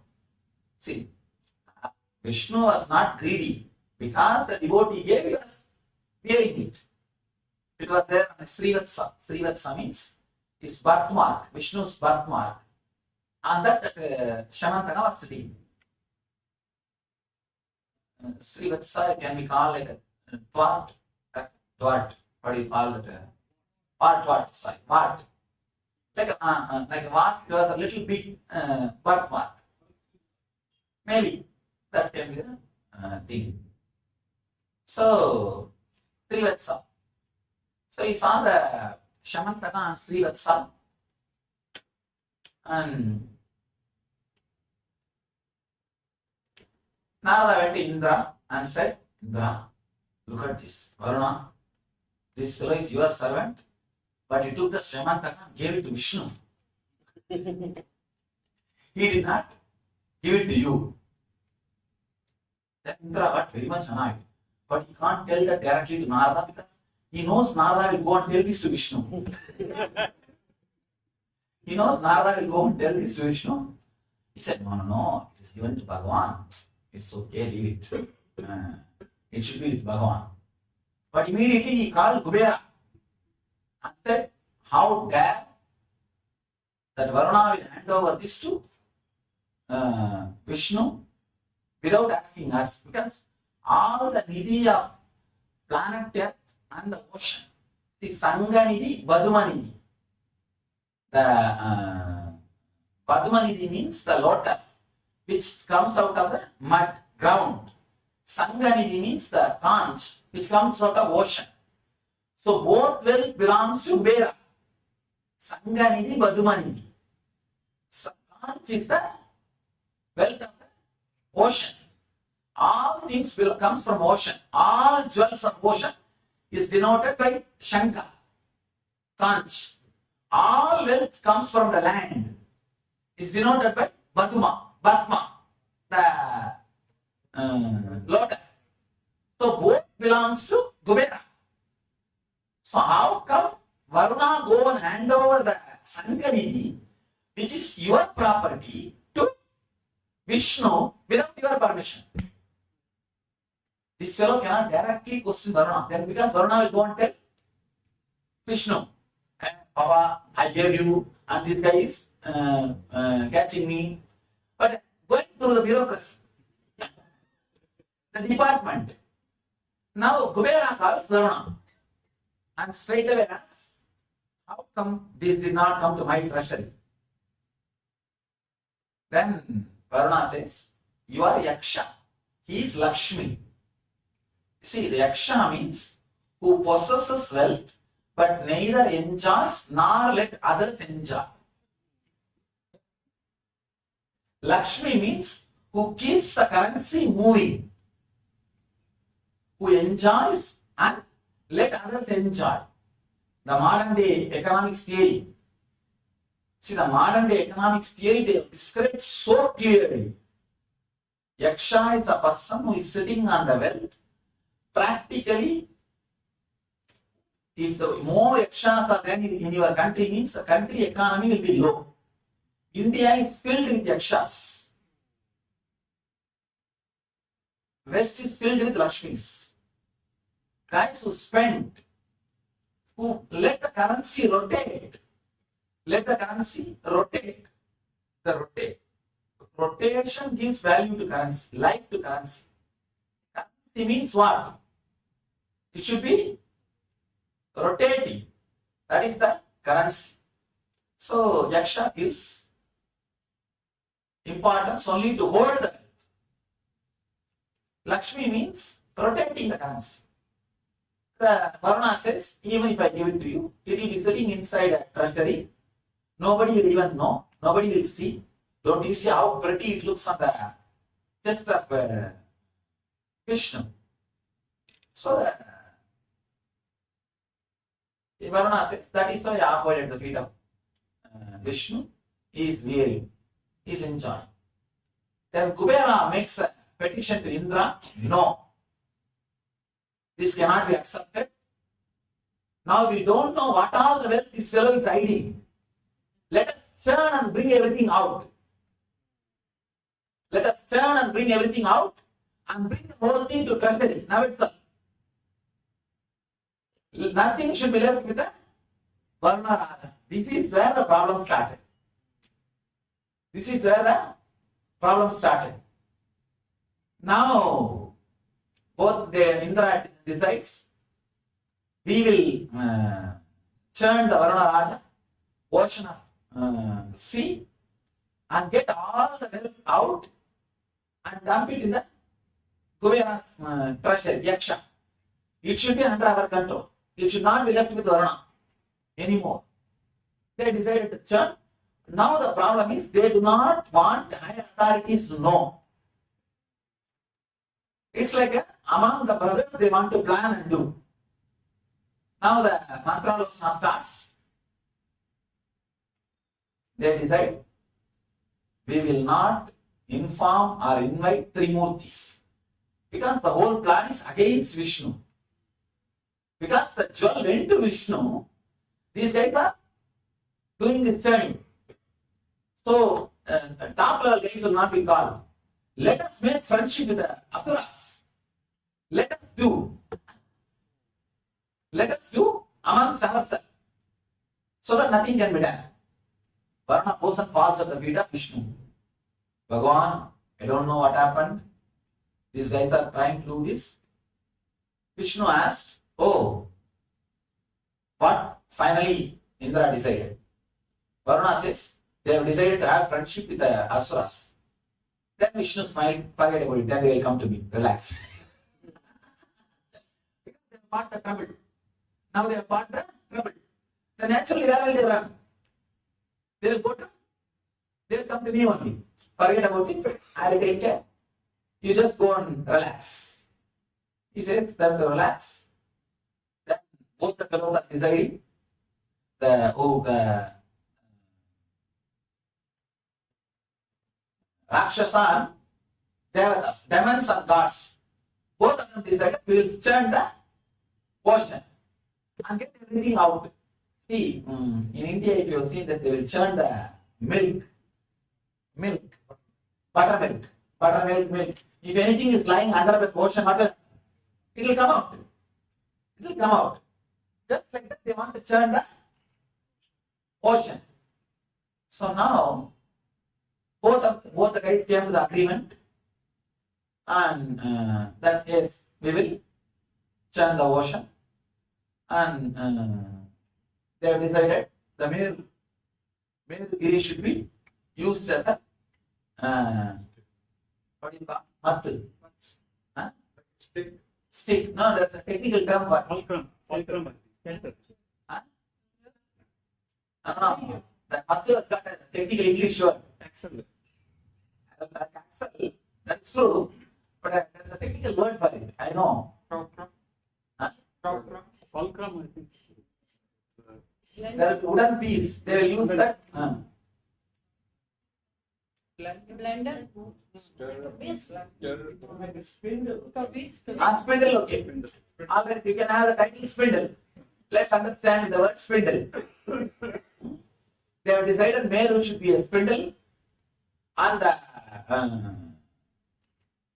what to say? The Adisesha, the snake on which Vishnu is lying, that should be the rope. And after all the planets, Meru is not actually the physical plane. Meru is the etheric plane. The Kailash And the physical plane is like an airport from where you can go to the middle. It's an airport from where you can take off to the original middle. That is why it is considered as the middle. That is not middle. That is plane from where you can take off. And this fellow decide. That's what here now problem comes. That's what I'm saying. That's what that's where the problem starts. That's where the problem starts. The rope and the spindle, both of them will decided. Now who will go and ask? See, not only rope from Vishnu, the spindle is Shiva's. Shiva's spindle and Vishnu's rope. But the fellows wanted to do without telling them. And now starts the fun. And now these guys are sitting and discussing what to do, how to get both of them out. How to get both of them out from the Vishnu. From Vishnu and Shiva, they have to get the spindle and the rope. But they don't want them to be part. They don't want them to be part because they may ask for a share whatever comes out. So now these guys have finally decided to send Narada as a representation. Narada is a representation. He goes there. Narada goes and says, Bhagavan, we need your paucity and the hill of Shiva, both for churning the ocean. Vishnu says, what is that? Please take it. And immediately he does, please go. Vasiki goes. One moment, Vasiki Adisesha asks, what should I do, Bhagavan? Just go, I'll take care. Just go, I'll take care. And he says, you go. And then the next side, the hill, Mandar, spindle from Shiva. Narada goes and asks, Bhagavan, we need your Mandar, your hill. Shiva said, what is that? Please take it. He also gave it away. After everything, all the things have arrived. Now they are ready. Now they are ready with the whole thing to start the churning. Now fighting starts. The fight, the fight is also again created with Narada. Narada says, Narada goes and slowly tells Devatas, see, Devatas are the leaders. So hold the head side, not the tail side. See how the fight starts, who will hold the tail of Vasudi, who will hold the head of the snake. So all Devatas say, we are superior. We will hold the head. And Asuras say, the what? We are lower than what? We only will hold the head. And fight starts. Immediately, the fight starts. And the Brahma is, they already put the Mandara and ocean. It is getting sing. It is continuously sinking inside. And here fighting is going on. Still, even the churning has not started. But before that itself, fight has started. Fight has started between these two fellows. They saw that left and right, the fight is going on. Suddenly, the Indra was surrounded, arrested by the demons. Before even the fight starts, Indra is already arrested. Now Narada runs again to the Vishnu Loka. Oh Lord, what happened? We don't know. See what has happened. Then Vishnu laughs. You guys don't want us. Why are you coming now here? Then Narada says, no, now it is too serious. Please, you have to do something. You have to do something. All the Devatas were remaining. All the Chota guys, all of them run and fall at the feet of Vishnu. They say, please forgive us. It is Indra's mistake. It is not that we did. Please do something immediately. Then Krishna says, Vishnu says, all right, I'll do something. Go, I'll come. And he waits till that fellow exhausts his karma of suffering. He doesn't go immediately. This Indra fellow said no to Vishnu.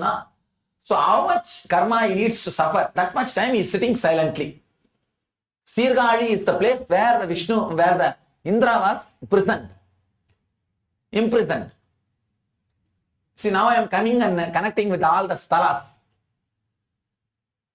Alright, first I'll finish the story, then I'll step by step open up. And how, because the Sirgari temple story has got a great significance in enlightenment path. I'll come and open. Sirgari is the place where the Indra was imprisoned by these demons, and Vishnu waits enough. Then he comes down. Ari means ocean. Sirgari means where the sin of the ocean got cleared. Ari means what? Ocean. Even in Sanskrit they have a word, I think. Ari means ocean. Sirgari means the sin related to ocean got cleaned. So this fellow, finally Vishnu decides to go, and he goes and says, as devatas are elders, they will only hold the head. But the demons, they try to catch Vishnu also. No, we will only hold the head. Then finally Vishnu says, all right, we will come for a compromise. You guys will only hold the head. Then if Amrita comes, first devatas will drink. Whoever wants to hold the head, they should give the other person priority in sharing the Amrita. This fellow says, that is okay. Anyway, after all, we are going to have our share. It's not a problem. But let us do it. It's a prestigious game. See, losing the wealth for the sake of ego is demon. Gaining the wealth along with ego is devata. Gaining wealth and enlightenment is an rishis.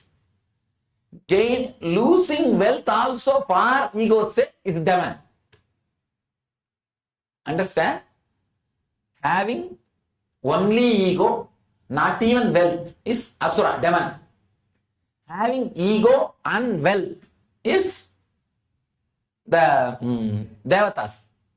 No ego, wealth and enlightenment, both are there. People who stay in the Vaikuntha are Kailasa, rishis, enlightened beings. So these guys, they are so crazy, they are so cranky. These fellows did not even have the idea that they are losing Amrita, nectar.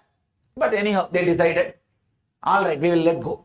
Then Vishnu comes and tells the devatas, but the devatas fellows don't want to go for compromise. He told, fool, Vasuki will emit poison if she is going to be used as a rope. Because, see, continuously the Adisesha will be pulled this side and that side. What will happen? He will sweat, and his sweat is poison. Will you guys be able to handle? They say, oh God, you saved us. You saved us. Then he says, come on this side. And go that side. Now the next drama starts. They start churning. The churning starts. And the sound which is created deafens the whole world. Deafens the whole world. And left and right, the churning is going on. And when the churning is going on, first the top level things started coming out. Like animals. The seahorse, what they call? Seahorse. All those things started coming out. Then the apsaras, the Batala Loga, whatever was there, wealth, Kamadhenu, Kalpa Vriksha, everything started coming out. One by one, one by one, one by one. And the funny thing is, anything before even it reaches the surface, some devatas or demons will go and catch it. It's mine, it is mine. Who finds it, he keeps it. Because so many things are coming out, whoever finds things, they started taking it away. And finally, Lakshmi came and Vishnu said, all right, I will have her. He took it away. All the things, whatever came out, All these fellows have taken it away.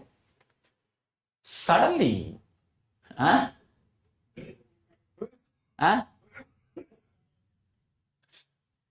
was the music, background music. Suddenly, this Adisesha became so tired. He said, no, give a break. I am not able to do anything. Because they became tired. But these fellows are so greedy. They said, no break. They are pulling and pushing. He became a little longer. Because he became a little longer, the spindle started sinking inside. Spindle started sinking inside. And because spindle started sinking inside, the overweight, he emitted the poison. He emitted the poison. The moment poison came, all the fellows, Devatas or Asuras, everybody, whole group left everything and ran away. Left everything and ran away. And the spindle is going down and down continuously. Immediately Vishnu took the form of a tortoise, went and held the spindle without sinking further, much further. And all these Devatas ran to Shiva. God, please save me. Because already Vishnu is also in the job of holding the spindle. Actually, what Shiva gave, Vishnu took care. What Vishnu gave, Shiva took care. Vishnu gave Adisesha. So Shiva took care of Adiseshas, the poison. What Shiva gave, spindle. Vishnu took care of the spindle. Then Shiva says, all right, don't bother. I'll take care of the poison. He just took the poison and swallowed it. Swallowed it and put it at the feet, at the neck. Devi just holds the Shiva's neck and the poison stays there itself. That's another one great important thing you need to know. Even if poison is added to enlightened being, not only it does not die, the quality of the poison disappears. Even the quality of the poison disappears. That becomes a divine. So he swallows the poison and it stays in his throat itself. It does not work anymore. Then finally, the Vishnu balances the tortoise. Vishnu balances that Meru spindle as a tortoise. The churning was done. Then finally comes out Amrita. From below, the Amrita Kata comes out. Amrita Kalasha comes out. The moment the Amrita Kalasha came out, all their agreement and morality lost. According to agreement, what was the agreement? Devatas will have the first share. And these Asuras started running to catch the Kalasha and finish it off. And these Devatas are afraid because if it goes to Asuras, what will happen? They will not get a... Even the water wash that pot. These Asuras won't give even the water which is used for washing that pot to the Devatas. And both the fellows are fighting. In between, in the gap, Dhanvantri, who is the Lord of Medicine, keeps that Amrita Kalasha secretly hiding in 4 places in the planet Earth. That is Haridwar, Allahabad, Nasik and Ujjain. See, our 12 years is the one Shana for them. So in one Shana, he changed 3 times. It's like income tax raid when it comes, how the people chase and put the money in different places, same way. And he just puts here, there, constantly. And these fellows are fighting. Finally, Vishnu takes a Mohini incarnation, takes the form of a seducing woman and says, all right, both of you stop fighting. I will share that Amrita and give you, nectar and give you guys. So the moment they saw the Mohini, these fellows forgot about Amrita. All the demons forgot about the Amrita because for them nothing else is required. Forget about it. And now nothing else is required. And this fellow started running behind Mohini. And they said, yes, we will obey as you say. Please, you do whatever you feel like. Whatever you want, whatever you feel like. Then Mohini said, all right, all of you sit in straight line. They sat this side. And all this side the Devatas sat. This side the all demons sat. Mohini started serving the nectar to the Devatas first. But these fellows have no guts to ask Mohini. And, they were not in the mood to ask question Mohini. They were just sitting. But two fellows, two demons, Rahu and Ketu, even though they are seduced by Mohini, they are little cunning. They are little intelligent. They thought, let us go and sit that side and get the Amrita. So she was serving. These guys came and sat that side. And the story says, she did not serve, she just knocked both the guys with the same spoon which she was carrying. That's why they lost the head. That's why Ragu and Ketu do not have head. And they have become shadow. They don't have any more existence. Neither in Rakshasa group they agree them, nor in the demon group, Devatas group they keep them. So they are shadows. They are neither here nor there. They become the Ragu and Ketu. And finally the Amrita is served. And by the time the Devatas finished, Amrita Kalasa became empty. And Mohini also disappeared. The story says because these guys drank Amrita, the demons are not able to kill them. The fight started and the demons are blasted left and right by this Devatas' new power. All the demons ran away and hid themselves into under the ocean. This is the story. Now let us enter into the truth behind the story. I am seeing already few fellows are sleeping. Hey, Papa.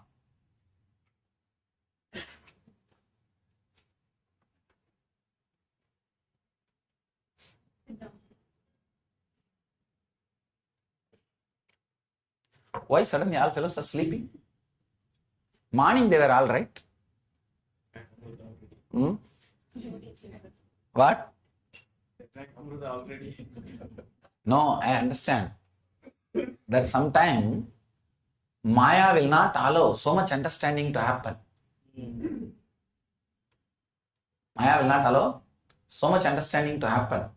So be very careful. Maybe now you are getting slowly caught by Mohini.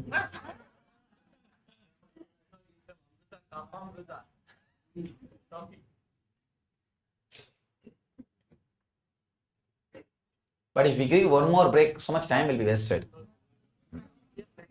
Where is the watch?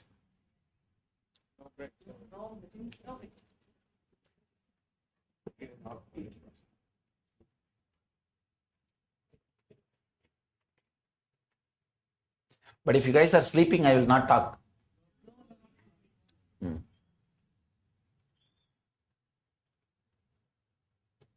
Understand?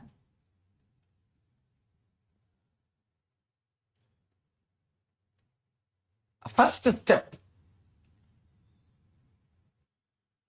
Indra getting jealous of Vishnu's Shamantaka. It always happens. Disciples get jealous seeing the status of master instead of state of the master.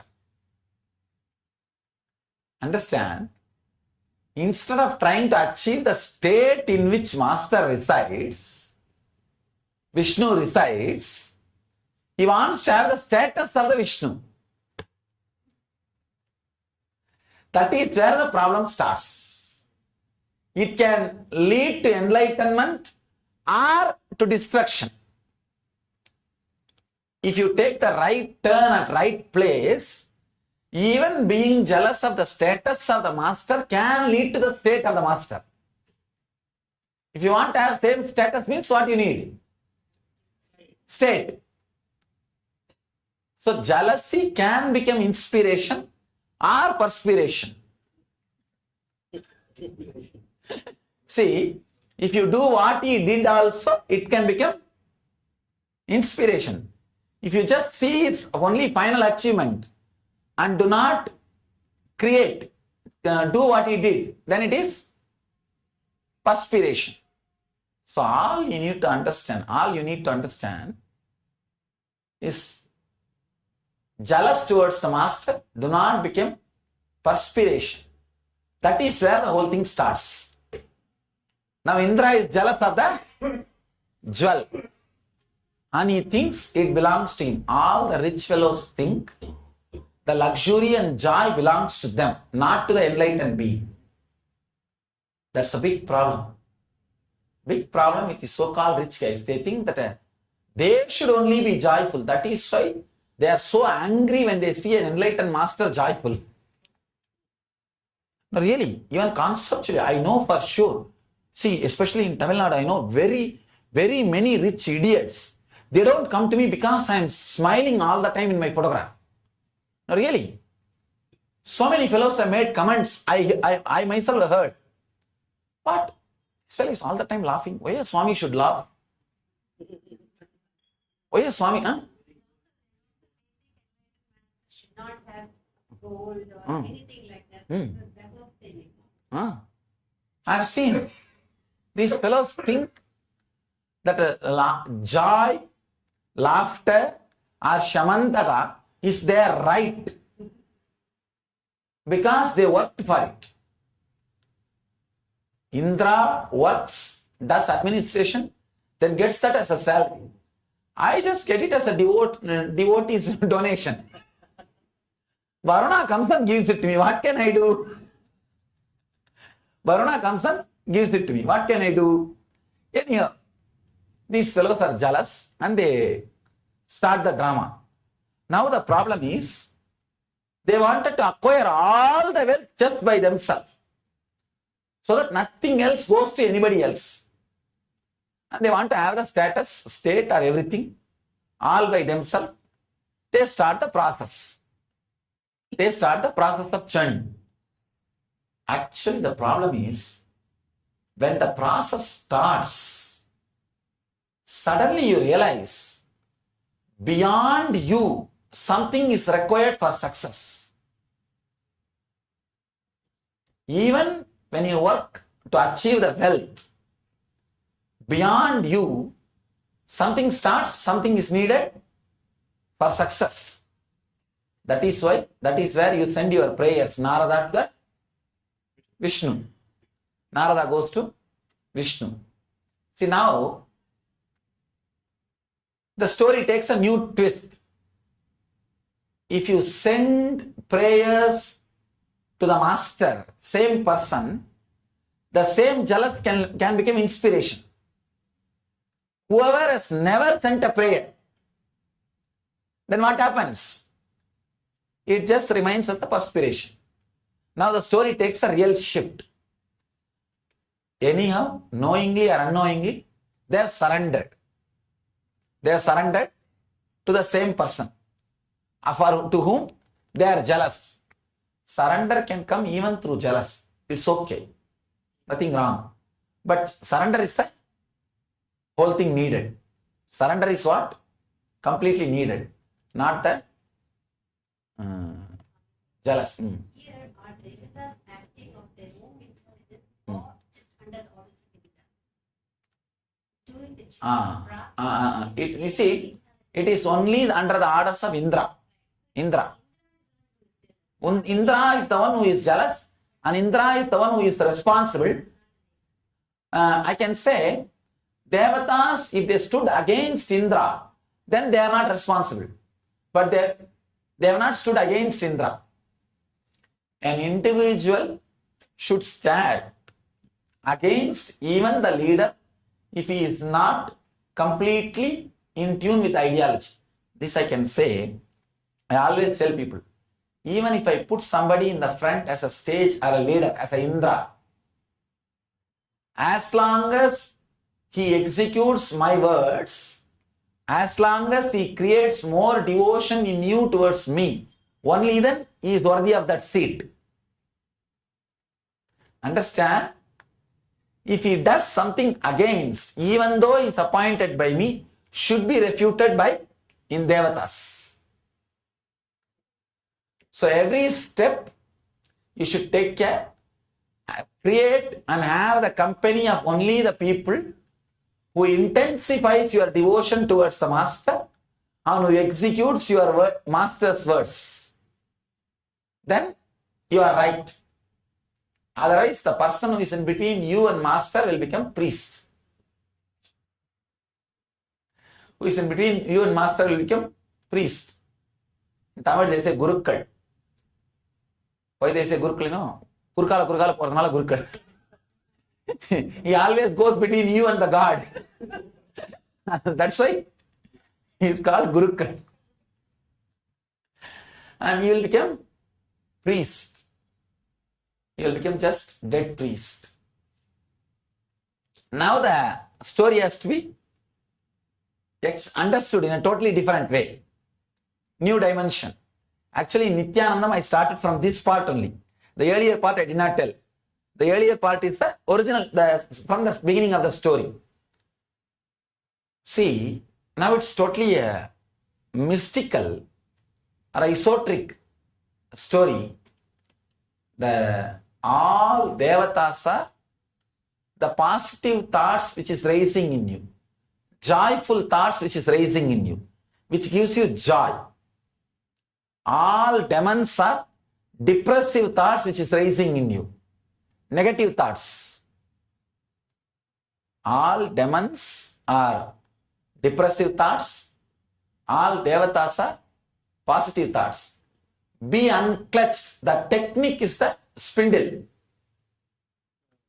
Technique is the spindle. And the tortoise, which is balancing the technique properly, is the Guru. Vishnu. Vishnu's, maybe we can say Guru's different form. One form of the master. When you unclutch, when you decide to unclutch, both the thoughts will pull you this side and this side. Understand? One more important thing.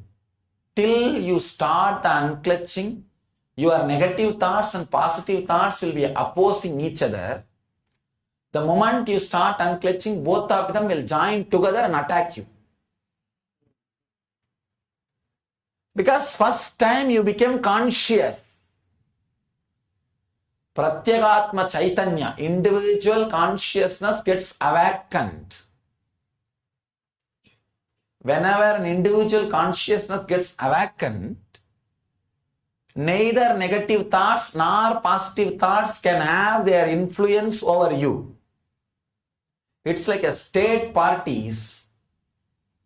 Take care that central party does not enter into your state. See, both of them will be enemies. State parties. Two parties. But when it comes to the central party, both of them will join. Either you win or I will win, but we will not allow the central party. Central party should not come into the state. Same thing. If the central party comes in, neither positive nor negative will be having a place there. Individual consciousness, if it is awakened, neither positive thought nor negative thoughts will have power over you. Then both of them join suddenly and start churning you left and right. A real left and right. If you went through the churning, you know. If you have gone through the churning, you know. A depression which is unimaginable will come out of you. Understand? Hormonal building in your body will give life to the memories stored in your muscles. An important thing. Now you should understand an important truth. Every thought which comes related to sex creates a little bit of that hormonal pressure. or your body also gets ready for the next act. If your body is filled with hormones, means ready for the next sexual act, the same visualization will be so colorful and so powerful. Memory of the same person, same imagination will be so attractive before the physical act. The moment the physical act is done, the hormone is released, hormonal pressure comes down. The same visualization does not have any more power over you. Am I right? Same thing here also. Just the same thing here also. You will have same ordinary thought which did not have too much power over you, which did not create too much of depression on you, will be creating too strong depression over you because your hormonal pressure is prone for depression. Understand? During churning, normally, for example, if you have a thought, what will happen if my son dies? It may not give you too much depression. But during churning, during Nithyananda, when that pulling and pushing is going on, the same thought will create, literally you will see that visualization in front of you, in the front of you, and your body will have so much of pressure of depression. Now, whatever was putting you in depression during Nithyanandam, remember, they won't have power over you. Try. They won't have power over you. At that time, even though I myself sit with you and tell you, Are, this is the truth, you tell, no, whatever you say, I know the meaning. If you have 100 memories, 90 of them will be somewhere related to your worst memories or your worst anticipations, worst expectations. Only 10 of them will be positive expectations, positive thoughts. Clutch. Every part of your body will experience tiredness in the initial level because only that will get released. Depression is tiredness. That will get released. And another one important difficult thing is, not only your depression will get released, suddenly you will have small powers. That is what is this Sanganidhi coming out, Badmanidhi coming out, the Kamadhenu coming out, Kalpavriksha coming out, and all the horse coming out, Apsaras coming out. Apsaras coming out is a fantasy is coming out. Kalpavriksha coming out is your Anya coming out. From each chakra, one will come out. One will come out. So from each chakra, one thing will come out. All those things will start coming out. The difficulty is, because you are already in loneliness of depression, you will catch Apsaras and start living with them. That is why during Nithyanandam, I'll be very careful that nobody consoles the other. Nobody supports the other. If somebody supports you, you will fall in love with that person, thinking that this person is great. It is not that person is great. Your loneliness is too bad. Do not ever decide to marry if you are under depression or loneliness. You will choose Apsara. Means what? You are in trouble. Apsara will be beautiful till the child comes out. That is why the Apsara and the Vishwamitra story, same. The moment she comes with the child, Apsara will be beautiful till you have responsibility. That is what the child means. As see, Apsara will be beautiful because both of you don't have responsibilities. No commitment. Just run around. Only when the commitment comes, you will understand, oh God, the fantasy is not worthy of commitment. Then problem will start. Apsara is fantasy. then the churning goes left and right. Person who is aware of number of thoughts happening during the negative side and the positive side, he only continues the churning. The snake, Vasugi, is your individual consciousness.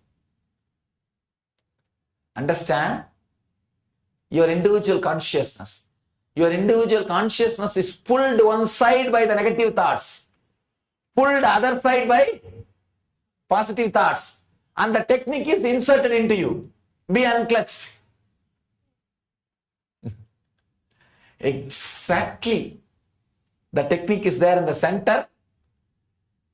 And if you allow, if you say yes to positive thoughts, they will just pull you one side. And you will see whole life is hell, heaven.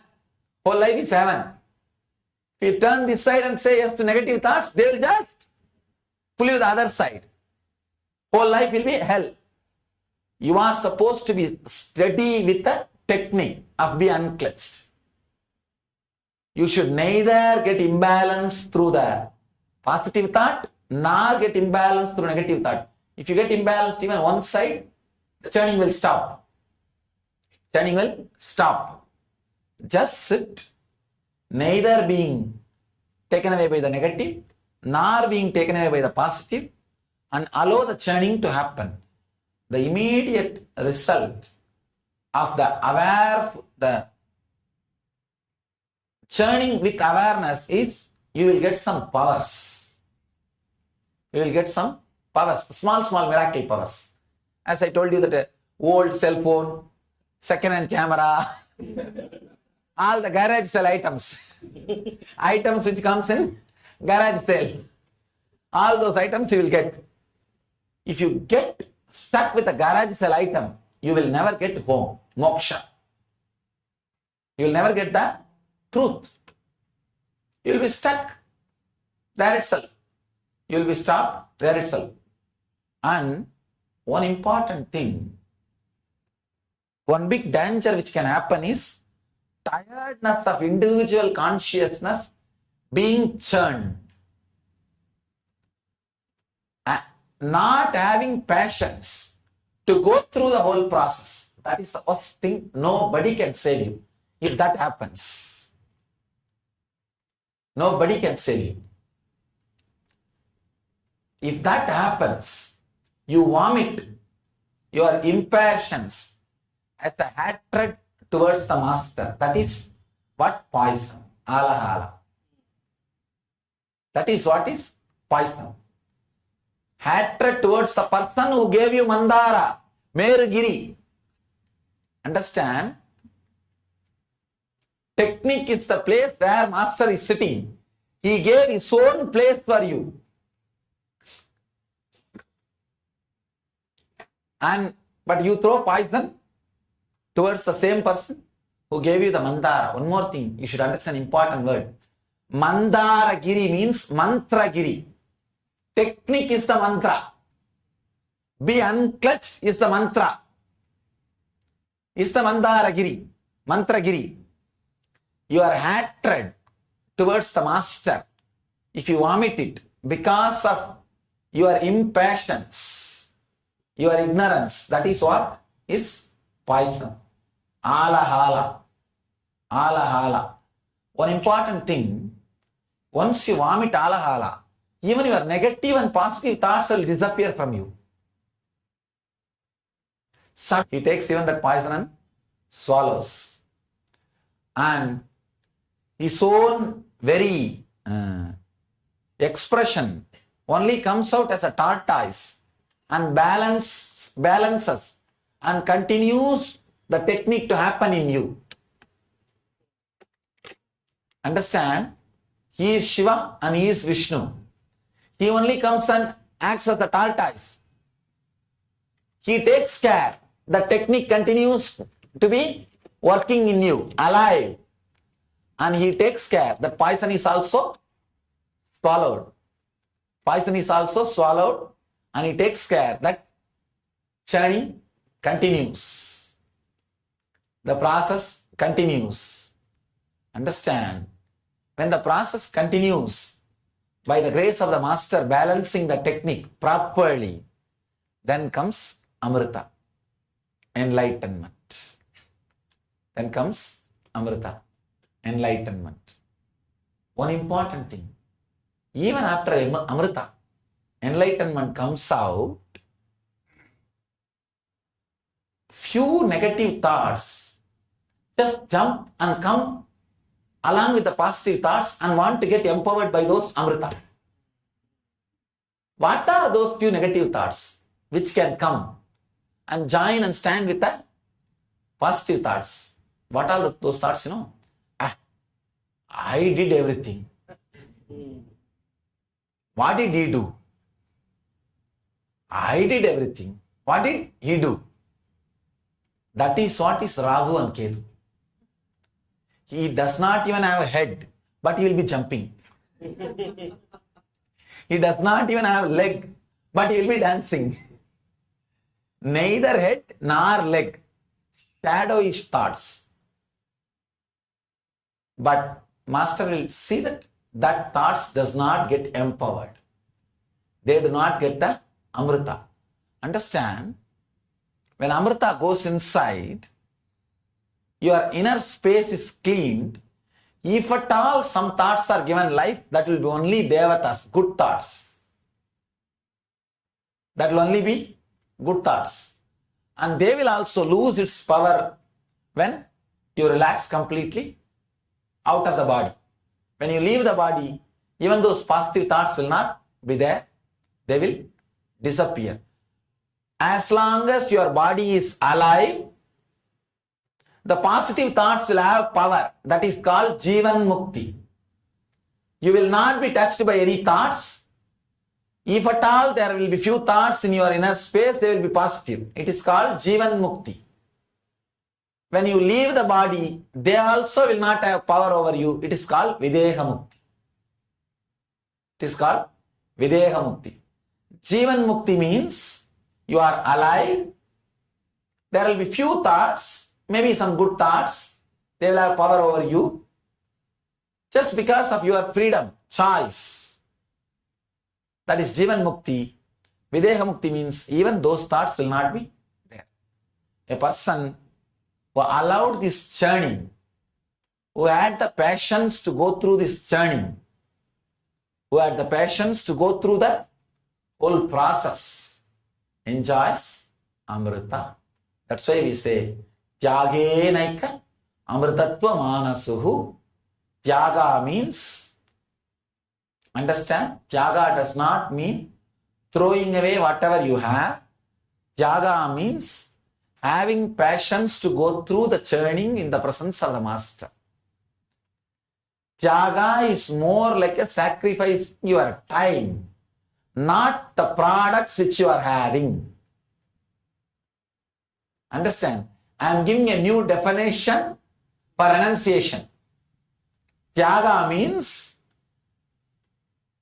ability to sacrifice your time, not the products or the properties which you are having in your name.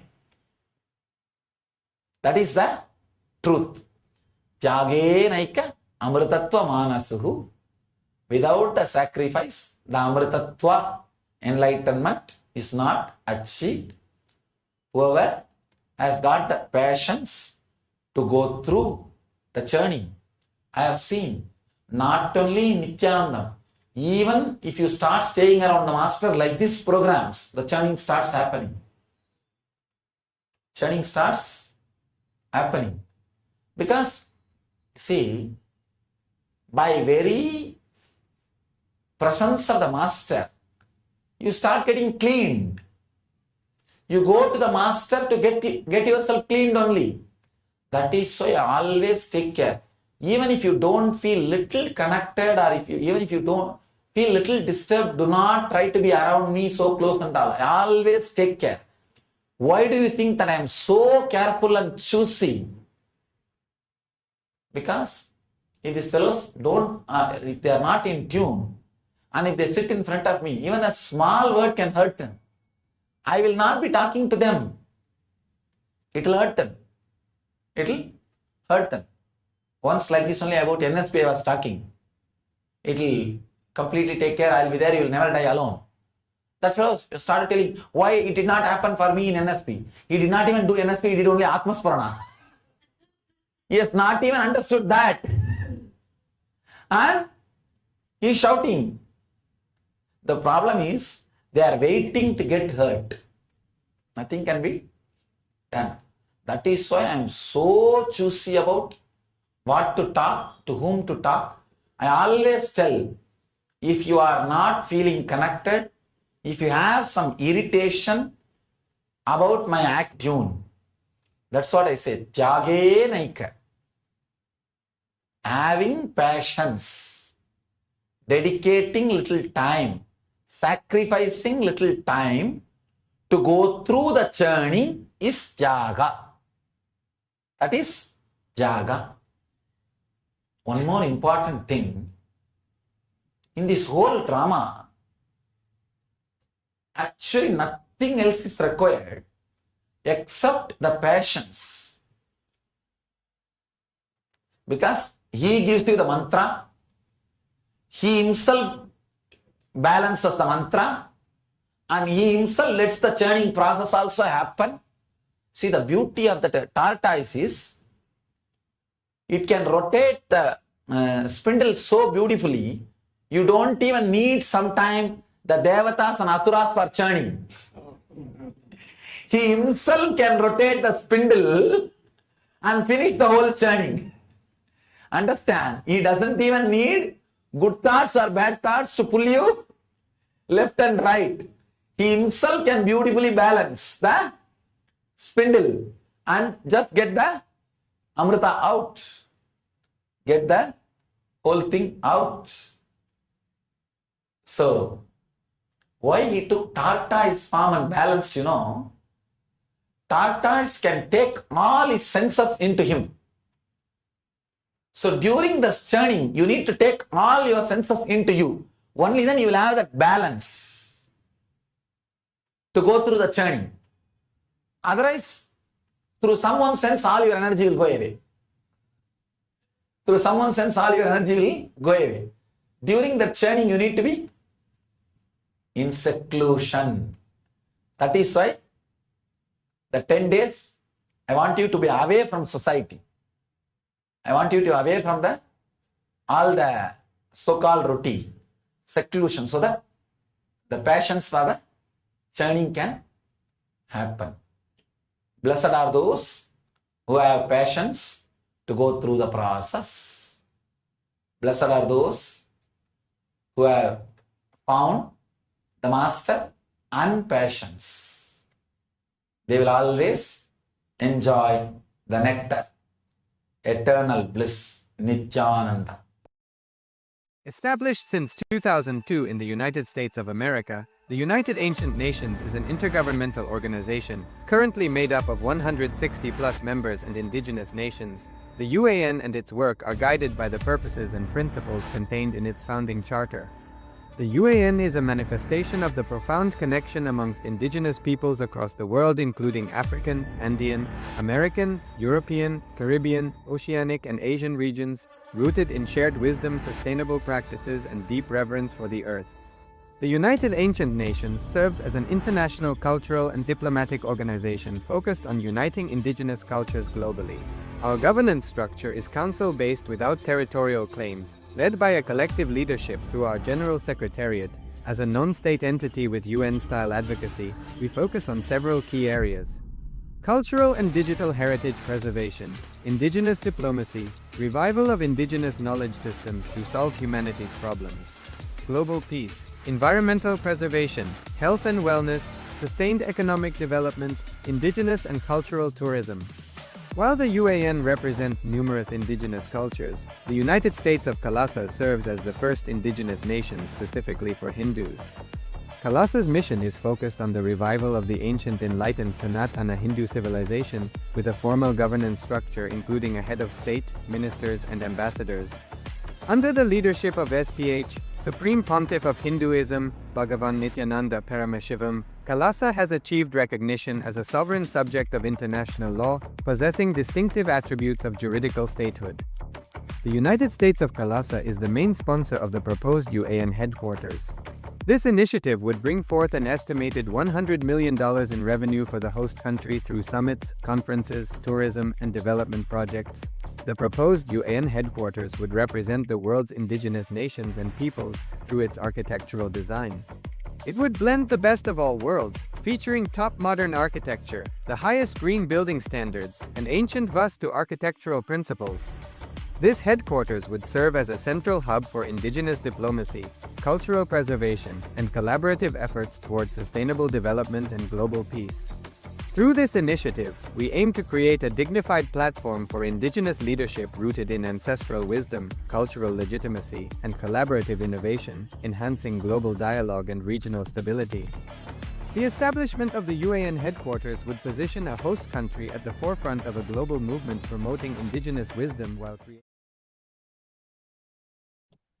Yes, Nithyananda, all of you.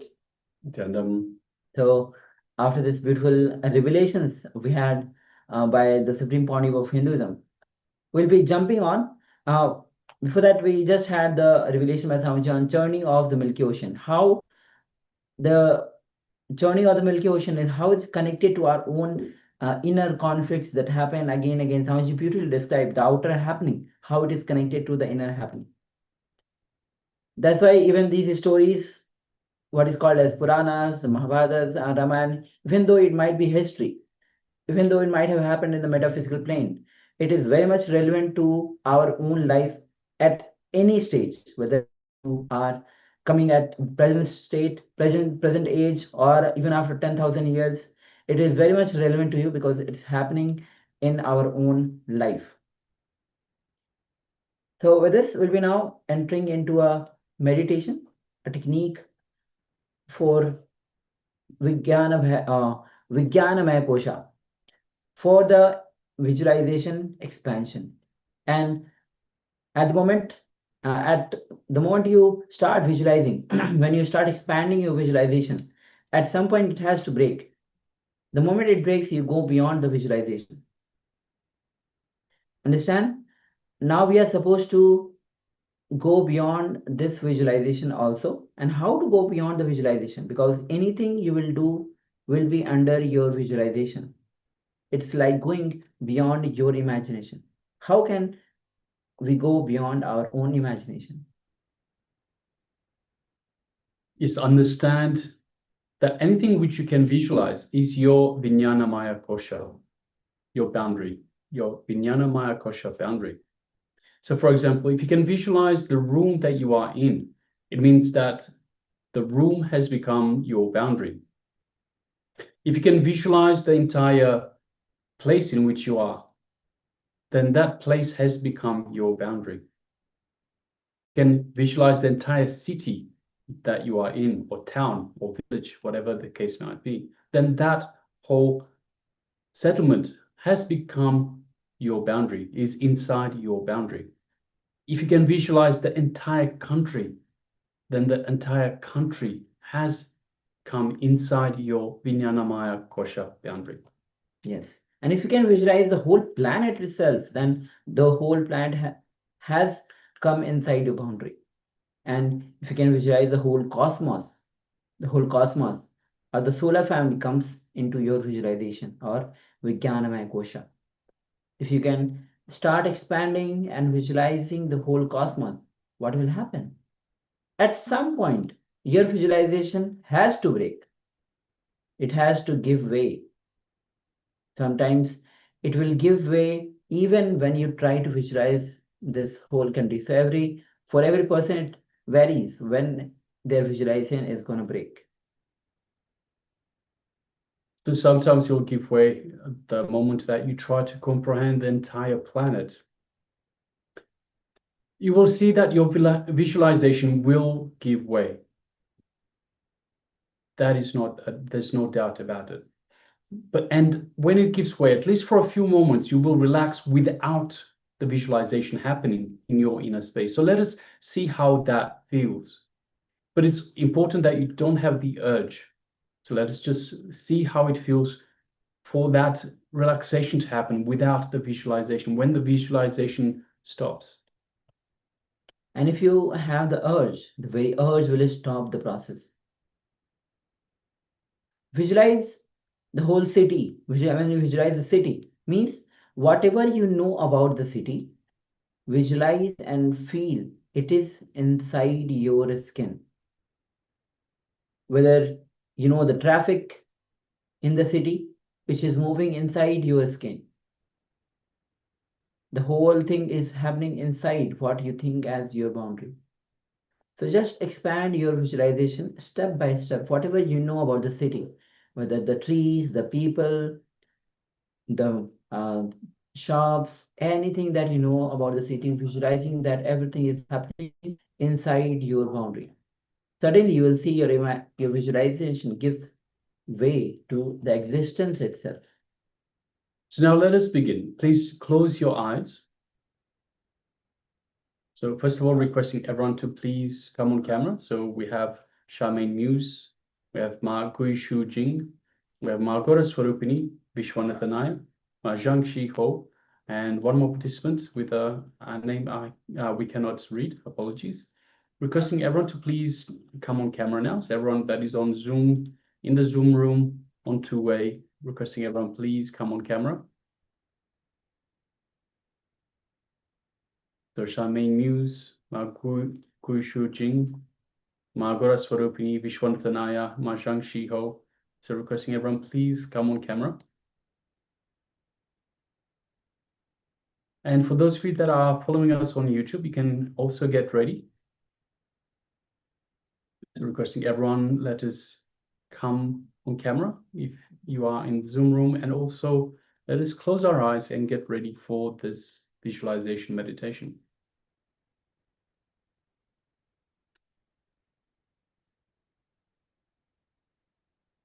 Yes, Ma Zhang Shi Ho, Nithyananda, good to have you with us. All right, so let us now just close our eyes.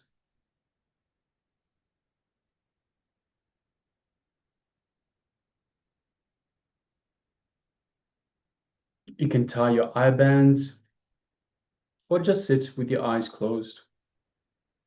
Just make sure you sit in a very comfortable way. Don't lie down. So it's important you be comfortable, but don't lie down. That is too comfortable, you will fall asleep. So you can sit, but make sure you are sitting in a very comfortable way. You can sit on the floor, you can sit on a chair. Make sure you are comfortable so you're not distracted. You're not distracted by little pains here and there, muscle twitches, that sort of stuff. So make sure you are sitting very comfortable, whether it's on the floor or on a chair, but do not lie down and do not sleep. Just sit in a very relaxed way.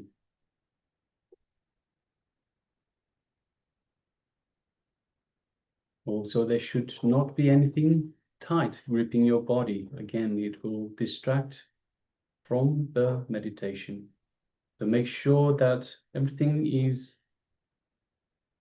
not necessarily loose, but not too tight. So sit in a relaxed way. Let us first feel the boundary of the Annamaya Kosha, which is the physical layer. That is the body that you associate yourself with. So your body, feel your body, feel your boundary of the Annamaya Kosha, your physical body. So just bring your awareness to your entire body, your physical layer, your Annamaya Kosha. Feel yourself completely inside your skin. The skin is the boundary, the Annamaya Kosha boundary. So feel yourself within your skin boundary. Feel yourself alive from head to toe. Go to your feet and feel from inside that you are alive. You are alive inside your feet.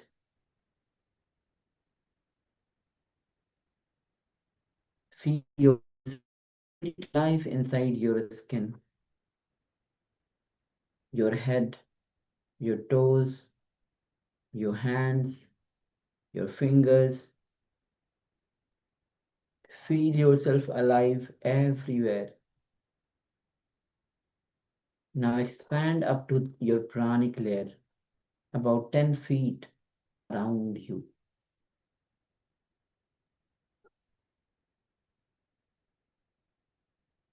Yes, expand 10 feet around you. Feel that you are expanding up to your pranic layer, up to the space where you can feel the smell.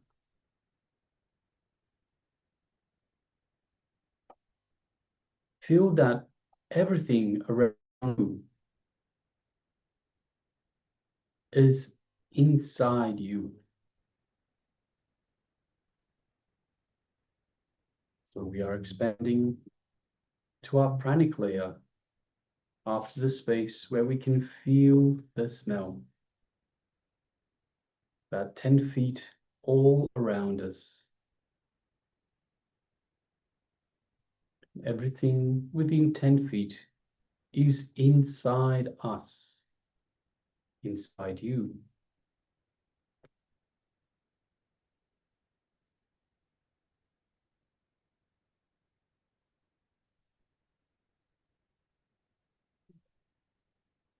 Now, let us expand and fill the entire room you are sitting in. Feel that you are filling all the corners of the room.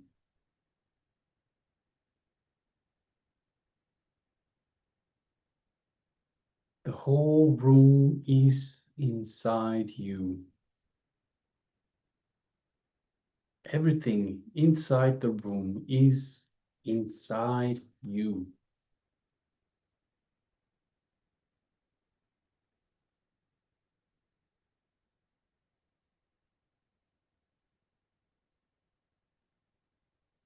Everybody is sitting inside you.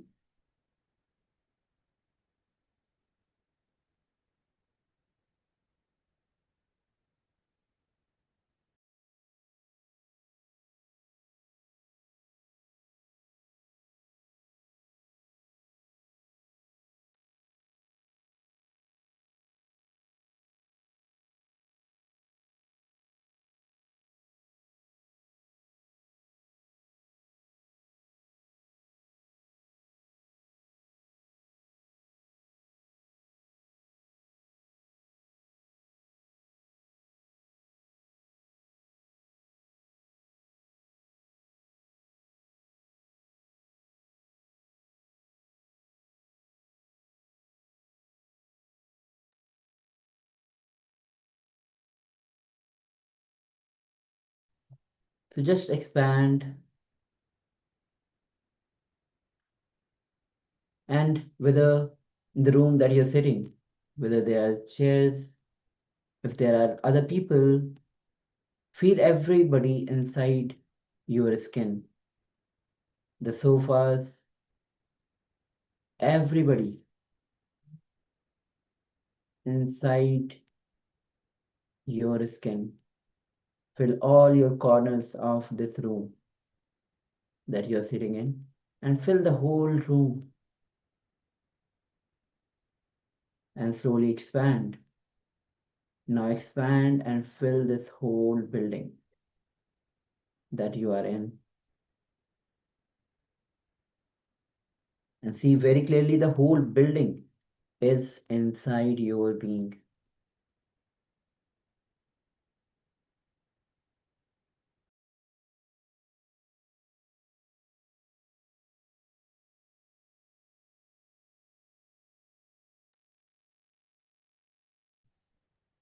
Continue to expand and feel this whole building is inside your body.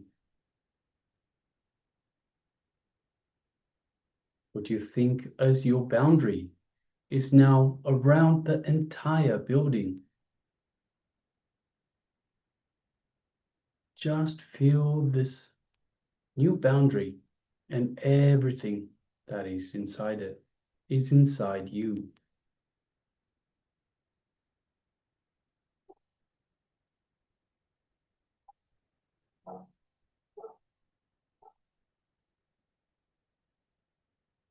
Next, let's expand and fill the entire street that you are on. Just see the whole street is inside you.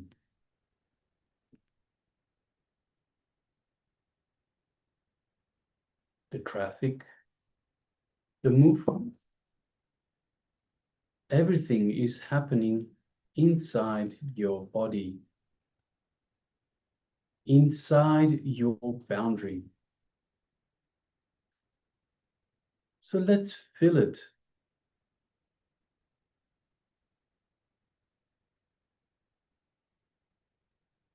Feel every inch of the street. Feel every corner of the street is inside you.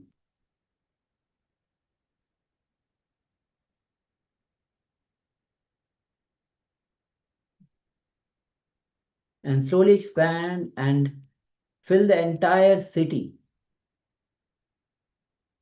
inside your boundary.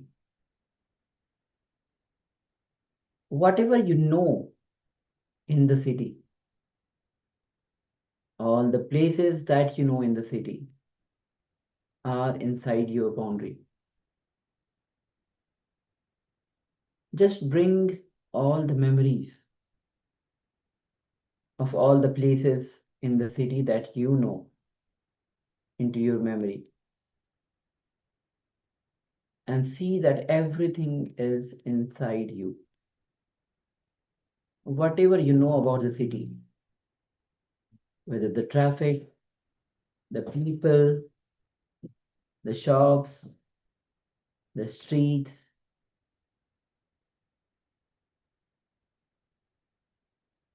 anything that you know about the city, bring them back into your memory and feel that everything is inside you.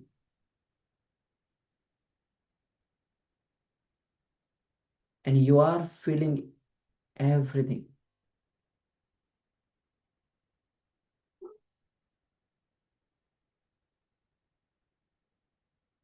Every bit is filled by you. Every street, every road, every home, the rivers, the hills in the city, everything that you know about the city is being filled by you. Everything is inside you.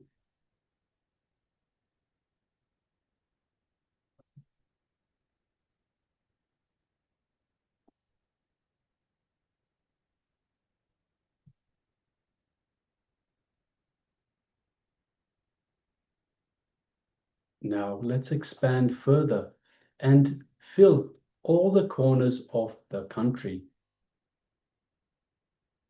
Whatever you know about the country, bring it back to your visualization and see that you are filling all those spaces.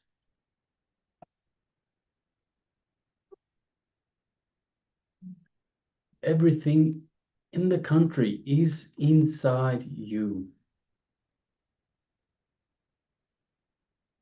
All the corners of the country are inside your boundary. Feel that everything is inside you.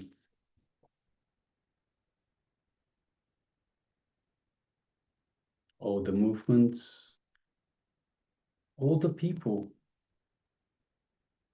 all the nature, everything is inside you. You are filling everything in this country.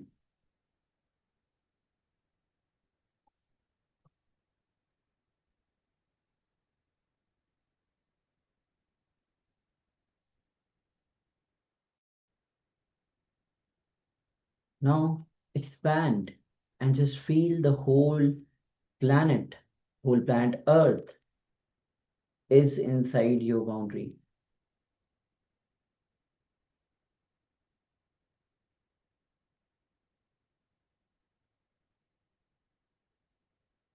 Whatever you know about this planet Earth, all the places that you have heard of, all the places that you have seen,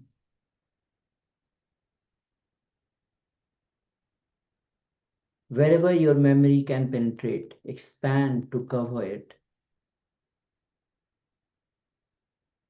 All the countries, all the continents,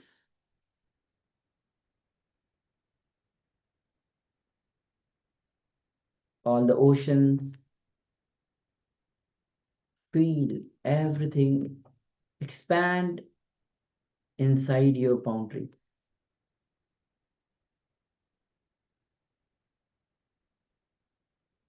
People from across the culture, across the countries, nature, mountains, animals, feel everything inside your boundary.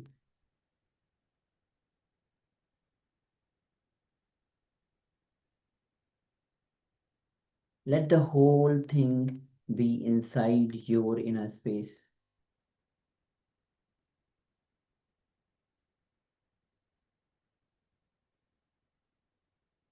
Experience all the places inside your boundary, inside your skin, inside you.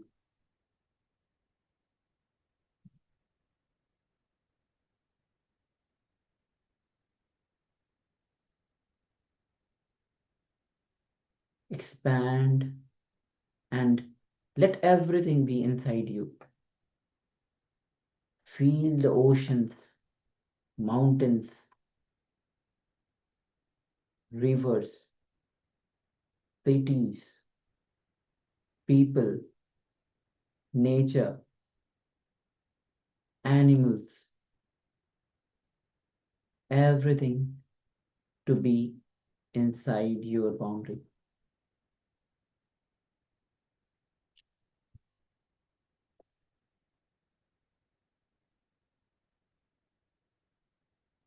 The whole globe is now moving inside your inner space.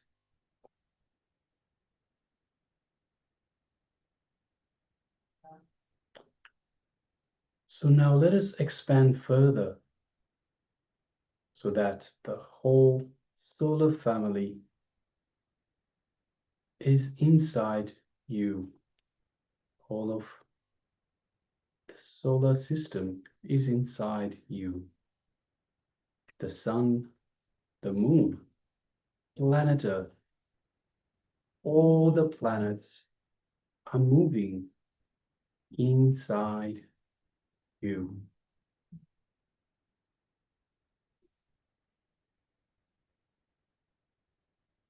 Feel everything moving inside your head.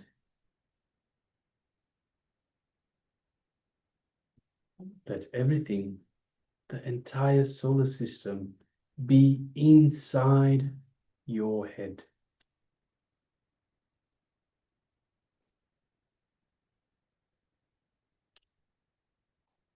See that you have expanded and the whole solar system is moving inside your head.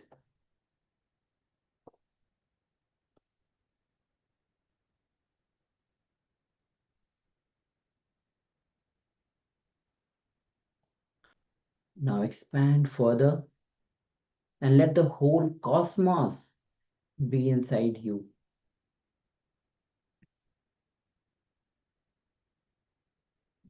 Anything that you know about the cosmos, the whole empty space, the light covered by lights, darkness covered by darkness, the big bangs, the black holes that are happening. Whatever you know about the cosmos, whatever you know as the cosmos,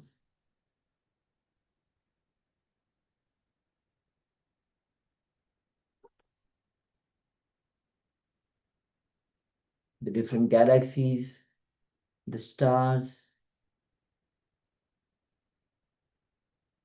expand and allow it to be inside you. And continue to expand. Feel the bliss in you. Feel the immense lightness in you.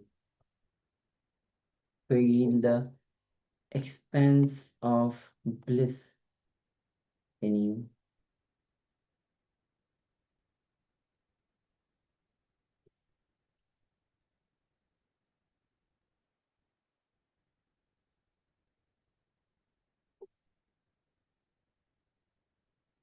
As you continue expanding more and more, as you feel the bliss, you will start moving towards experiencing the Ananda Maya Kosha.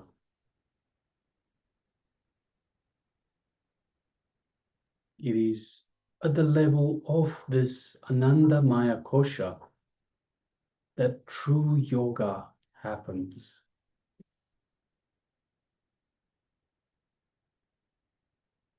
Where the union of the mind, body, and spirit takes place.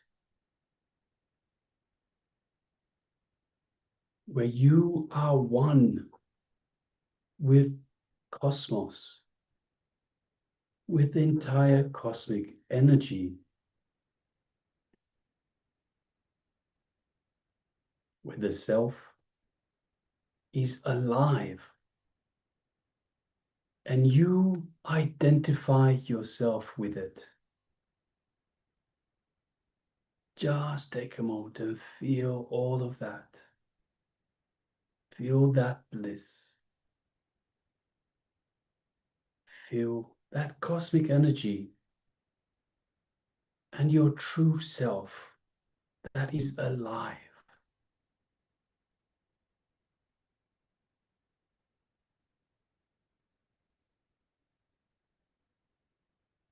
Just sit in that space for a moment and feel all of that.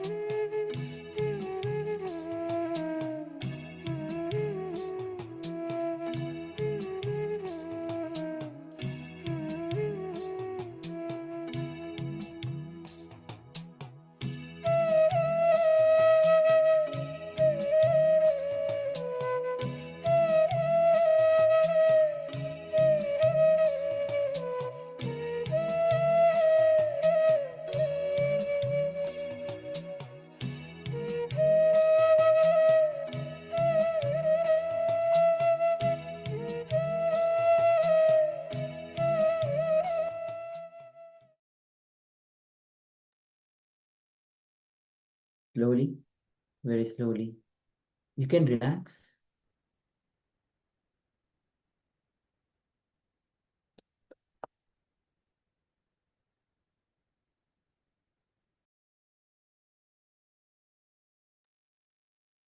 You can remove your eye bands and just relax.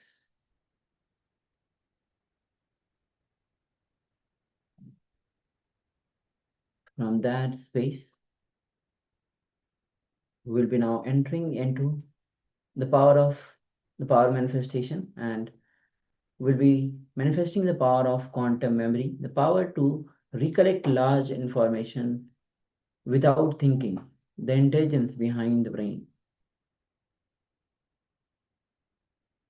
So let's enter into the Sas Pramana for this power manifestation, the power of quantum memory. This verse is taken from Sarva Jnanatara Agma, verse 15. It says, एवमेकात्वं भावेन संस्थितस्य तु योगिनः सर्वज्ञत्वं प्रवर्तेत विकल्पं रहितस्य tu. Parameshwar says, within such a yogi who establishes himself in absolute non-dual oneness with Lord Paramashiva and who keeps himself free from all sorts of differentiating notions, the exalted superpower of all-knowing, Sarvogyanatma, gets unfolded in all its fullness. So with this, let's get ready to enter into the first round of the power manifestation. We'll be projecting you an page from the Science of Living Enlightenment, and just have a glance of this page. Don't try to read, just have a glance of this page for a few seconds, then we'll be entering into the power manifestation.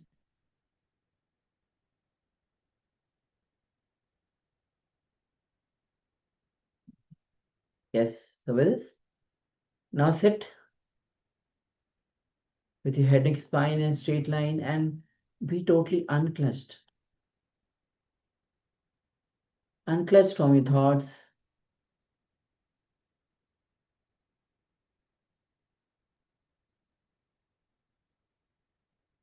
unclutched from everything.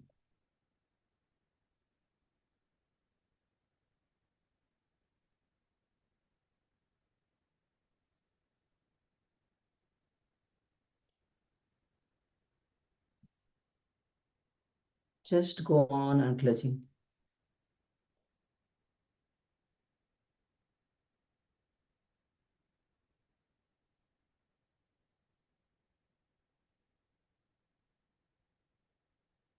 And as you visualize Swamiji in your space, invoke his presence.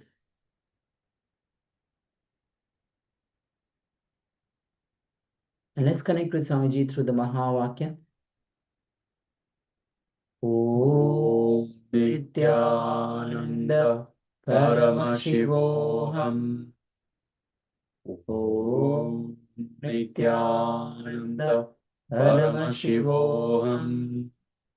Om Nithyananda Paramashivoham. Keep chanting the Mahavakya, and let's enter into this round of power manifestation, recollecting the large information, the image or the page which we have displayed. Recollect all the information on this page, and let's begin this manifestation.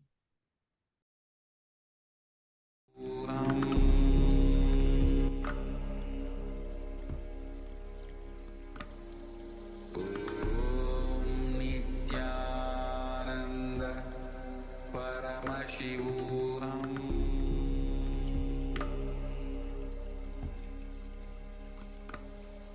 Om Nithyananda Paramashivoham.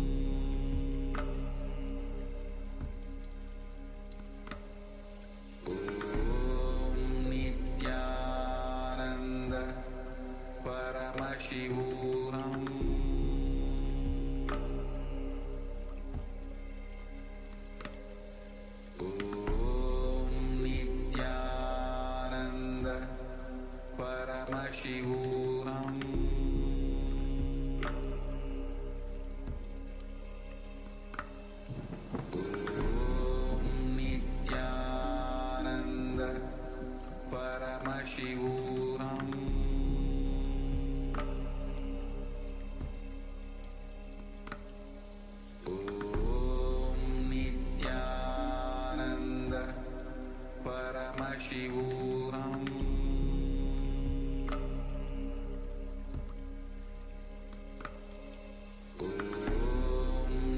Nithyananda Paramashivoham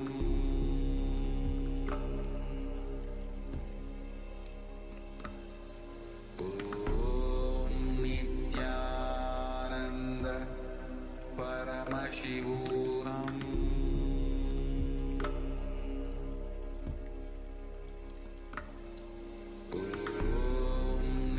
Nithyananda Paramashivoham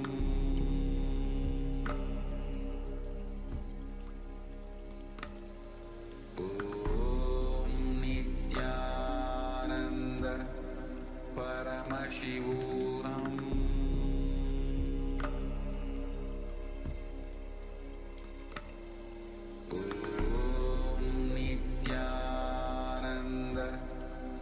Paramashivoham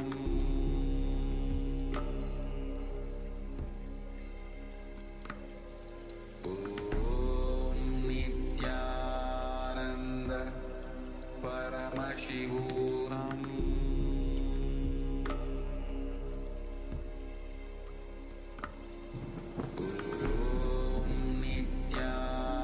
Nithyananda Paramashivoham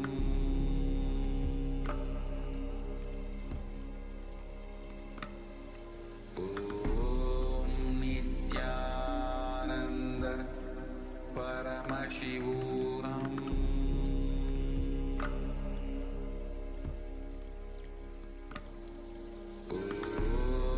Nithyananda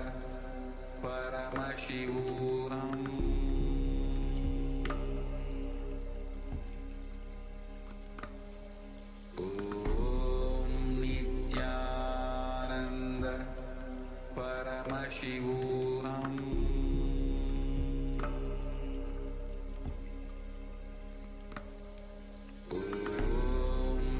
Nithyananda Paramashivoham Nithyananda Paramashivoham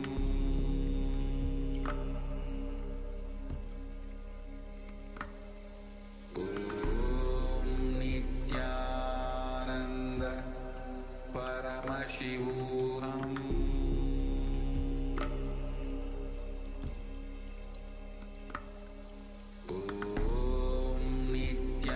Nithyananda Paramashivoham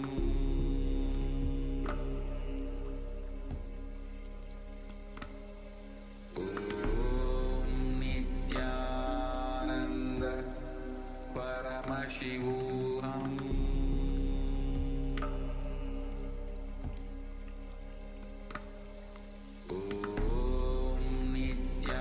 Nithyananda Paramashivoham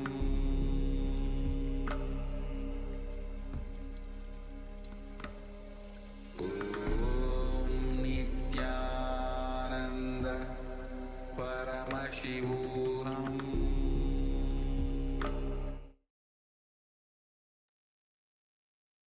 Yes, you can relax now. And while your memory is still fresh, while the revelations are still fresh in your memory, take a moment and share with us what Paramashiva revealed in your third eye. So the details of the page that we displayed for you, page number 186 of the Science of Living Enlightenment. So understand this is downloading vast amount of information direct. So even though the power is called quantum memory, we're not actually remembering, we are downloading directly from the cosmic archives. And understand this is a very powerful technique, very powerful power manifestation that you can use in anything, whenever you need some information, some knowledge of something, you can just download it. When you go into exams, for example, you're in school, in studies, some sort of studies, you can just download the information directly. when you want a recipe for something you want to cook at home, perhaps the Bhagavad Shastra, you can just download it. It's so powerful, such a useful power manifestation. Just downloading information directly from the cosmos. And understand it's not that different from some of the other powers that we've been playing with during this program. For example, the power of third eye vision, seeing images blindfolded. Again, you are blindfolded. You are pulling information directly from the cosmos. You're not seeing with your physical eyes.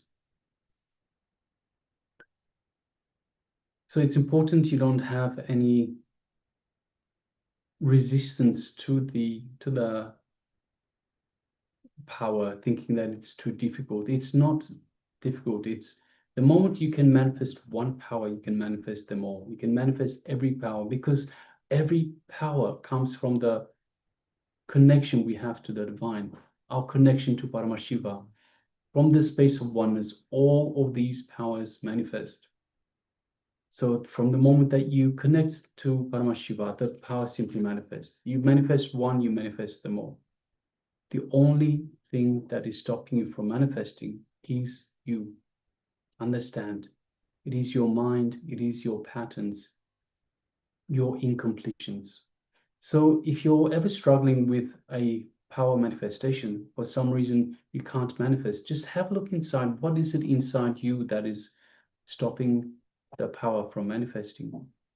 Whether you think it is too hard, whether you think it's not a useful power for you, whether you think that it's just not for you, for whatever reason.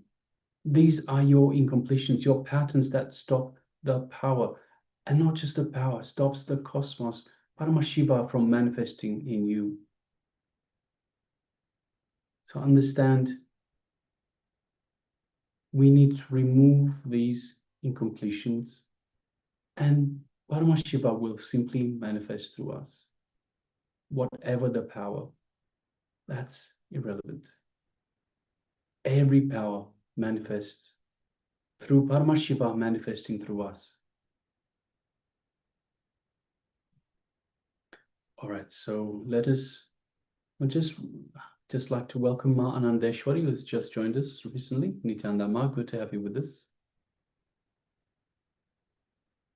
And now let us bring back that page. So we displayed the page for you just for a brief moment, perhaps a couple of seconds or so.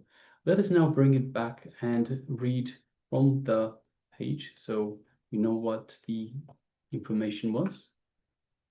So it starts with 200 forms of Indian singing styles are available, rooted in Samagana, Samadeva. This is one of the Anyakaras for Biridi campus. Please understand, when you live these 4 tattvas, or principles of integrity, authenticity, responsibility, and enriching, you will first of all unearth so much energy in your inner space. Get it out. I can see it in my own organization, in my own experience, and many of the organizations which follow these principles. Human beings have so many wonderful things inside that should be unearthed. These 4 tattvas or principles will unearth all your possibilities. Second, it will help you unearth others' possibilities. This is the essence or the input I wanted to give. I bless you all to be successful in living these 4 principles. Today, I received a message from a devotee who wanted to take up the life of sannyas, renunciation.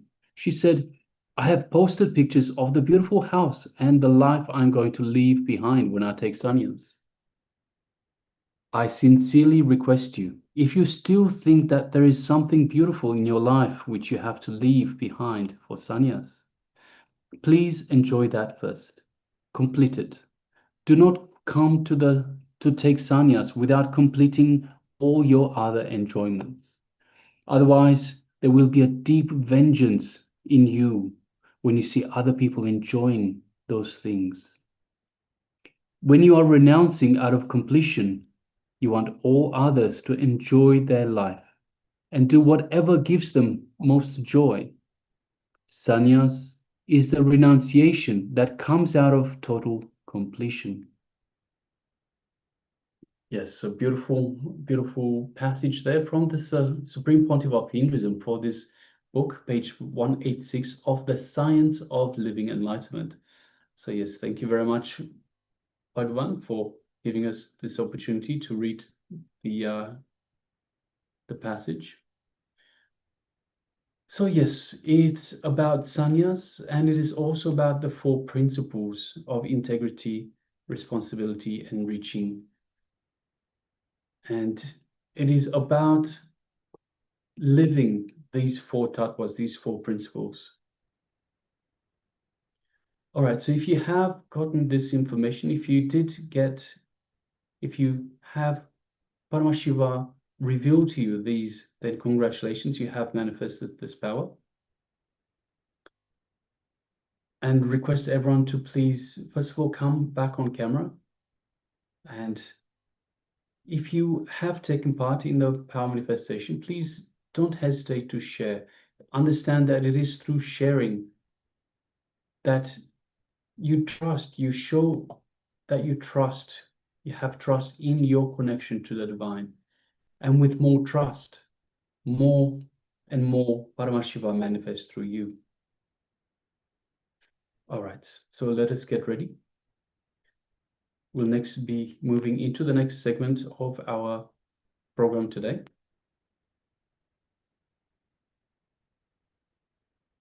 which is another revelation from the Supreme Pontiff of Hinduism on being spontaneous. What is being spontaneous and what does it mean? So let us sit comfortably with the head, neck, and spine in a straight line. Let us bring our full awareness as we hear these great truths from Bhagavan. Let's begin.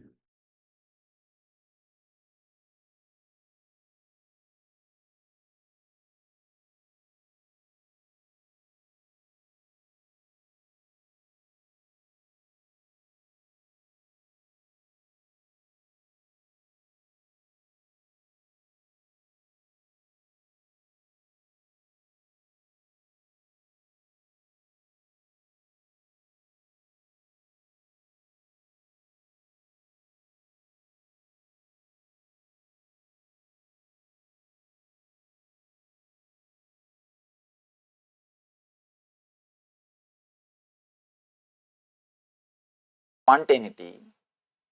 If you know the great epic Mahabharata, it is the history of India.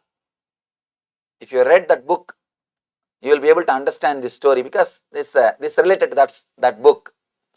In that book, there is a story, there is a scene. The Queen Draupadi will be disrobed, will be abused by villain's brother. Villain's brother is Dutsadana. We call it Dutsadana.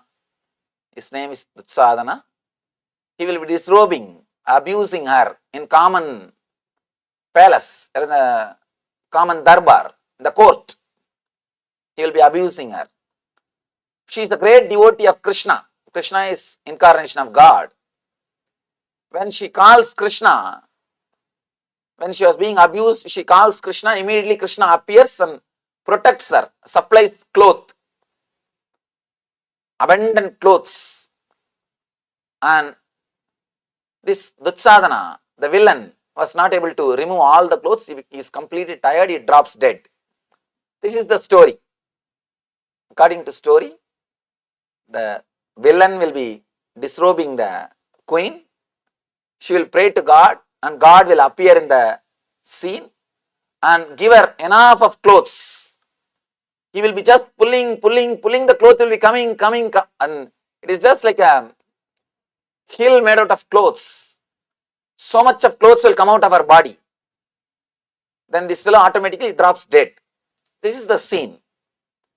in India, the beauty is every village will have the recitation of Mahabharata. Means reciting this story is a ritual done in every village. At least once a year, they will do this ritualistic recitation of this story. And no mic or anything, just they will get into the stage and start singing or shouting.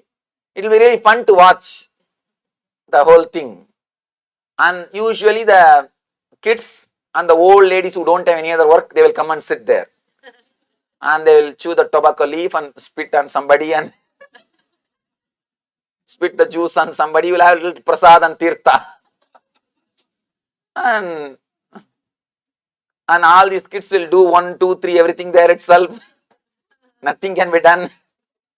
And it will all be there. You will be sitting amidst of all these things and enjoying the drama. And it's like a village gathers together. And not only Mahabharata, all the village stories also will be told there. Each one will be talking to others about what happened to her and what happened to him, who ran away with whom, who is living with whom, and who is doing what. The whole story they will share there only. It's like a common place, get together, where they will sit and speak all these things. And traditionally, women are not allowed to participate, women are not allowed to act in the drama. Female role also will be played by male only. Male only will play the female role also. Now you have to understand the whole scene, only then you can enjoy the spontaneity. Only then you can enjoy the spontaneity or the whole thing, how things happen. And there will not be much instruments or materials. If there will be only one stick with a big tin attached to it. If Saraswati holds that stick like that, you have to think it is a veena. If Hanuman holds like that, you have to think it is a gadayuda. The same stick will become veena and gadayuda. You can't do anything about it. And the same stick will be used for everything. Gadayuda means weapon, veena means musical instrument. For both, they will bring the same stick only. That will only be used for all the purposes. It's like a multi-purpose. And sometimes same actor will come playing 2, 3 roles, and he will just change only one cloth, one shawl, and he will come back and tell the story. Anyhow, that day part is that Draupadi means the queen is supposed to come with the 7 sari tied on one and the other, so that the Duchadana will pull the saris. By the time it comes to 6th sari, the queen has to shout Krishna, Krishna. The Krishna will jump from behind the stage and he will jump into the stage and say, "Oh, my dear devotee, I have come to protect you. You are protected." Immediately the villain has to act as if he is tired and he will drop dead. This is the story. By mistake, the villain forgot the count that day. Instead of pulling only the 6th sari, till the 6th sari, he started pulling the 7th sari also. The queen is wearing 7 saris. The villain is supposed to stop at the 6th sari. Until 6th sari, the queen will not call Krishna. She will be telling something Madhava, Madhusudana, Keshava, some other names. Only when it comes to the 6th sari, only when the villain is little tired or acts as if he is tired, she will call Krishna. Then Krishna will jump from the stage, from behind the stage. He is standing behind, smoking beedi actually. I am telling you the whole scene, what is going on there. And Krishna is standing with his mukuta and flute in one hand. Flute means the same stick. And he is just enjoying the smoking the beedi. Beedi means the village cigarette. And he is enjoying the beedi, waiting for call. And this villain forgot the number count. And he is pulling the 7th sari also. And suddenly Draupadi realized the 7th sari is being pulled. And because the 7th sari is being pulled, instead of calling Krishna, straight away she started picking Duryodhana, Duchadana. She started kicking the villain. Hey, leave me, hey, leave me. According to we were all surprised. What is going on? Usually the fight is not supposed to happen. How can queen fighting with villain? It doesn't. She is supposed to call Krishna, Krishna. Instead of that, she is straight away attacking the villain. And the fight has started. And this villain guy also did not understand what is going on, or he is doing some mistake. Somehow, finally, in that whole mess, he pulled the 7th saree.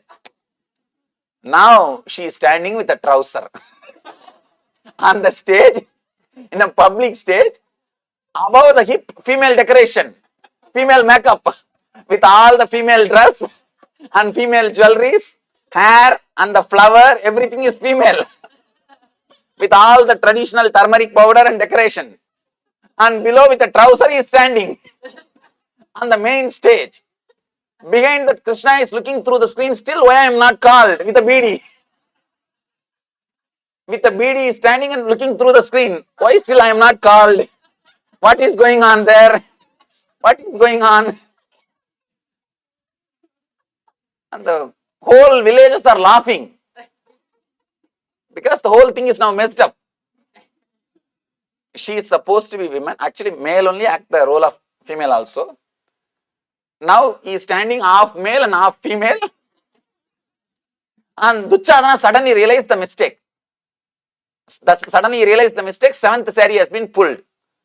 Now he has to drop that. He can't drop that also unless Krishna comes. Unless Krishna comes, he can't drop that. Now the whole scene is confusion. Now what to do? But the spontaneity of this Draupadi, suddenly she said, Krishna, just because you cannot come, you made me into male, you converted me into male and saved my shame, saved my prestige. Oh Krishna, you are so powerful. Just because you could not appear on the stage in proper time, you are busy with your beedi, you made me male and saved my prestige. You see, the statement itself is not a big thing, but spontaneity. In that situation, if you get angry, you can't do anything. If you are taken away by shame, you can't do anything. You can't do anything. You can't do patch up. All you need is spontaneity. If you understand how these dramas are done in India, you will be able to enjoy. You will be able to, if you can remember the scenes, you will be able to enjoy. The whole thing, just by single statement, she has made the whole thing straight. And the whole villagers now started laughing at her statement. They forgot that there is some serious mistake done in the drama. The idea that there is something wrong happened in the drama has disappeared from everybody's mind. Now everybody is involved with only that fun. The whole atmosphere has changed just by one statement. This can happen only when you are spontaneous, not when you carry identity. When you carry identity or personality, you will only be fighting or trying to pick up that saree and tie yourself. And how will you cover? Because everything is open now. After that, what will you cover? And nothing can be done. Behind the Krishna is standing with the beedi and slowly looking through that screen. And that smoke is also coming through that screen. Smoke is also coming through that screen. Only through spontaneity, this kind of situations can be handled. In life also, you can't live your life completely with your prepared dialogues. With your prepared dialogues. You can't live your whole life with your dialogues. Do not write the story before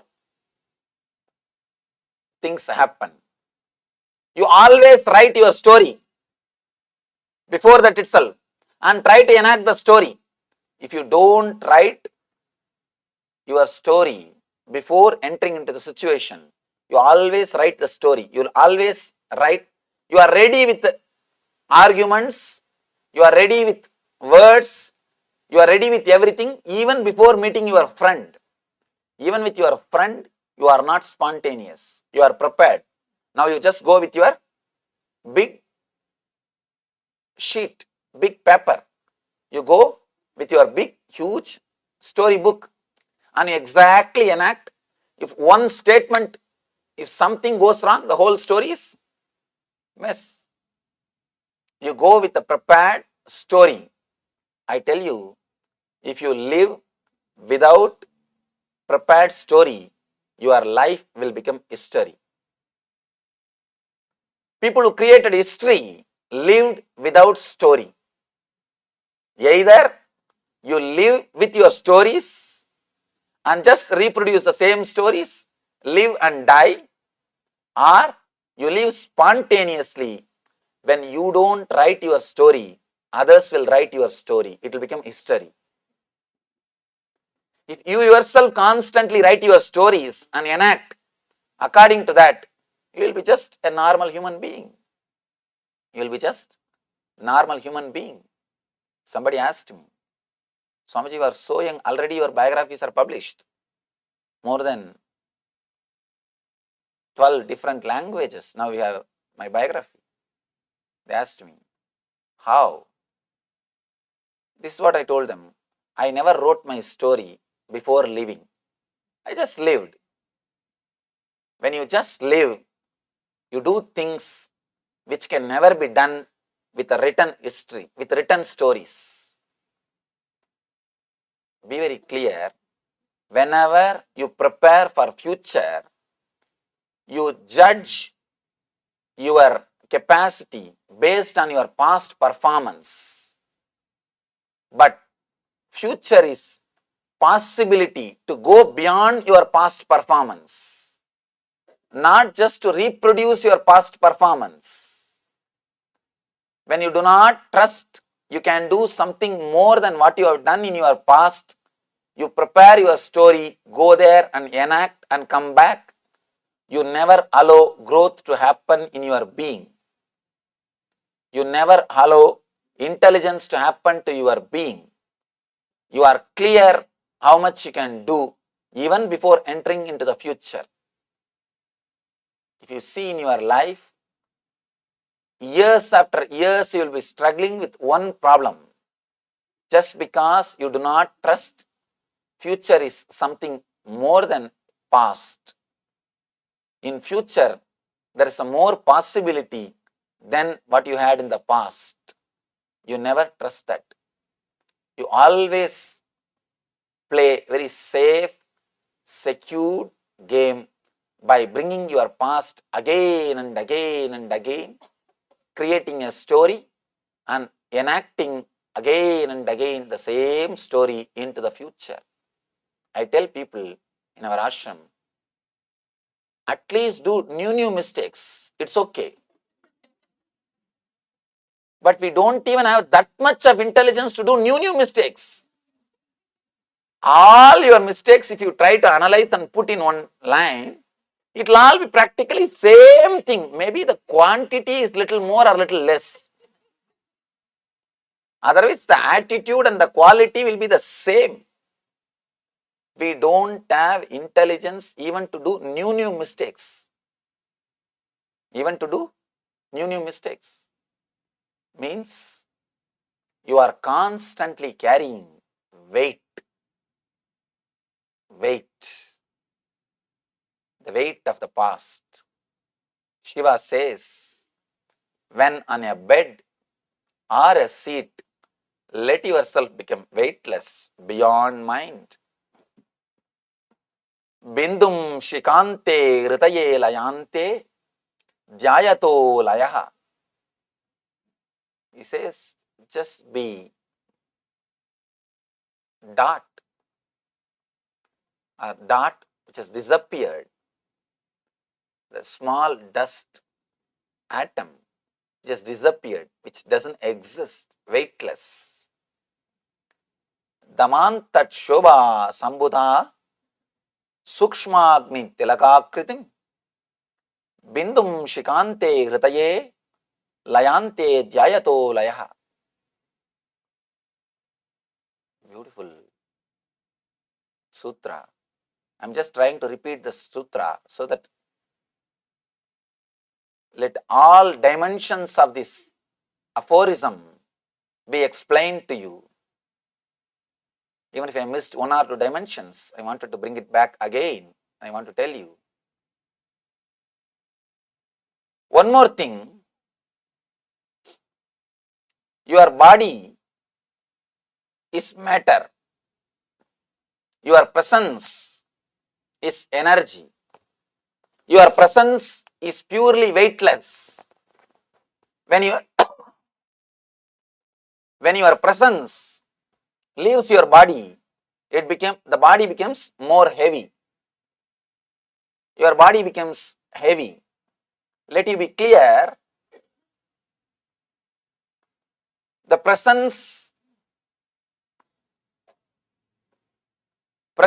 and the weight both are completely opposite to each other. And one more thing, this meditation can help you tremendously in the problem of obesity and overeating. You constantly eat too much because some way you do not have your presence inside you. The matter attracts more matter. Material attracts more material. Weight attracts more weight. Even in the physics, mass attracts the mass. Why do you think the planet Earth has got gravity force? Mass attracts mass. If you don't have your presence in your body, you are just a mass, nothing but a mass, matter. It attracts more matter. You may fill yourself, but you won't feel fulfilled. With presence, if you eat, even with less quantity, you will feel fulfilled. Be very clear. Feeling is different. Feeling fulfilled is different. Feeling is totally different. Feeling fulfilled is totally different. I request all of you, if any of you have obesity problem or overeating problem, means everybody, do this simple technique just for 5 minutes. It's not a big thing. You don't need to do this technique whole day actually. It is a very simple, very beautiful technique. Today we will practice this technique. Before eating, but before eating anything, that is the problem now. Because we don't eat once or twice a day. There is no difference between cows and us. Cows, wherever they see something which can be eaten, immediately they will open their mouth. Human beings also become like that. No time. Even while walking and driving in this country, I saw even when they are driving, they are eating. Because that kind of food is available. And if you don't have time to eat, and then just have a Coca-Cola, that glass, that bottle, Coke bottle. Coke bottle you don't have to hold actually.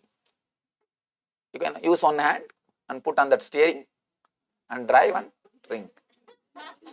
Constantly something is going into the body. Constantly the matter is attracting the matter. The material is mass is attracting the mass. Before eating anything, try to do this meditation, but don't do it in your car. At least before morning breakfast, noon lunch, and night dinner,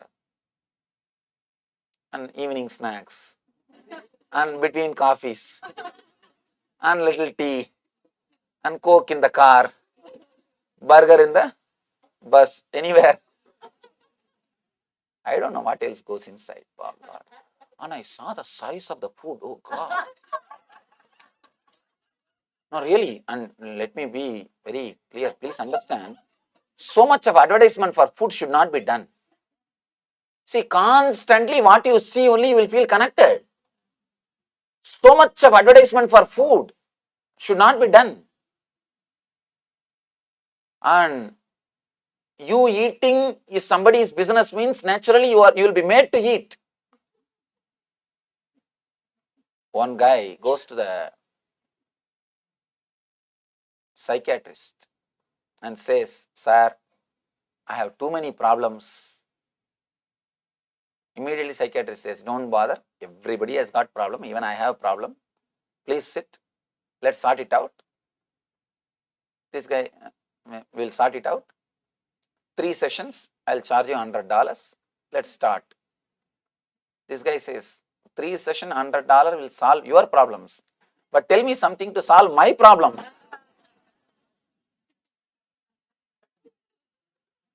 Tell me something to solve my problem. Be very clear. So much of advertisement for food because you eating is somebody's business. It is dangerous. It is dangerous. Constantly, without even your knowledge, without even your consciousness, so much of advertisement for the food. You start meditating on food. Eating becomes a religion. You start meditating on food. Continuously you are meditating on food. And the quantity is served also. Naturally, when you buy it, what will you do? How can you waste it? I tell you, if you throw the food in the dustbin, only food will be wasted.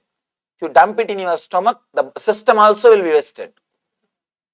Never feel that you are wasting food. The moment you feel enough, just throw it in the dustbin. Only food will be wasted. If you put it inside, system also will be wasted. Food you can buy. System you can't buy once more. You can't buy once more.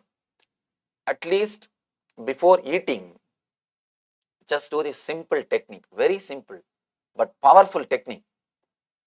To connect yourself again with your weightlessness. Whenever you are in ecstasy, you are in joy, you can always feel you are weightless. You are light. You always say, I feel like flying. I feel like flying. I just saw an article. A lady in Bolivia, she is able to fly 4 feet when she is in meditation. And around the world, hundreds of these yogic flyers are showing. But of course, they are not able to fly when they are not in meditation. Only when they are in meditation, they are able to fly. The reason is you become weightless. And whenever you become weightless, you enter into meditation. I myself have seen personally, when I was 5-year-old boy, one great yogi, Raghupati Yogi, his name is Raghupati Yogi. He lived in Thiruvannamalai, my native place, Arunachala. There, he used to teach yoga and meditation, all those things. If you see in my biography, it will be written, my first photograph at the age of 9 is taken by him only.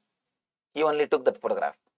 In India, photographing is not very popular. In those days, especially 10, 20 years ago and all, photography was not popular. It will be black and white photograph because those days, color photography was not available in a common way for everybody.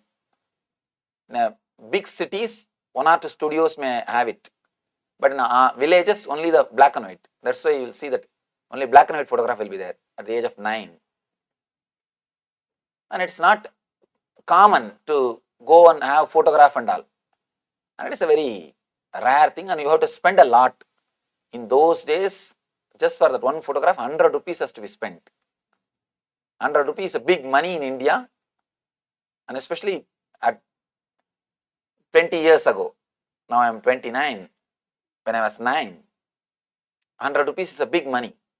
Photography means actually when you get married, maximum they may take 2 photographs.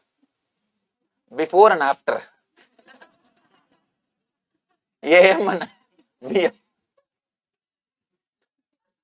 Anyhow. And that much only. It's not a common thing. And he photographed me. And I was surprised. And it's a big fun also. You being photographed is a big thing in those days, especially village. Village means When I was living in my village, only 3 automobile vehicles will enter into the village per day. Whole day only 3 vehicles will enter. Morning 1 bus, evening 1 bus, noon time 1 bus. If morning bus comes, we all know that we should go to the school because the whole village is 4 street. We will run to the school. Noon time bus means we will come away from school. And usually people don't wear watches and all. Watch and clock, all those things are not common. And evening, noon time bus means we will come back from school. Evening bus means school is over. That's all we know.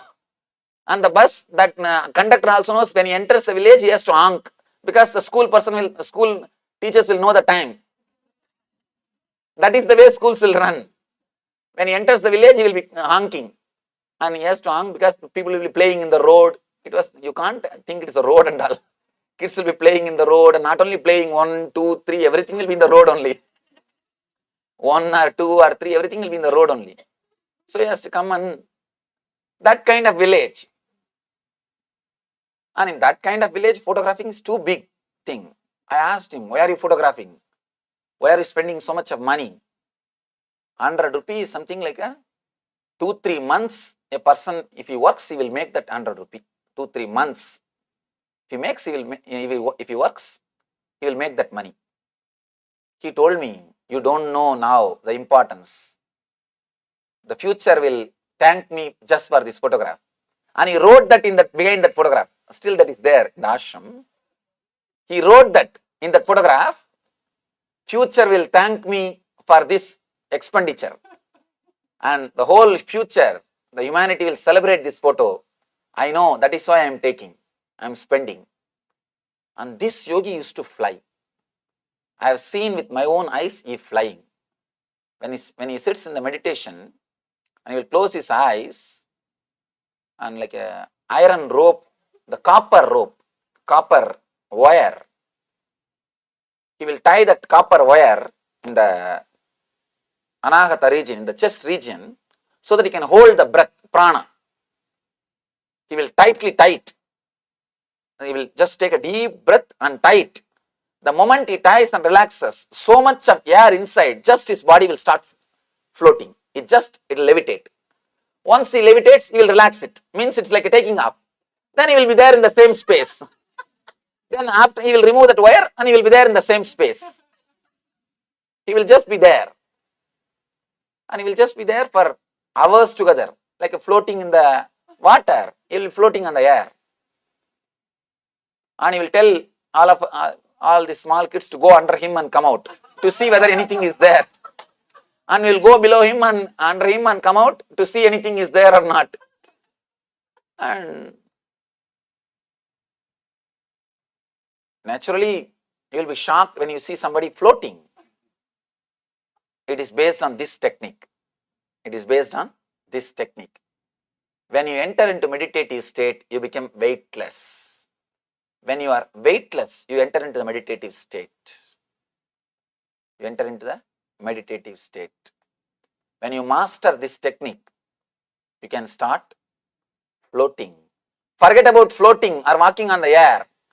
Do this meditation, at least you will walk on the planet Earth properly. We don't have to bother about floating in the air. Let's learn at least how to walk on the planet Earth properly. How to walk on the earth in a peaceful, blissful way. For that itself, this meditation can help us. You don't have to constantly think, when will I start flying, when will I start flying? There is no need. At least learn how to walk beautifully on the planet Earth. Shiva says,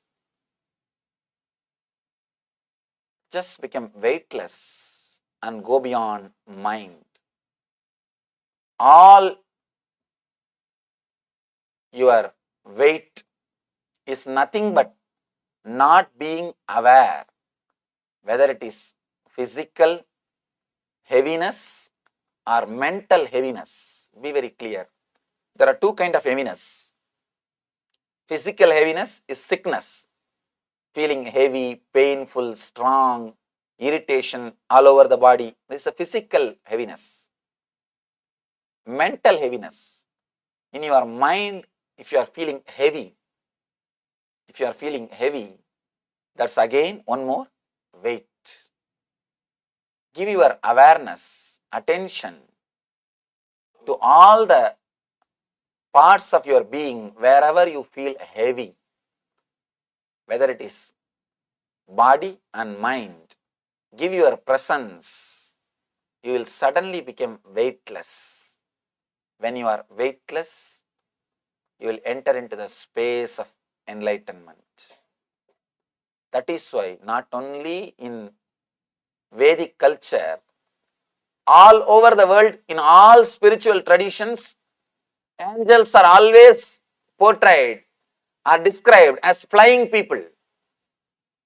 Always, all angels are described as if they are flying, as if they are flying. They are above the earth, means weightless beings, fully aware. The more you become aware, the more you become weightless. Your presence is weightlessness. If you are feeling heavy, you are absent.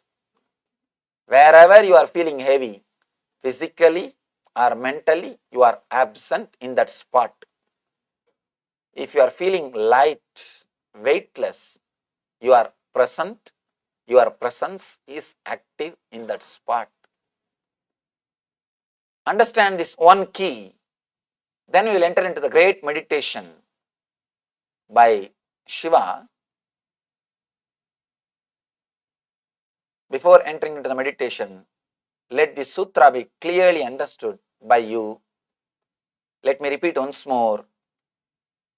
Daman tatshobha sambhutha sukshmagnittilakakritim bindum shikante hritaye layante dhyayato laya. Daman tatshobha sambuddha sukshmagnittilakakritim bindum shikante hritaye layante dhyayato laya. Kids have no ego. That is why when they fall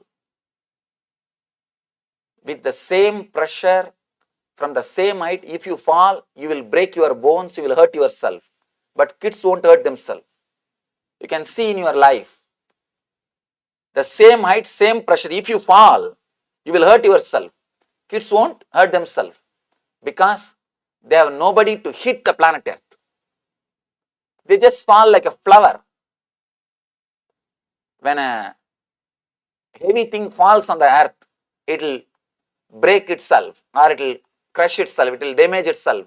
When a flower falls on the earth, neither the earth will be damaged nor the flower. Kids are like flowers. When they fall, they don't hurt themselves. Let yourself become weightless, beyond mind. Actually, if you learn this simple thing, you can sit for hours together without feeling the heaviness in you. Sometimes you may not physically feel, you will start mentally feeling the irritation. Without feeling the both, you will be able to sit forever, for a quite long time. You will be just weightless even after your fights. Even after your arguments, you will be just weightless. You will have so much of energy, you will be just weightless. Now, it's a beautiful sutra. But even now, I don't feel I have given the complete truth explained by the sutra because it has got so many different meanings. Wish I could speak in Sanskrit or wish you could understand in Sanskrit. But it is not possible. The language is not used by common man because the language is too poetic. He says, Layante dhyayato layaha.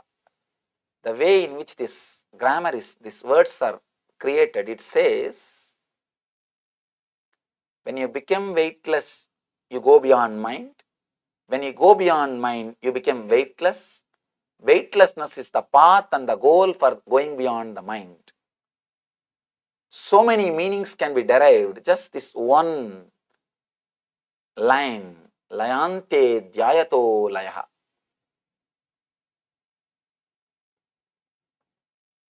One more important thing, your body is made out of memories. If you are emotionally attached to some memory, if you are connected to some memory, if you are caught by some memory, that part of your body will feel heavy. Your body related to that memory, or that memory, the part of your body which is directly connected to that memory will start feeling the heaviness. You sit in your office and just remember your boss without doing any work also, you will have shoulder pain. Just for 10 minutes, can't meditate on him. You will have shoulder pain. Because the memories related to stress are awakened. Those memories are directly connected to shoulder. You will have shoulder pain. You will have shoulder pain. Constantly, when you attach yourself to some emotionally when you attach yourself to some memory, the part of the body which is related to that memory will start having pain, will start feeling heavy, will start feeling the weight. Now Shiva says how to become weightless and how to enter into the space beyond mind, beyond memories. It's not that you will lose your memory, you will not have emotional attachment to it, you will be able to handle it in a much better way. Now, let you have a small break.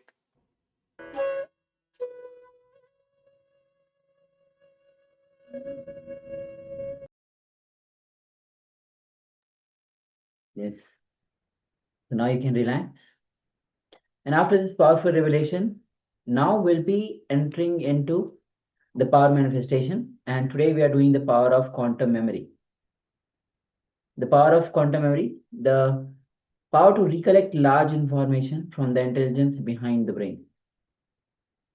So what we'll be doing is we'll be displaying one other page from the Science of Living Enlightenment for a few moments, and you'll be just having a glance of it.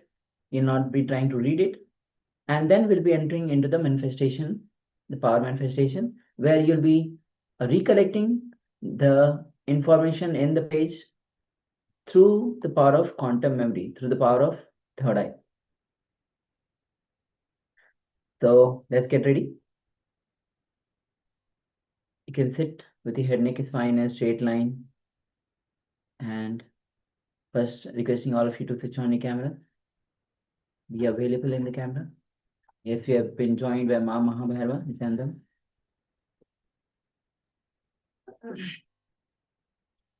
So just sit. We'll be projecting the page now. Just have a glance, do not try to read it. And that's all. Now, with this, let's enter into this round of power manifestation. Sit with your head, neck, spine, and straight line, and unclutch from every single thought. Unclutch. When you unclutch from every single thought, you enter into the space of intelligence, which is without thinking. And you receive the information from the Akashic records.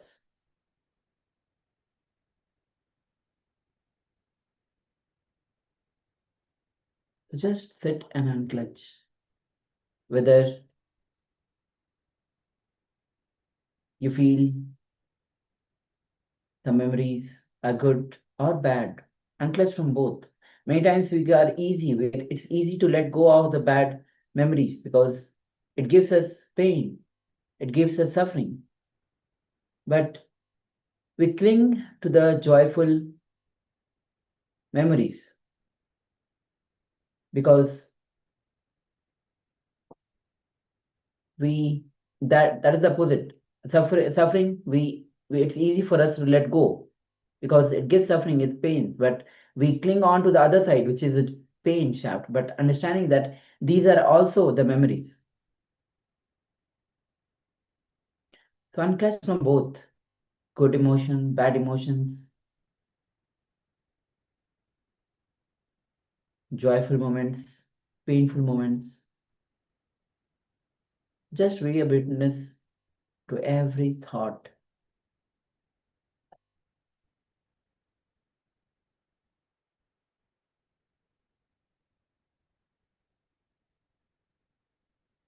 And the more and more you have the societal conditioning, the more identification,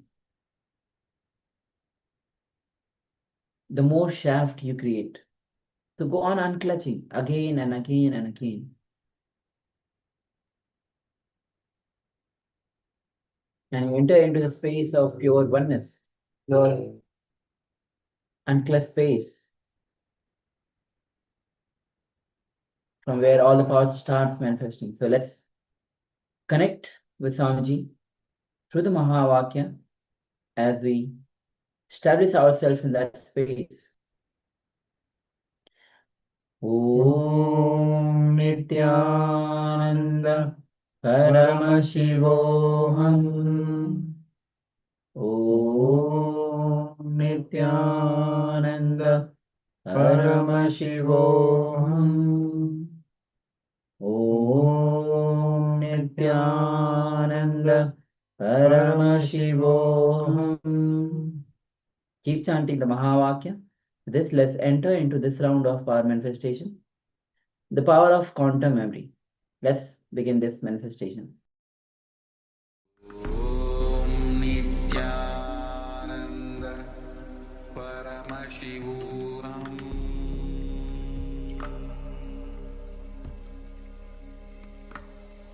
Om Nithyananda Paramashivoham.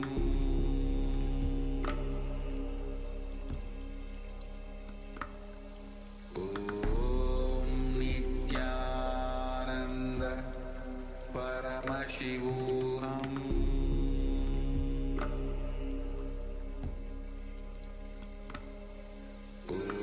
Om Nithyananda Paramashivoham. Om Nithyananda Paramashivoham.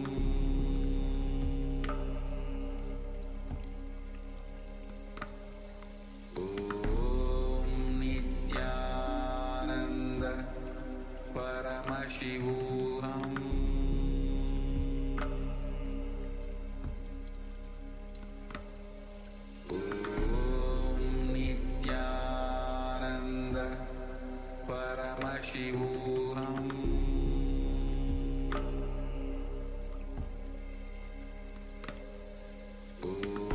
Om Nithyananda Paramashivoham. Om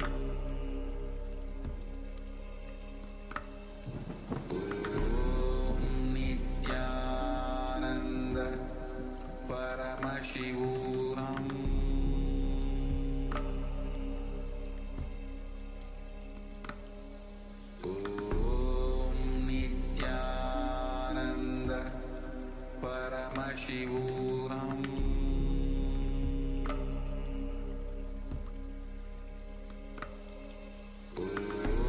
Om Nithyananda Paramashivoham.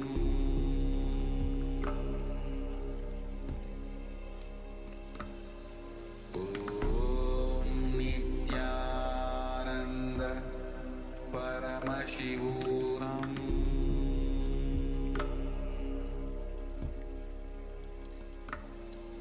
Om Nithyananda Paramashivoham.